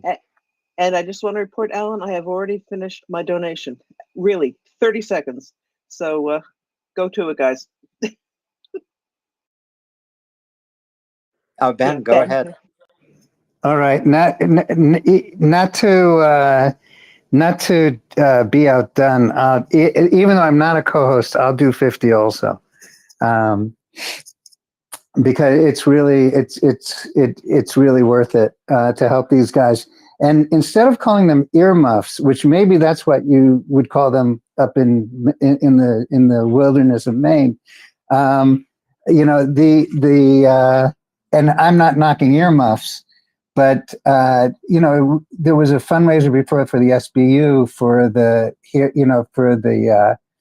for the ears. You know, you usually call them ears. What are I forget the technical term for it, but the common term are ears. For the hearing protection, most of the people probably here know that it's more than just communication that these things do. They also protect your ears. I don't know how many dB the ones that these are going to cut off, but it really makes a huge difference. A lot of guys in Ukraine and women, they don't use hearing protection at all. It's kind of crazy.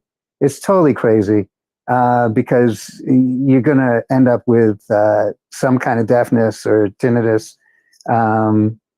And I can speak about that because I had a gun go off near my head and I have ringing in both my ears. And so I take it very seriously. This was a long time ago, but once you get ringing in your ears, you got ringing in your ears. And so it really is it's much more than communication for these guys. It can help, you know, basically help with their lifestyle and protect their ears for years to come, that they don't have to have any problems or fewer problems. And, you know, it's unfortunate, but Ukraine does not have enough material. You know, we're talking about, you know, 155 millimeter shells, 152 millimeter shells and so forth. But, you know, the guys who are exposed, they don't get like all the kit that they need, like the tactical pants, the ear protection, a really great helmet, and you know, and their spirit is still great, and it's like they're not missing anything. Anything they get is just a bonus kind of thing, and it makes life a lot better. But it really does change their lives to get the kind of stuff that we're talking about. So that's you know, MriyaReport really has a lot of really worthy and unusual support for that is not sort of like not the common, not the garden variety kind of support that is usually given, like tourniquets or drones or whatever it might be. But these are the things that actually make a big difference for the individual guy or woman. I always want to throw in women, but it's, you know, it's most of it really, let's face it, is it's men out there. And that's really one of the really amazing things about it's a good fit, because MriyaReport is not like is not like the Ford Foundation, but it can do it on the scale that it's operating. It actually makes it's actually more personal for these guys, because if the 155 millimeter shell helps the guy fight. But what MriyaReport is doing, it's helping them live a better day, and then really live a better life for each person that is getting the benefit of it. And it doesn't take all that much money in the grand scheme of things. So thanks a lot. Thanks, Ben. Yeah, I have some hearing loss just from riding the subway for so many years, and it's minimal, but it's a serious thing. And I agree with you. It's not funny, Alan. No, it's definitely it's something that and the level of noise that people on the front line are exposed to is orders of magnitudes worse. Our brain trust in the background, by the way, has had two suggestions for what to call these things. tactical ear protectors or tactical ear defenders. I like tactical ear protectors. I like those. That it gives you a feeling for the seriousness of what these things do. Anyway, back to you guys. Well, deafness isn't the only thing you can contract riding the IRT, the New York subways. Rode them for many years myself, and this was anyway a long time ago. If you ever want to get into rat counting, get on the subway. But this is a detour for sure. Look, the fact of the matter is, just as Ben said, just as Robin has said, when equipment is delivered to Ukraine from MriyaReport, it is very personal. It's personal for every one of us here tonight who've been here for 837 days now. This is an opportunity for you to promote yourself from listener to active participant. Get in the fight. Get in the fight by donating to MriyaReport and getting this equipment delivered to Ukraine. There was a time, Robin, when I talked about feeling this impotent rage about what Russia was doing to Ukraine, and then it seemed there was nothing that I could possibly do to help Ukraine. And then I found MriyaReport and contributed to MriyaReport. Also contributed to the Canadian nonprofit, because I didn't care whether or not I got a tax deduction. I wanted to make a difference for Ukrainians. Americans listening here tonight, your contribution to MriyaReport gets you a tax deduction, because we are a 501c3, recognized nonprofit, fully registered with the IRS. So when you get the thank you email for your donation, small or large, save it and use it when you do your taxes next year. You'll get a deduction for that. That's not the reason to give. It's just a benefit of giving. Aria, welcome, and go ahead. Good evening, Alan. I'm sorry there were an ungodly amount of cars at the moment. So two things. First, on a serious note, this is important equipment, because this is stuff that otherwise they're not going to get, right? Ukraine doesn't have the resources to provide this type of stuff.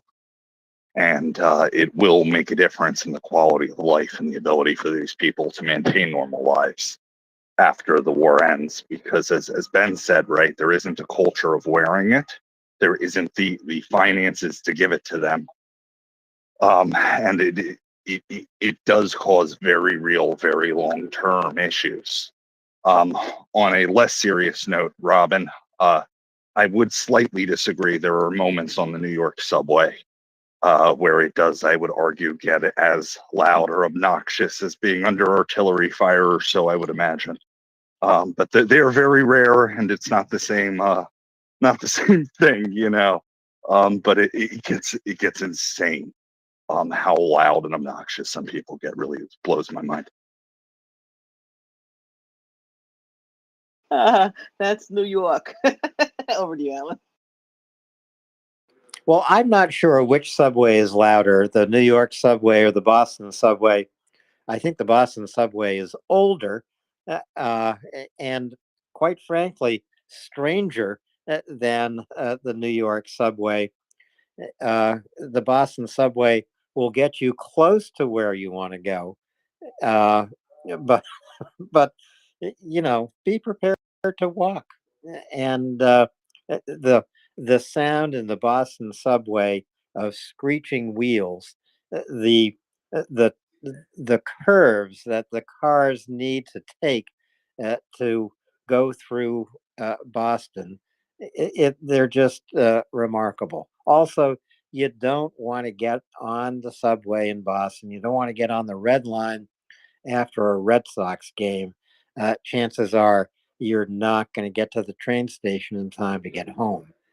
And I've not had that experience leaving Yankee Stadium in the Bronx. By the way, Robin, always Yeah. more than enough cars and too many Yankee fans.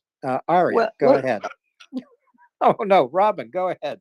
okay, I was just going to say Yankees fans maybe a little bit rabid, but for example, you can show up at Yankee Stadium with a Red Sox hat on and not be murdered. I don't think that works the other way around. I think if you show up not in Wrigley Field, what is it? In Fenway Park. Fenway. Thank you. God, I can't remember. If you show up in Fenway with a Yankees cap, I'm not sure you get out of there alive. Well, I can tell you some funny stories about attending some Boston, New York sporting events. I shouldn't, but I will say this. I was in Boston Garden actually rooting for the New York Knicks. We were sitting in the last row of the highest balcony. And I'll tell you the story of why I rooted for the New York Knicks.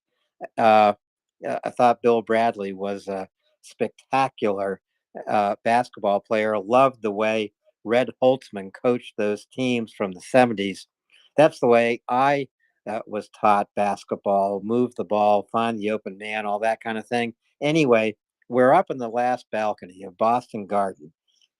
This would have been, I think, 1972, and we're the three of us are rooting for the Knicks very, very quietly because just a couple of rows in front of us, a New York Knicks fan was beaten up by 10 Celtics fans.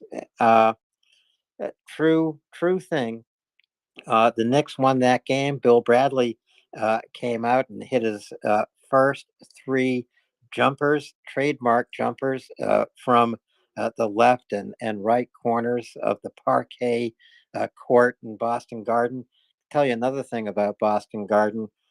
This was 1972 or 73, as I say, absolutely filled with smoke. Not only could you smoke in Boston Garden, a good portion of that smoke was left over from the 1930s and 40s and 50s. You looked down from this steep balcony through a blue haze just to see these tiny figures on the court. Anyway, I'm not going any farther with that description because it's not really taking us anywhere. Robin, Aria, go ahead. Let's continue the conversation. I now that you've given a story, I feel enough time's been used. Just on one note, I don't know which is worse, but the last time I went on the light rail in my state, I got a migraine. The guy behind me was a yelling street preacher talking about how my people are the devil. But he was also carrying and smelled really bad and was really crazy. So it's generally not a good idea to pick a fight on a light rail with like three other people, one of them being a mom and a kid, with a guy with a gun who is certifiably insane. But similar things happen on all of these places. I've had some fun times in New York too. I Wow. will tell you, Robin, I still have the tickets from this playoff game. I have tickets from Red Sox playoff games. You know how much I paid to see Vida Blue of the Oakland Athletics pitch in Fenway Park? $3. $3. No, you can't get a cup of coffee for that anymore. No, you can't. But you know what you can do? You can take $3 out of your pocket and send it to MriyaReport, and it will do just as much, actually give you just as much satisfaction as the $3 I paid at Fenway Park in 1971 or 1970 to see Vida Blue. almost throw a no-hitter against the Red Sox. So take that $3 out of your pocket, and for those who want a sports memento, DM me. I'll sell you these ticket stubs for $50 each, and that $50 will go to MriyaReport and go to Ukraine. James Healy, welcome, and go ahead. Hey guys, been listening on and off, and it's interesting. I'll take the bus to my topic and just say that my local bus system improves with the installation of multiple cameras in every single bus. So it's a much more pleasant piece of equipment to ride in, even though it's a very old frame. It's going along pretty good, so I don't mind doing that. And takes me back to school days, riding the bus, reading, and I can fall right back into that anytime. So, but okay, so where are we now that I took the bus somewhere on the Polish border where they're blocking stuff again?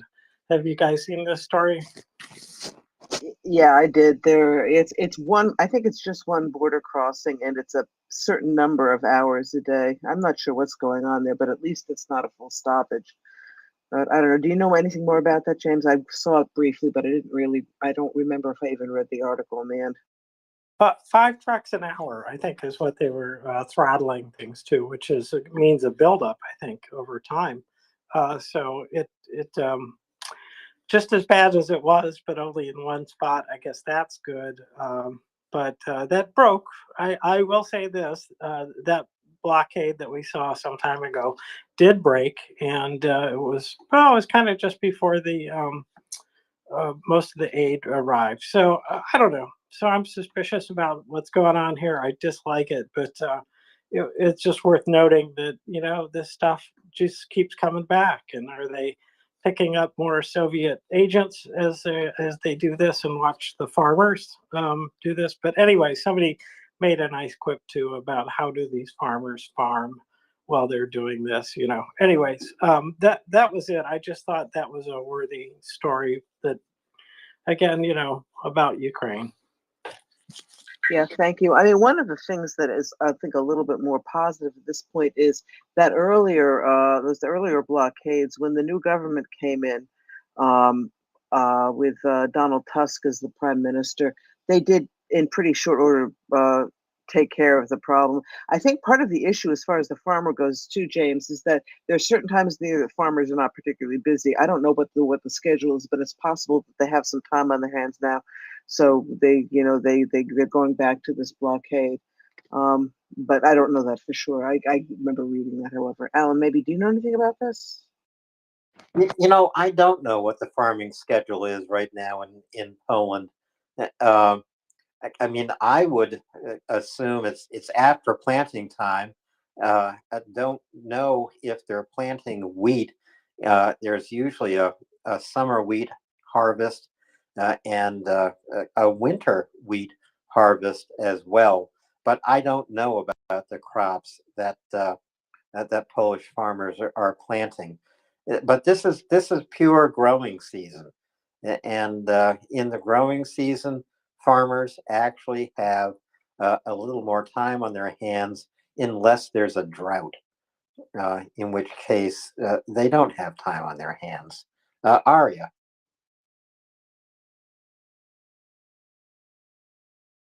Sorry about that. So quick question.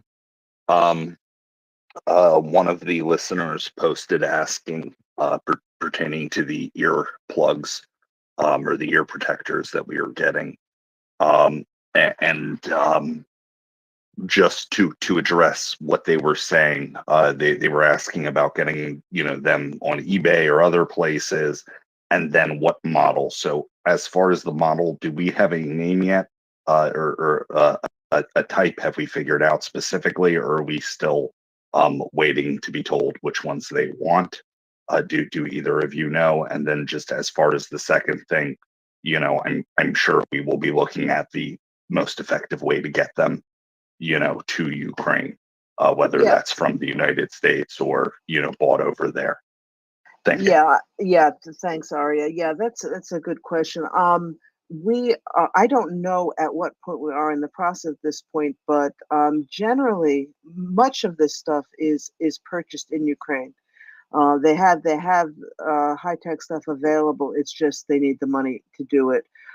So this is not an eBay kind of proposition. These things are high tech and very specific to their needs. And there are equipment companies in Ukraine that are able to provide them. So I don't know for sure this time, but in the past, most often that's been how we sourced it. That we don't need to go to eBay. eBay does not carry that kind of thing. This is very high tech and very specific to the needs of these units. James. I believe that the discounts that are offered when we are buying in bulk, relatively speaking. It's not a one off the shelf. And the fact that really all equipment should be sourced to the satisfaction of the receiving units, the Army, whoever, that the equipment is not tampered with, is of the quality that's demanded, therefore probably has a certification. And all of those things can be faked out in the world. And so I believe our approach is that we've always kind of kept to being sure that we've got the right quality and then providing it so that the equipment is the right equipment. It works, not tampered with, not maybe damaged seconds or anything like that. And not a fake either, because it's hard to protect against that. Two things can look very alike and not be alike at all. But that's I think what I've taken from what I've heard over the year and a half that I've heard things about this. Thanks, James. That's exactly right. I mean, we have either a person who is closely connected with the units who helps them with getting the things to them, or actually the commander of the unit will often have they have a specific place that they know that they can get high quality. And we do get, as you're saying, as Ben was saying before, you can make deals, and we do. I know when we were getting the fundraiser, that we were getting the trucks in from Poland for the front line. We ended up with, I think, might have been 2 more trucks than we were expecting, because they everybody along the line worked on getting the best deal for us. So it's we have a good we have good connections with people who really do a good job for us.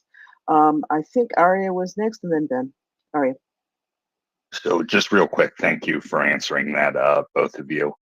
I could have asked and gotten back to them, but I figured that was a question that was worth asking. It was a very good question that they had asked. So I figured it was worth, bringing it up here so everybody could hear. Back to you guys. Yeah, thank you, 100%. And thank you for bringing it up. It's when we try to be transparent, but we don't always share everything, only because we don't think of it. And it's important for people to know that that's part of our process. Over to you, Ben. Oh, so there's a couple of small details about I just saw it, by the way, Alan, they are called earmuffs by some people in some companies. So that's my surprise. I haven't heard people call them that, but I haven't been speaking to all the right people. Maybe people in Finland call them earmuffs too. Well, so Ben, up here in Maine, we wear earmuffs. I'll have to come and visit then. So, a couple of distinguishing factors that have to do with getting the right ones. One of them is that they need to operate on the same frequencies because they're communicating with each other. And another one has to do with how they're fitted to the helmet, because different helmets they have different rail systems. So if you're not familiar with these things, if you look at a helmet, it's got these plastic things on the side and the front, and they're different. There are a number of different sort of like layouts and grids, and they are not the same. And so some earmuffs will work with certain rail systems and not with other ones. And it's a real pain in the ass when it comes to Ukraine, because not everybody's wearing the same helmet with the same rail. And so it's something I've had to deal with this problem. That's why I know it's a nuance that you don't know. You don't know it's a problem until you have the problem, which is different helmets with different rails, and you have all the same earmuffs. And how is this going to work? And you end up making it work. But that's why the guys who are getting it really know, if they don't know exactly what they need, they're going to have to deal with it. And it's going to be work probably to get everybody out. So even when they get it, to get it all to work properly and to outfit everybody correctly, since everybody has different helmets, I assume different people have different helmets based on what I talked about before, and different rails. So like nothing is necessarily straightforward and easy that would be in a Western, basically in a well-equipped military. These things are a lot of things are understood and taken for granted because there's like uniformity. But here, the Ukrainians, they will make whatever the situation, they will make it work. But this is just one of those small things that they're going to have to, I'm pretty sure they'll end up dealing with one way or another. Yeah, thanks, Ben. 100% correct. The last time we had to get the mounts that go on the rails separately from whatever it was we were getting because of exactly that issue, because of the specific helmets that they were dealing with. So that is, and as you're saying, Ukraine is getting equipment from all over, so there is no standard for a lot of this stuff. That's why we have to work so closely with the actual units we're dealing with to get them exactly what they need. Yeah, the other day, yesterday, on MriyaReport, John Sweet, American colonel, ex-colonel, he was saying about and now Will probably knows much more about all of this than I do, because I'm just basically a parrot of what these other guys say when it comes to this kind of stuff. Is that one of the difficulties of getting even the same weapon system from a number of different countries, like one system, the same device is coming from Greece and another one's coming from Norway, is that it's just a logistics nightmare, and there are enough variations and logistical issues of trying to get the right piece in the right place at the right time from all these different countries, that with slightly different variants, that even though we're helping Ukraine, there's a bit of work to do to actually make it to make things work properly as if they would if there was just a single source, or if it were like NATO, sort of common standards, common logistics kind of thing. And so even small things like you're talking about, Robin, when it comes to fitting gear onto a helmet, and you have a lot of different, it's just one more thing to deal with, and they do deal with it. And and so it just made me think of the bigger problem when it comes to everything else that they have to deal with, and they are doing a great job. That I think people who are not familiar with what's really going on there, in the country and in the war, they don't quite have a feeling for what people in MriyaReport get, which is basically the can-do spirit, and it goes beyond innovation. It's really the extemporaneous work that they do with everything, in order to make a country go during wartime. Yeah, that is very true, Ben. I have learned so much from the Ukrainians in the last year and a half that I've been involved with MriyaReport. Year and a half, maybe 2 years now. And that's definitely one of the things. Whenever I start feeling down or whatever, I say to myself, look at the Ukrainians who come on to talk to us, the people it's very hard. It's very hard sometimes, but they're not going to give up, and we're not going to give up either. And the other thing we've talked about before that I've also learned, and I hear this, if you know a Ukrainian, sooner or later you will hear the phrase "Все буде добре," which means everything's going to be all right. And that is that attitude in the worst circumstances, is that's part of, I think, what keeps the country going. They're really the belief that se bude dobre, everything really is going to be all right. We just have to get through this difficult period to when things are going to be better. And that's a phrase I remind myself of all the time now. It's a wonderful attitude to life. Sibla Dobrovre. How'd I do, Robin? It's vse, which is everything, Buddha, and dobre. Vse bude dobre. Say Buddha Dobre. Say Very Buddha nice. Dobre. Very nice. Ben, and then Arya. Oh, I just wanted to say there's another. I know in English I hear it all the time amongst Ukrainians when we're working. It's what choice do we have? I hear that a lot. It's like it's like yeah, situation normal, all fucked up.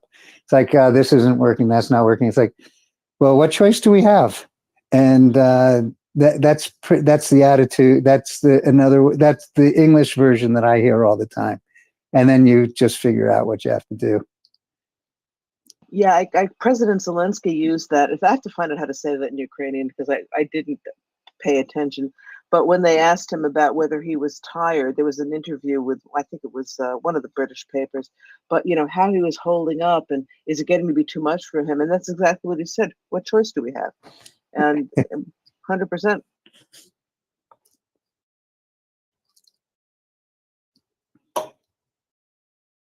Arya. So just really quickly, I have some clarification on the great ear protector debate of 2024. There were 4 different types of ear protectors. There were disposable earplugs, there were corded or branded earplugs, there were earmuffs, which are also known as ear defenders, and there were helmet-mounted earmuffs. So apparently, it is not a main thing, Alan. Just a lot of us think saying, so I think we use ear defenders instead. Well, actually, it is a Maine native who invented earmuffs. This is well-known history here in Maine. Chester Greenwood invented earmuffs. Thanks to his ingenuity, our ears were warm even in sub-zero weather. When we walked to school, I might mention it was uphill both ways. The drifts were 6 or 7 feet. You had to leave at 5 a.m. in the morning in the dark to reach your elementary school on time and not be written down as tardy, not to get a demerit. It was a 3-hour walk, and we all wore earmuffs invented by Chester Greenwood, sometime back a ways, I don't know, in the 1870s or 1880s or something like that. But we all just were thrilled to get new earmuffs under the Christmas tree. So I don't care what people want to call them, ear protectors, ear defenders. To me, they're earmuffs, and they come from Maine. These are high-tech earmuffs, Robin. And listen, folks, aren't you glad you're listening to MriyaReport? Where else could you possibly have learned this important factoid? Thank you, Alan. Robin, I'm not going to turn the final 45 minutes into a commemoration of D-Day. But tomorrow, President Zelensky and President Biden, President Macron, President Schultz, and others will be together on the the beaches of Normandy to commemorate the 80th anniversary of the D-Day landing. I think that this 80th anniversary it will be among the most poignant because so many of the surviving veterans who fought in World War II didn't necessarily land on the beaches of Normandy, but they fought in World War II. They are reaching the ends of their lives. Very, very few World War II veterans survived to this day. It means we lose their memories of what they fought for. We lose their urge to each and every one of us to open our eyes and to see what this Russian war against Ukraine is really about. I want to take a moment and read the statement that Dwight Eisenhower, who was the supreme commander in Europe, wrote to be read to troops upon their embarkation to travel across the English Channel and begin liberating Europe from Nazi Germany.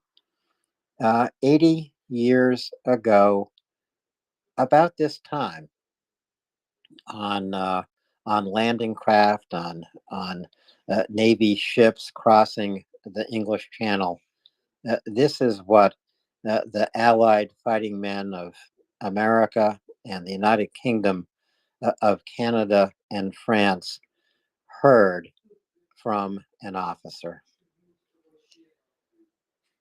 Soldiers, sailors, and airmen of the Allied Expeditionary Force,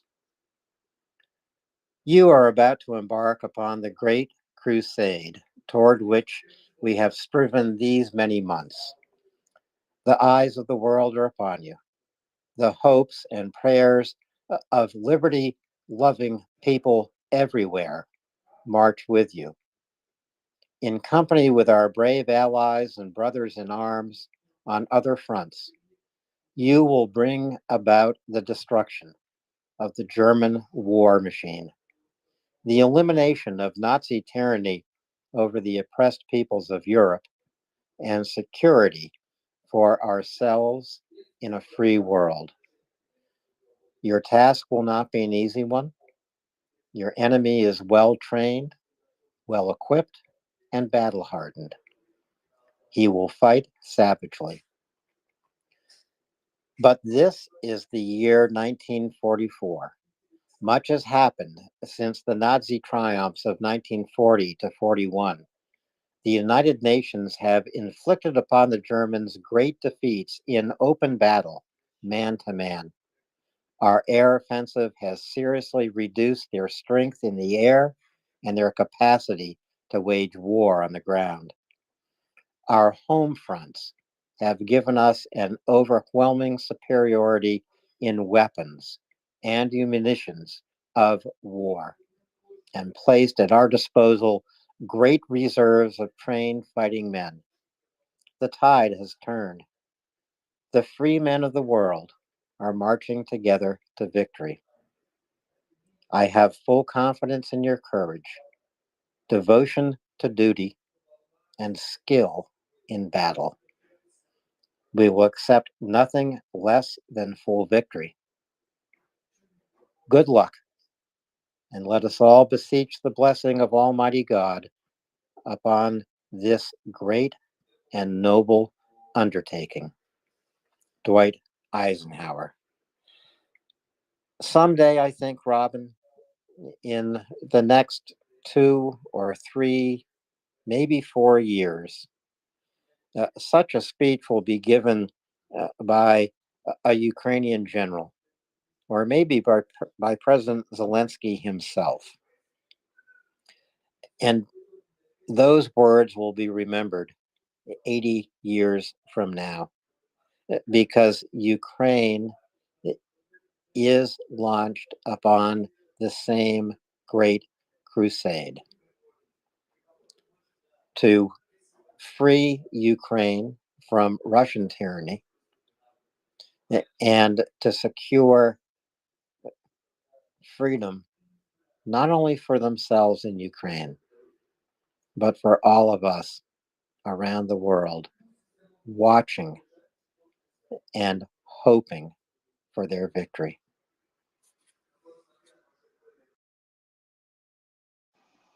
Yeah, thank you, Alan. Thank you for reading that. I haven't heard that in a long time. It really is very poignant. Very, you don't think of Eisenhower as I don't think of him as a great speaker, but that was exactly what needed to be said at the time. And I think you're right. I think one of the one of the one of the gifts that Ukraine has had in this war is having an eloquent speaker and defender as like President Zelensky. And there are and there will be others. Dmitry Kuleba speaks beautifully also.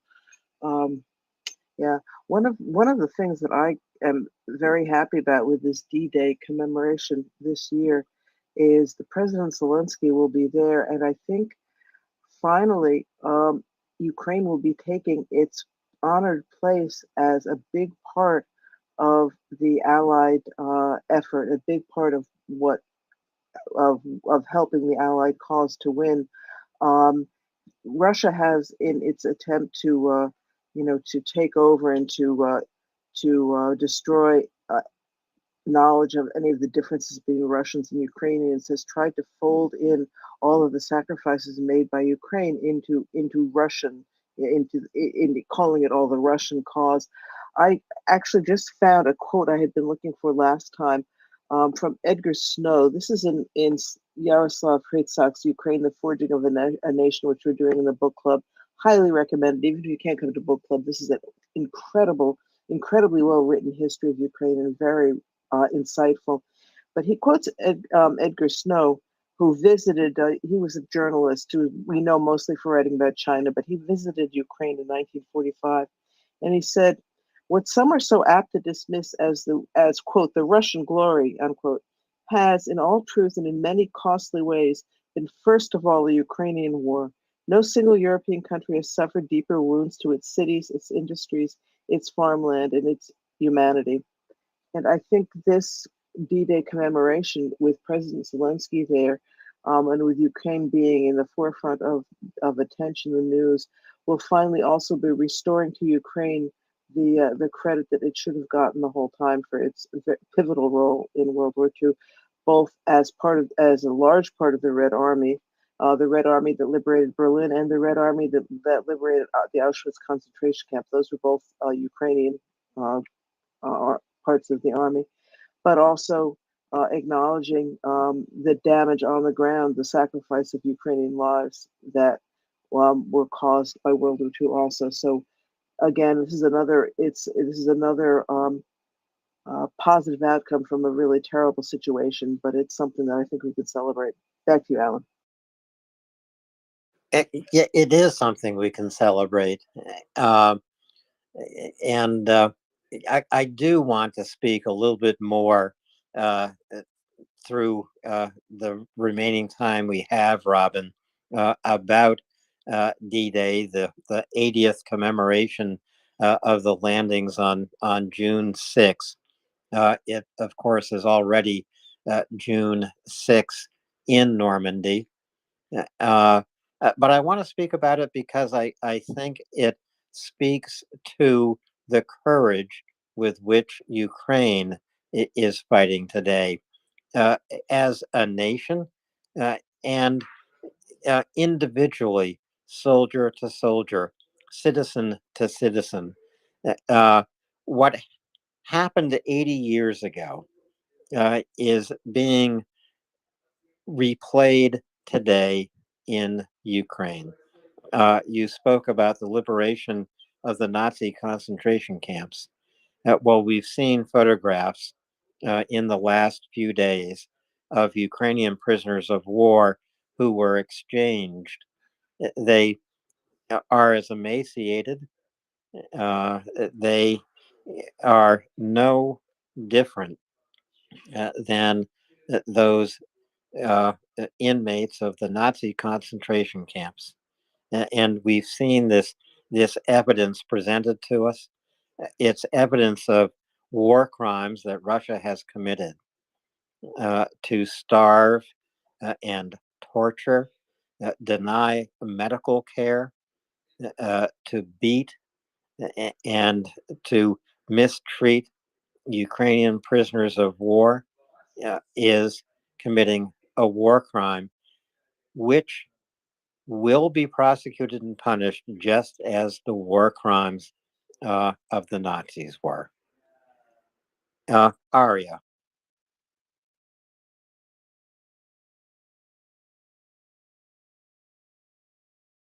I'm sorry, I didn't realize my hand was up. Apologies, Alan. Yeah, thanks. One of the things, Alan, that I found particularly disturbing was a statement. I'm not sure. I think it came from the Ukrainian government. I'm not 100% sure, but the observation that someone made that those prisoners who, they've clearly been horribly abused and starved, that Russia is only releasing those that are in better shape, which just, I find, well, you don't even want to imagine what other people what must have been happening to other Ukrainian prisoners of war if these are the people in good shape, because they look like they're barely alive. It looks like it's a miracle that they're still with us. It does look like a miracle. One of the Ukrainian prisoners of war said he lived, he survived, so he could tell the world about the crimes that Russia committed. And that strikes me as truth from the inner spirit of one Ukrainian soldier. Aria.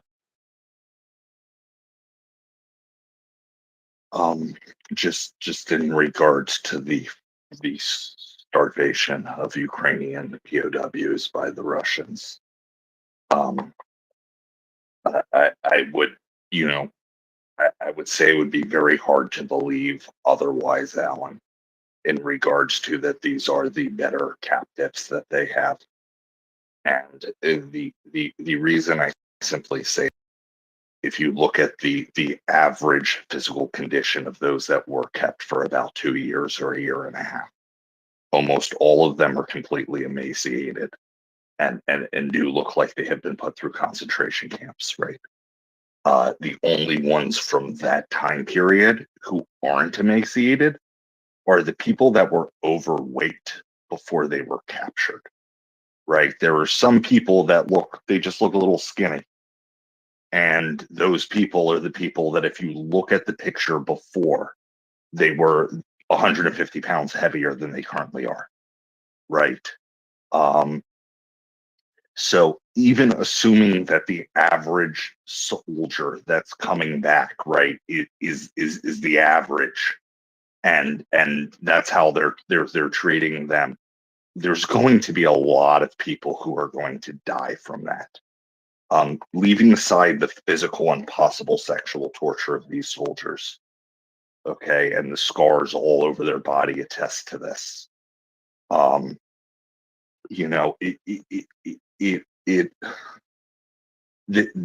human body can only take so much, let alone the mind, right?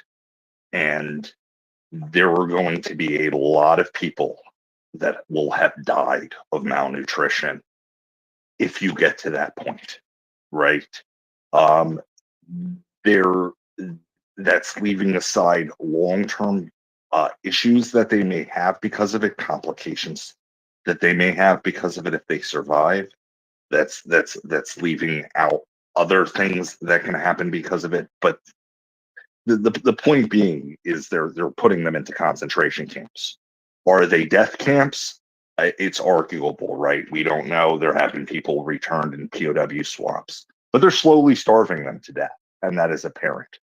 And it's very clear there hasn't been a reversal of this policy, right? Otherwise, those people that were at that stage would be a little bit better off than they are. There would be signs that they would have been getting more nutrition, and the way they look is identical to people coming out of actual zones of famine where there is mass starvation.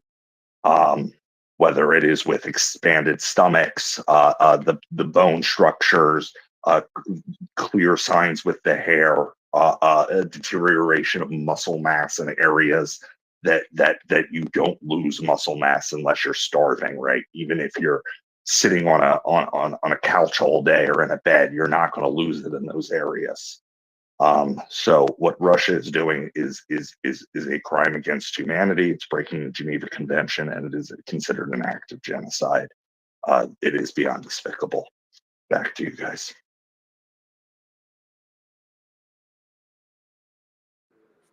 Thank you, Arya. You know, I think fewer than 50% in a recent survey, fewer than 50% of young people know what D-Day is, and I think that is a failing of ours. Certainly a failing of people my age. That our children don't know what D-Day is, the day that so many thousands of people gave their lives in one single day. Now, my daughter knows what D-Day is because her grandfather fought in the Second World War. Her grandmother lost her first husband in the Second World War. He was killed in Germany just a few days before Victory in Europe Day. I'll share a story I don't think I've ever shared here before, Robin. But I do it because this will be the very same choice that so many Ukrainians will face on the day of VR Day, Victory over Russia Day. So many will have lost members of their families, loved ones who are irreplaceable. We already see the Ukrainian flags flying in the cemeteries. Ben spoke earlier tonight about attending funerals in Ukraine of soldiers who've been killed in battle. But in 1945, my mother waited for days and days and days to receive a letter from her husband. It was George Jordan, the only son of a family in Worcester, Massachusetts. And he had volunteered not in 1941, not in 1942, or even 43, but in 1944 he volunteered because he could no longer keep himself out of the war or follow his mother's and father's wishes that as their only child, their only son, he survived this war. He chose instead to volunteer and go fight. As I say, my mother waited for days and days and days to receive a letter from George, and it didn't come. It didn't come, and then an officer and a chaplain walked up the front steps of their house in North Grafton, Massachusetts, and told her that George had been killed in Germany. at the very end of April. Again, this is just days before victory in Europe, and it devastated my mother, of course. And I remember talking to her about it. I'll tell you a curious thing. She didn't tell me about it for the first 20 years of my life. I think it's because it was so painful. And I'm sure that there are other reasons as well.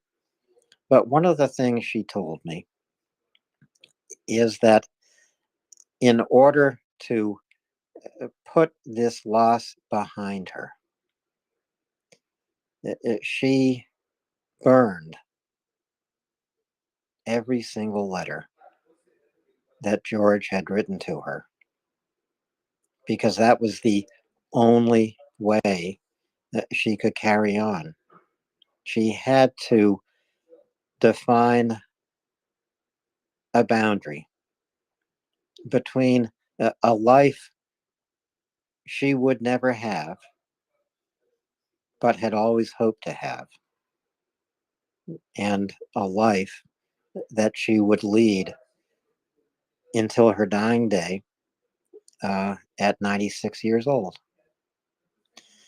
This is the kind of choice that Ukrainians are going to face one day on Victory Over Russia Day. They will have to leave the past behind.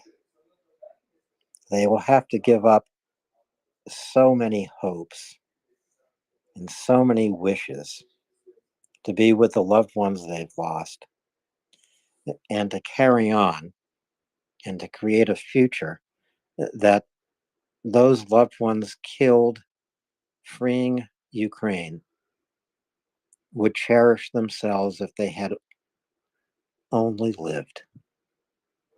And so in the strange randomness of this universe we live in, I'm only here today because a Nazi SS officer that George was taking prisoner shot him dead. And then my father returned from Europe, was introduced to my mother, and here I am talking on MriyaReport and talking about the very same history that my mother and father lived through that's being played out in Ukraine. And if we do not recognize that, then our children, maybe some of us here tonight, will have to live through exactly the same kind of history and make choices about confronting evil. That's why I wanted to talk about D-Day, Robin. Yeah, thank you, Alan. That's a very moving story. You had told me part of it before, but I had never heard the whole thing. Thank you.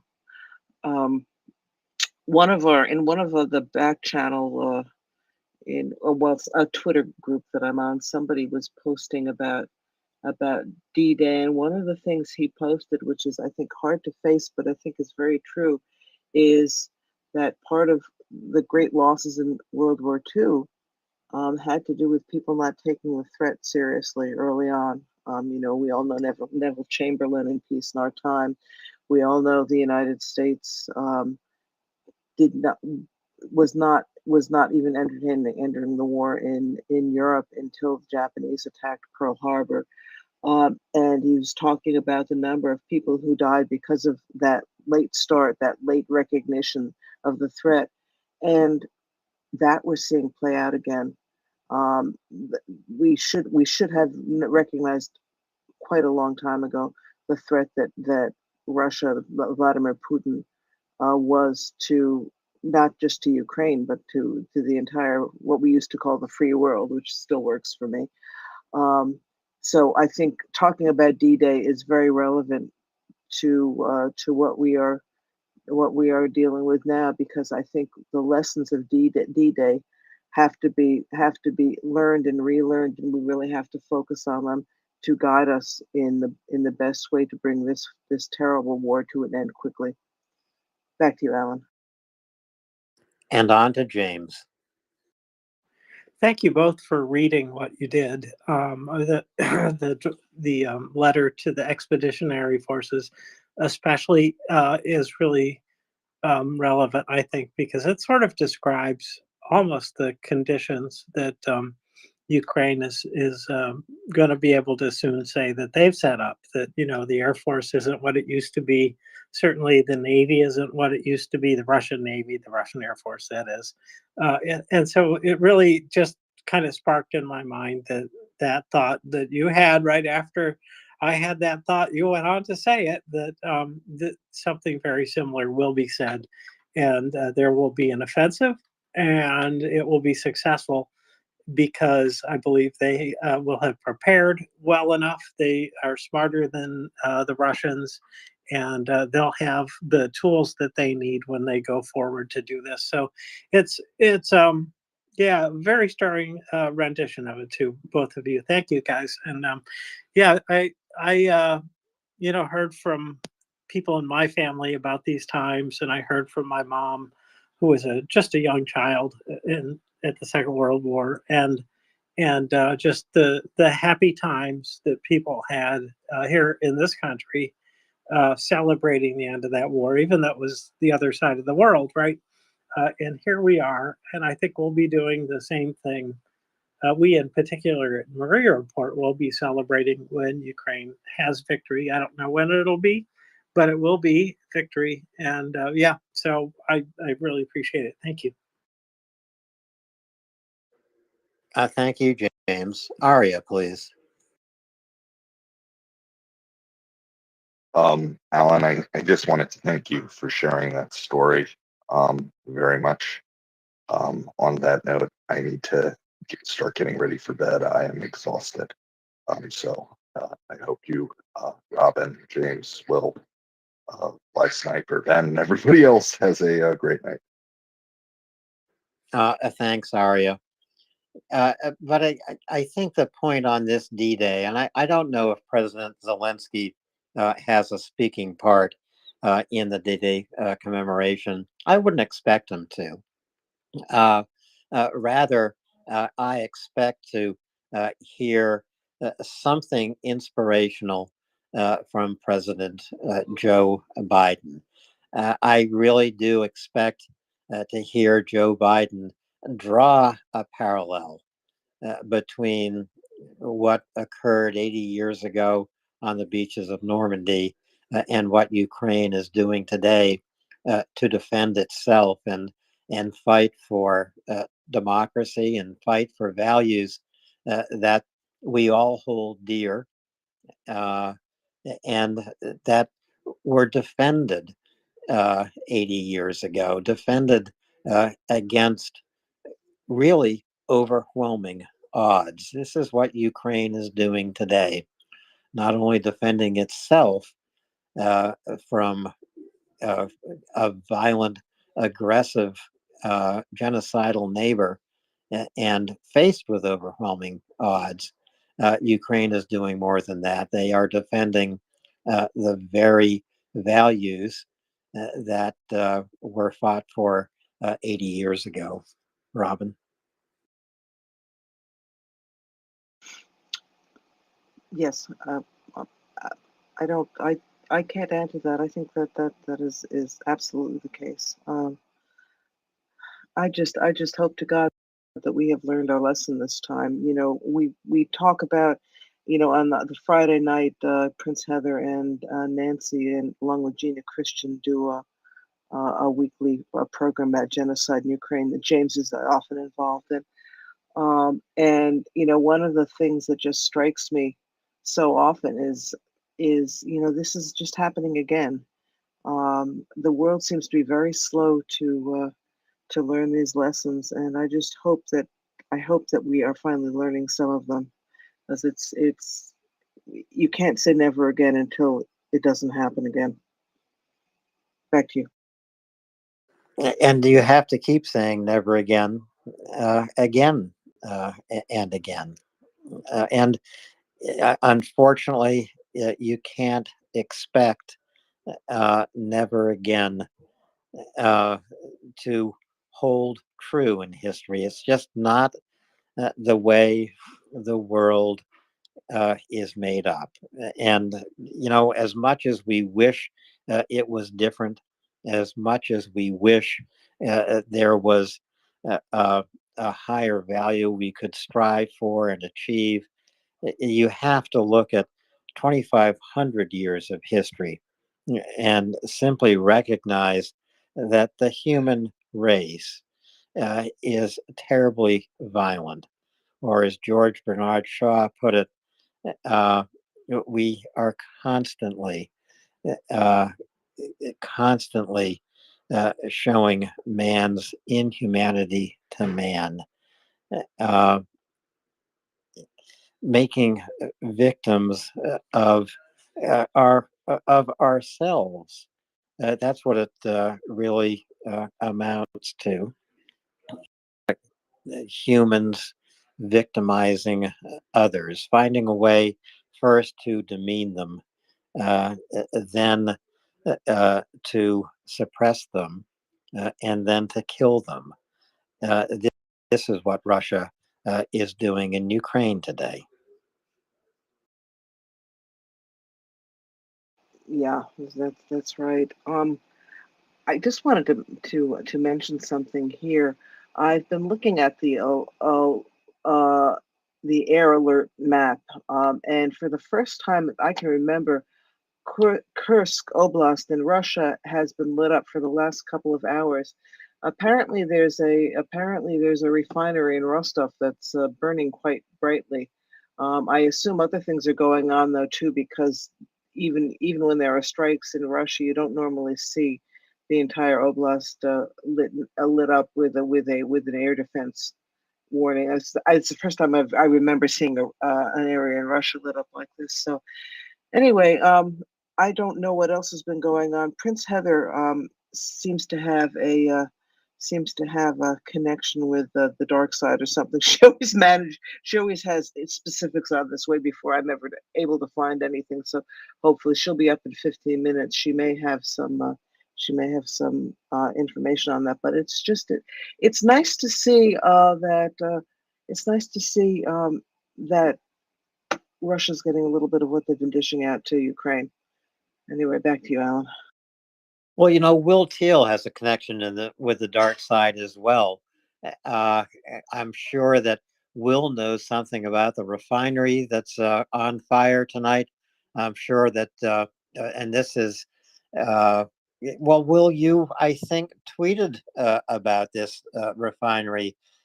It's no small part of Russia's oil refining capacity, is it? Note the 28th largest refinery, 5 million tons a year.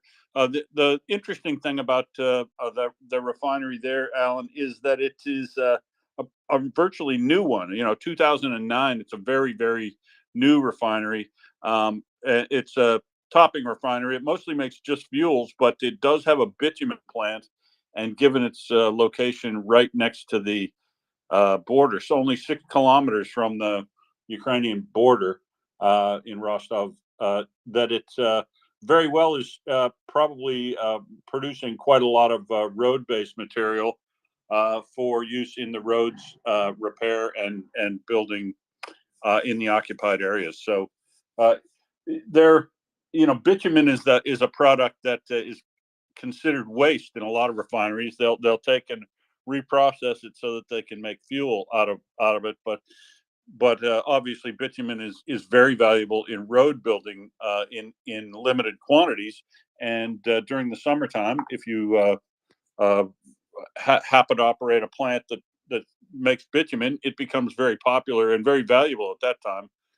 In the Kurnell refinery where I used to work in Australia, they periodically, when road building was on, because these are specialty unit operations to essentially, recycle what would be a waste product. that material, and it's hard to bitumen spills, and they go into the refinery drains and stuff. They really form bad plugs. So it's difficult material to handle. But if you've got a plant that produces bitumen, then for the summer periods, it's usually quite a valuable product to them. So, given its location, I would say that's it's always a good strike whenever they hit a refinery in Russia. Plus, this one is a decent sized one. It's brand new, and a bitumen. So I call that a pretty good one. The oil depot that's been hit is in Stary Oskol. Now, Stary Oskol up north of Belgorod is actually up kind of close to the border of Kursk. So it might be that the Stary Oskol, the Kursk air defense zone might be lit up because Stary Oskol is so close to the Kursk border up north of Belgorod. But it's a major industrial and minerals park. They produce a lot of maybe this is related again. That it's a quarry. They've got the metals manufacturing up there. It's a big industrial park, Stary Oskol. So hitting a fuel depot there might be it might be fuel itself they're after, or they might be trying to shut down some of the movement of road-based material. It sounds not very valuable, Alan, but sometimes the aggregate quarries are quite valuable. If you're building a new railroad, for instance, and you need a lot of ballast to produce that stuff, a significant portion of the movement of train cars around Russia is actually carrying simple materials like aggregate for roads and railway construction. So I don't know if these are related, but I will note that multiple times in the past, Ukraine has hit a refinery and then a stainless steel manufacturing facility, or a refinery, a petrochemical plant, and the drone factory near it that uses that material. I don't know if there's anything related here, but they seem to be going after road building materials night in Belgorod and Rostov-on-Don. And where is Russia building a new railway? Will they're building a new railway to Crimea from Russia through Luhansk, Donetsk, through Mariupol to Crimea.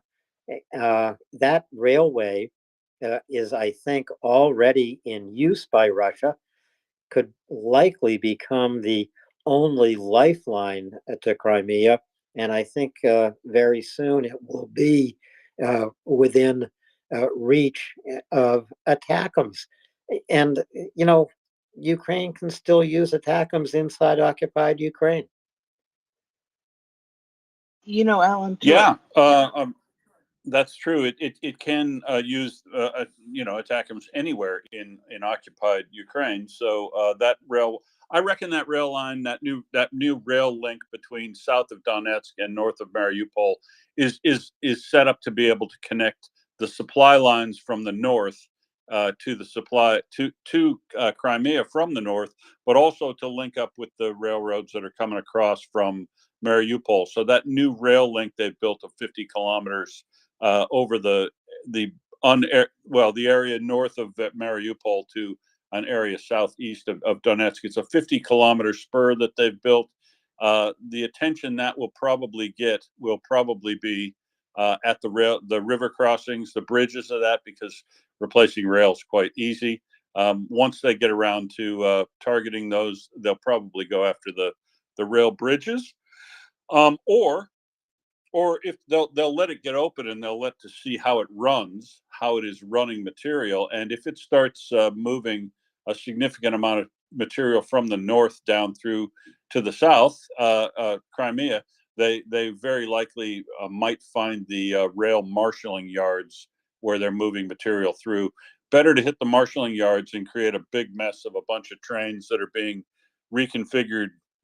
Large unit trains of material will come from the east part of Russia, farther east of the border, like like fuel trains, and then they'll be broken up into smaller trains and sent to each of the areas. So the place I would target, what would find, would be the rail marshaling yards in near Taganrog and up in the north near Belgorod, or the other places they might be moving.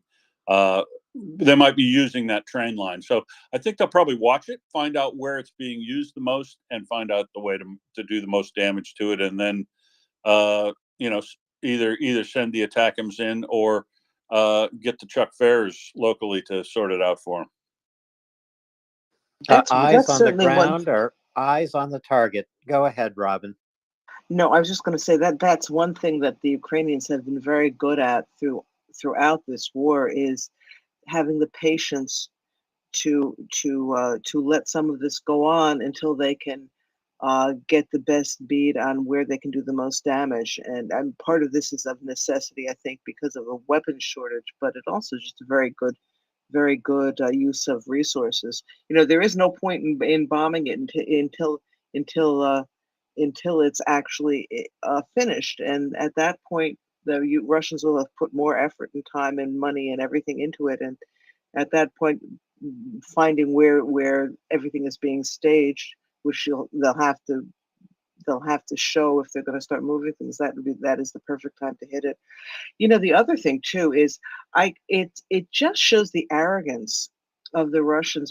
Why would they build, talking about the refinery, why would they build within, what was it, did you say 6 miles, 10 kilometers of the border of a country that they have had an intention of invading for a long time? They really seem to have not made any kind of plans for any kind of armed resistance or counterattacks or anything. This is one of the things that I think is going to spell defeat in the end, is the continuing arrogance of acting as though they're not acting as though they're not fighting a motivated and talented opponent. Yeah, Will. Yeah, I mean, so that a demonstration of hubris is essentially, I think, a side effect of being an authoritarian regime, since the early 2000s, that has acted as if it can act with impunity everywhere. That also very surprising, that Putin wasn't doing the calculations.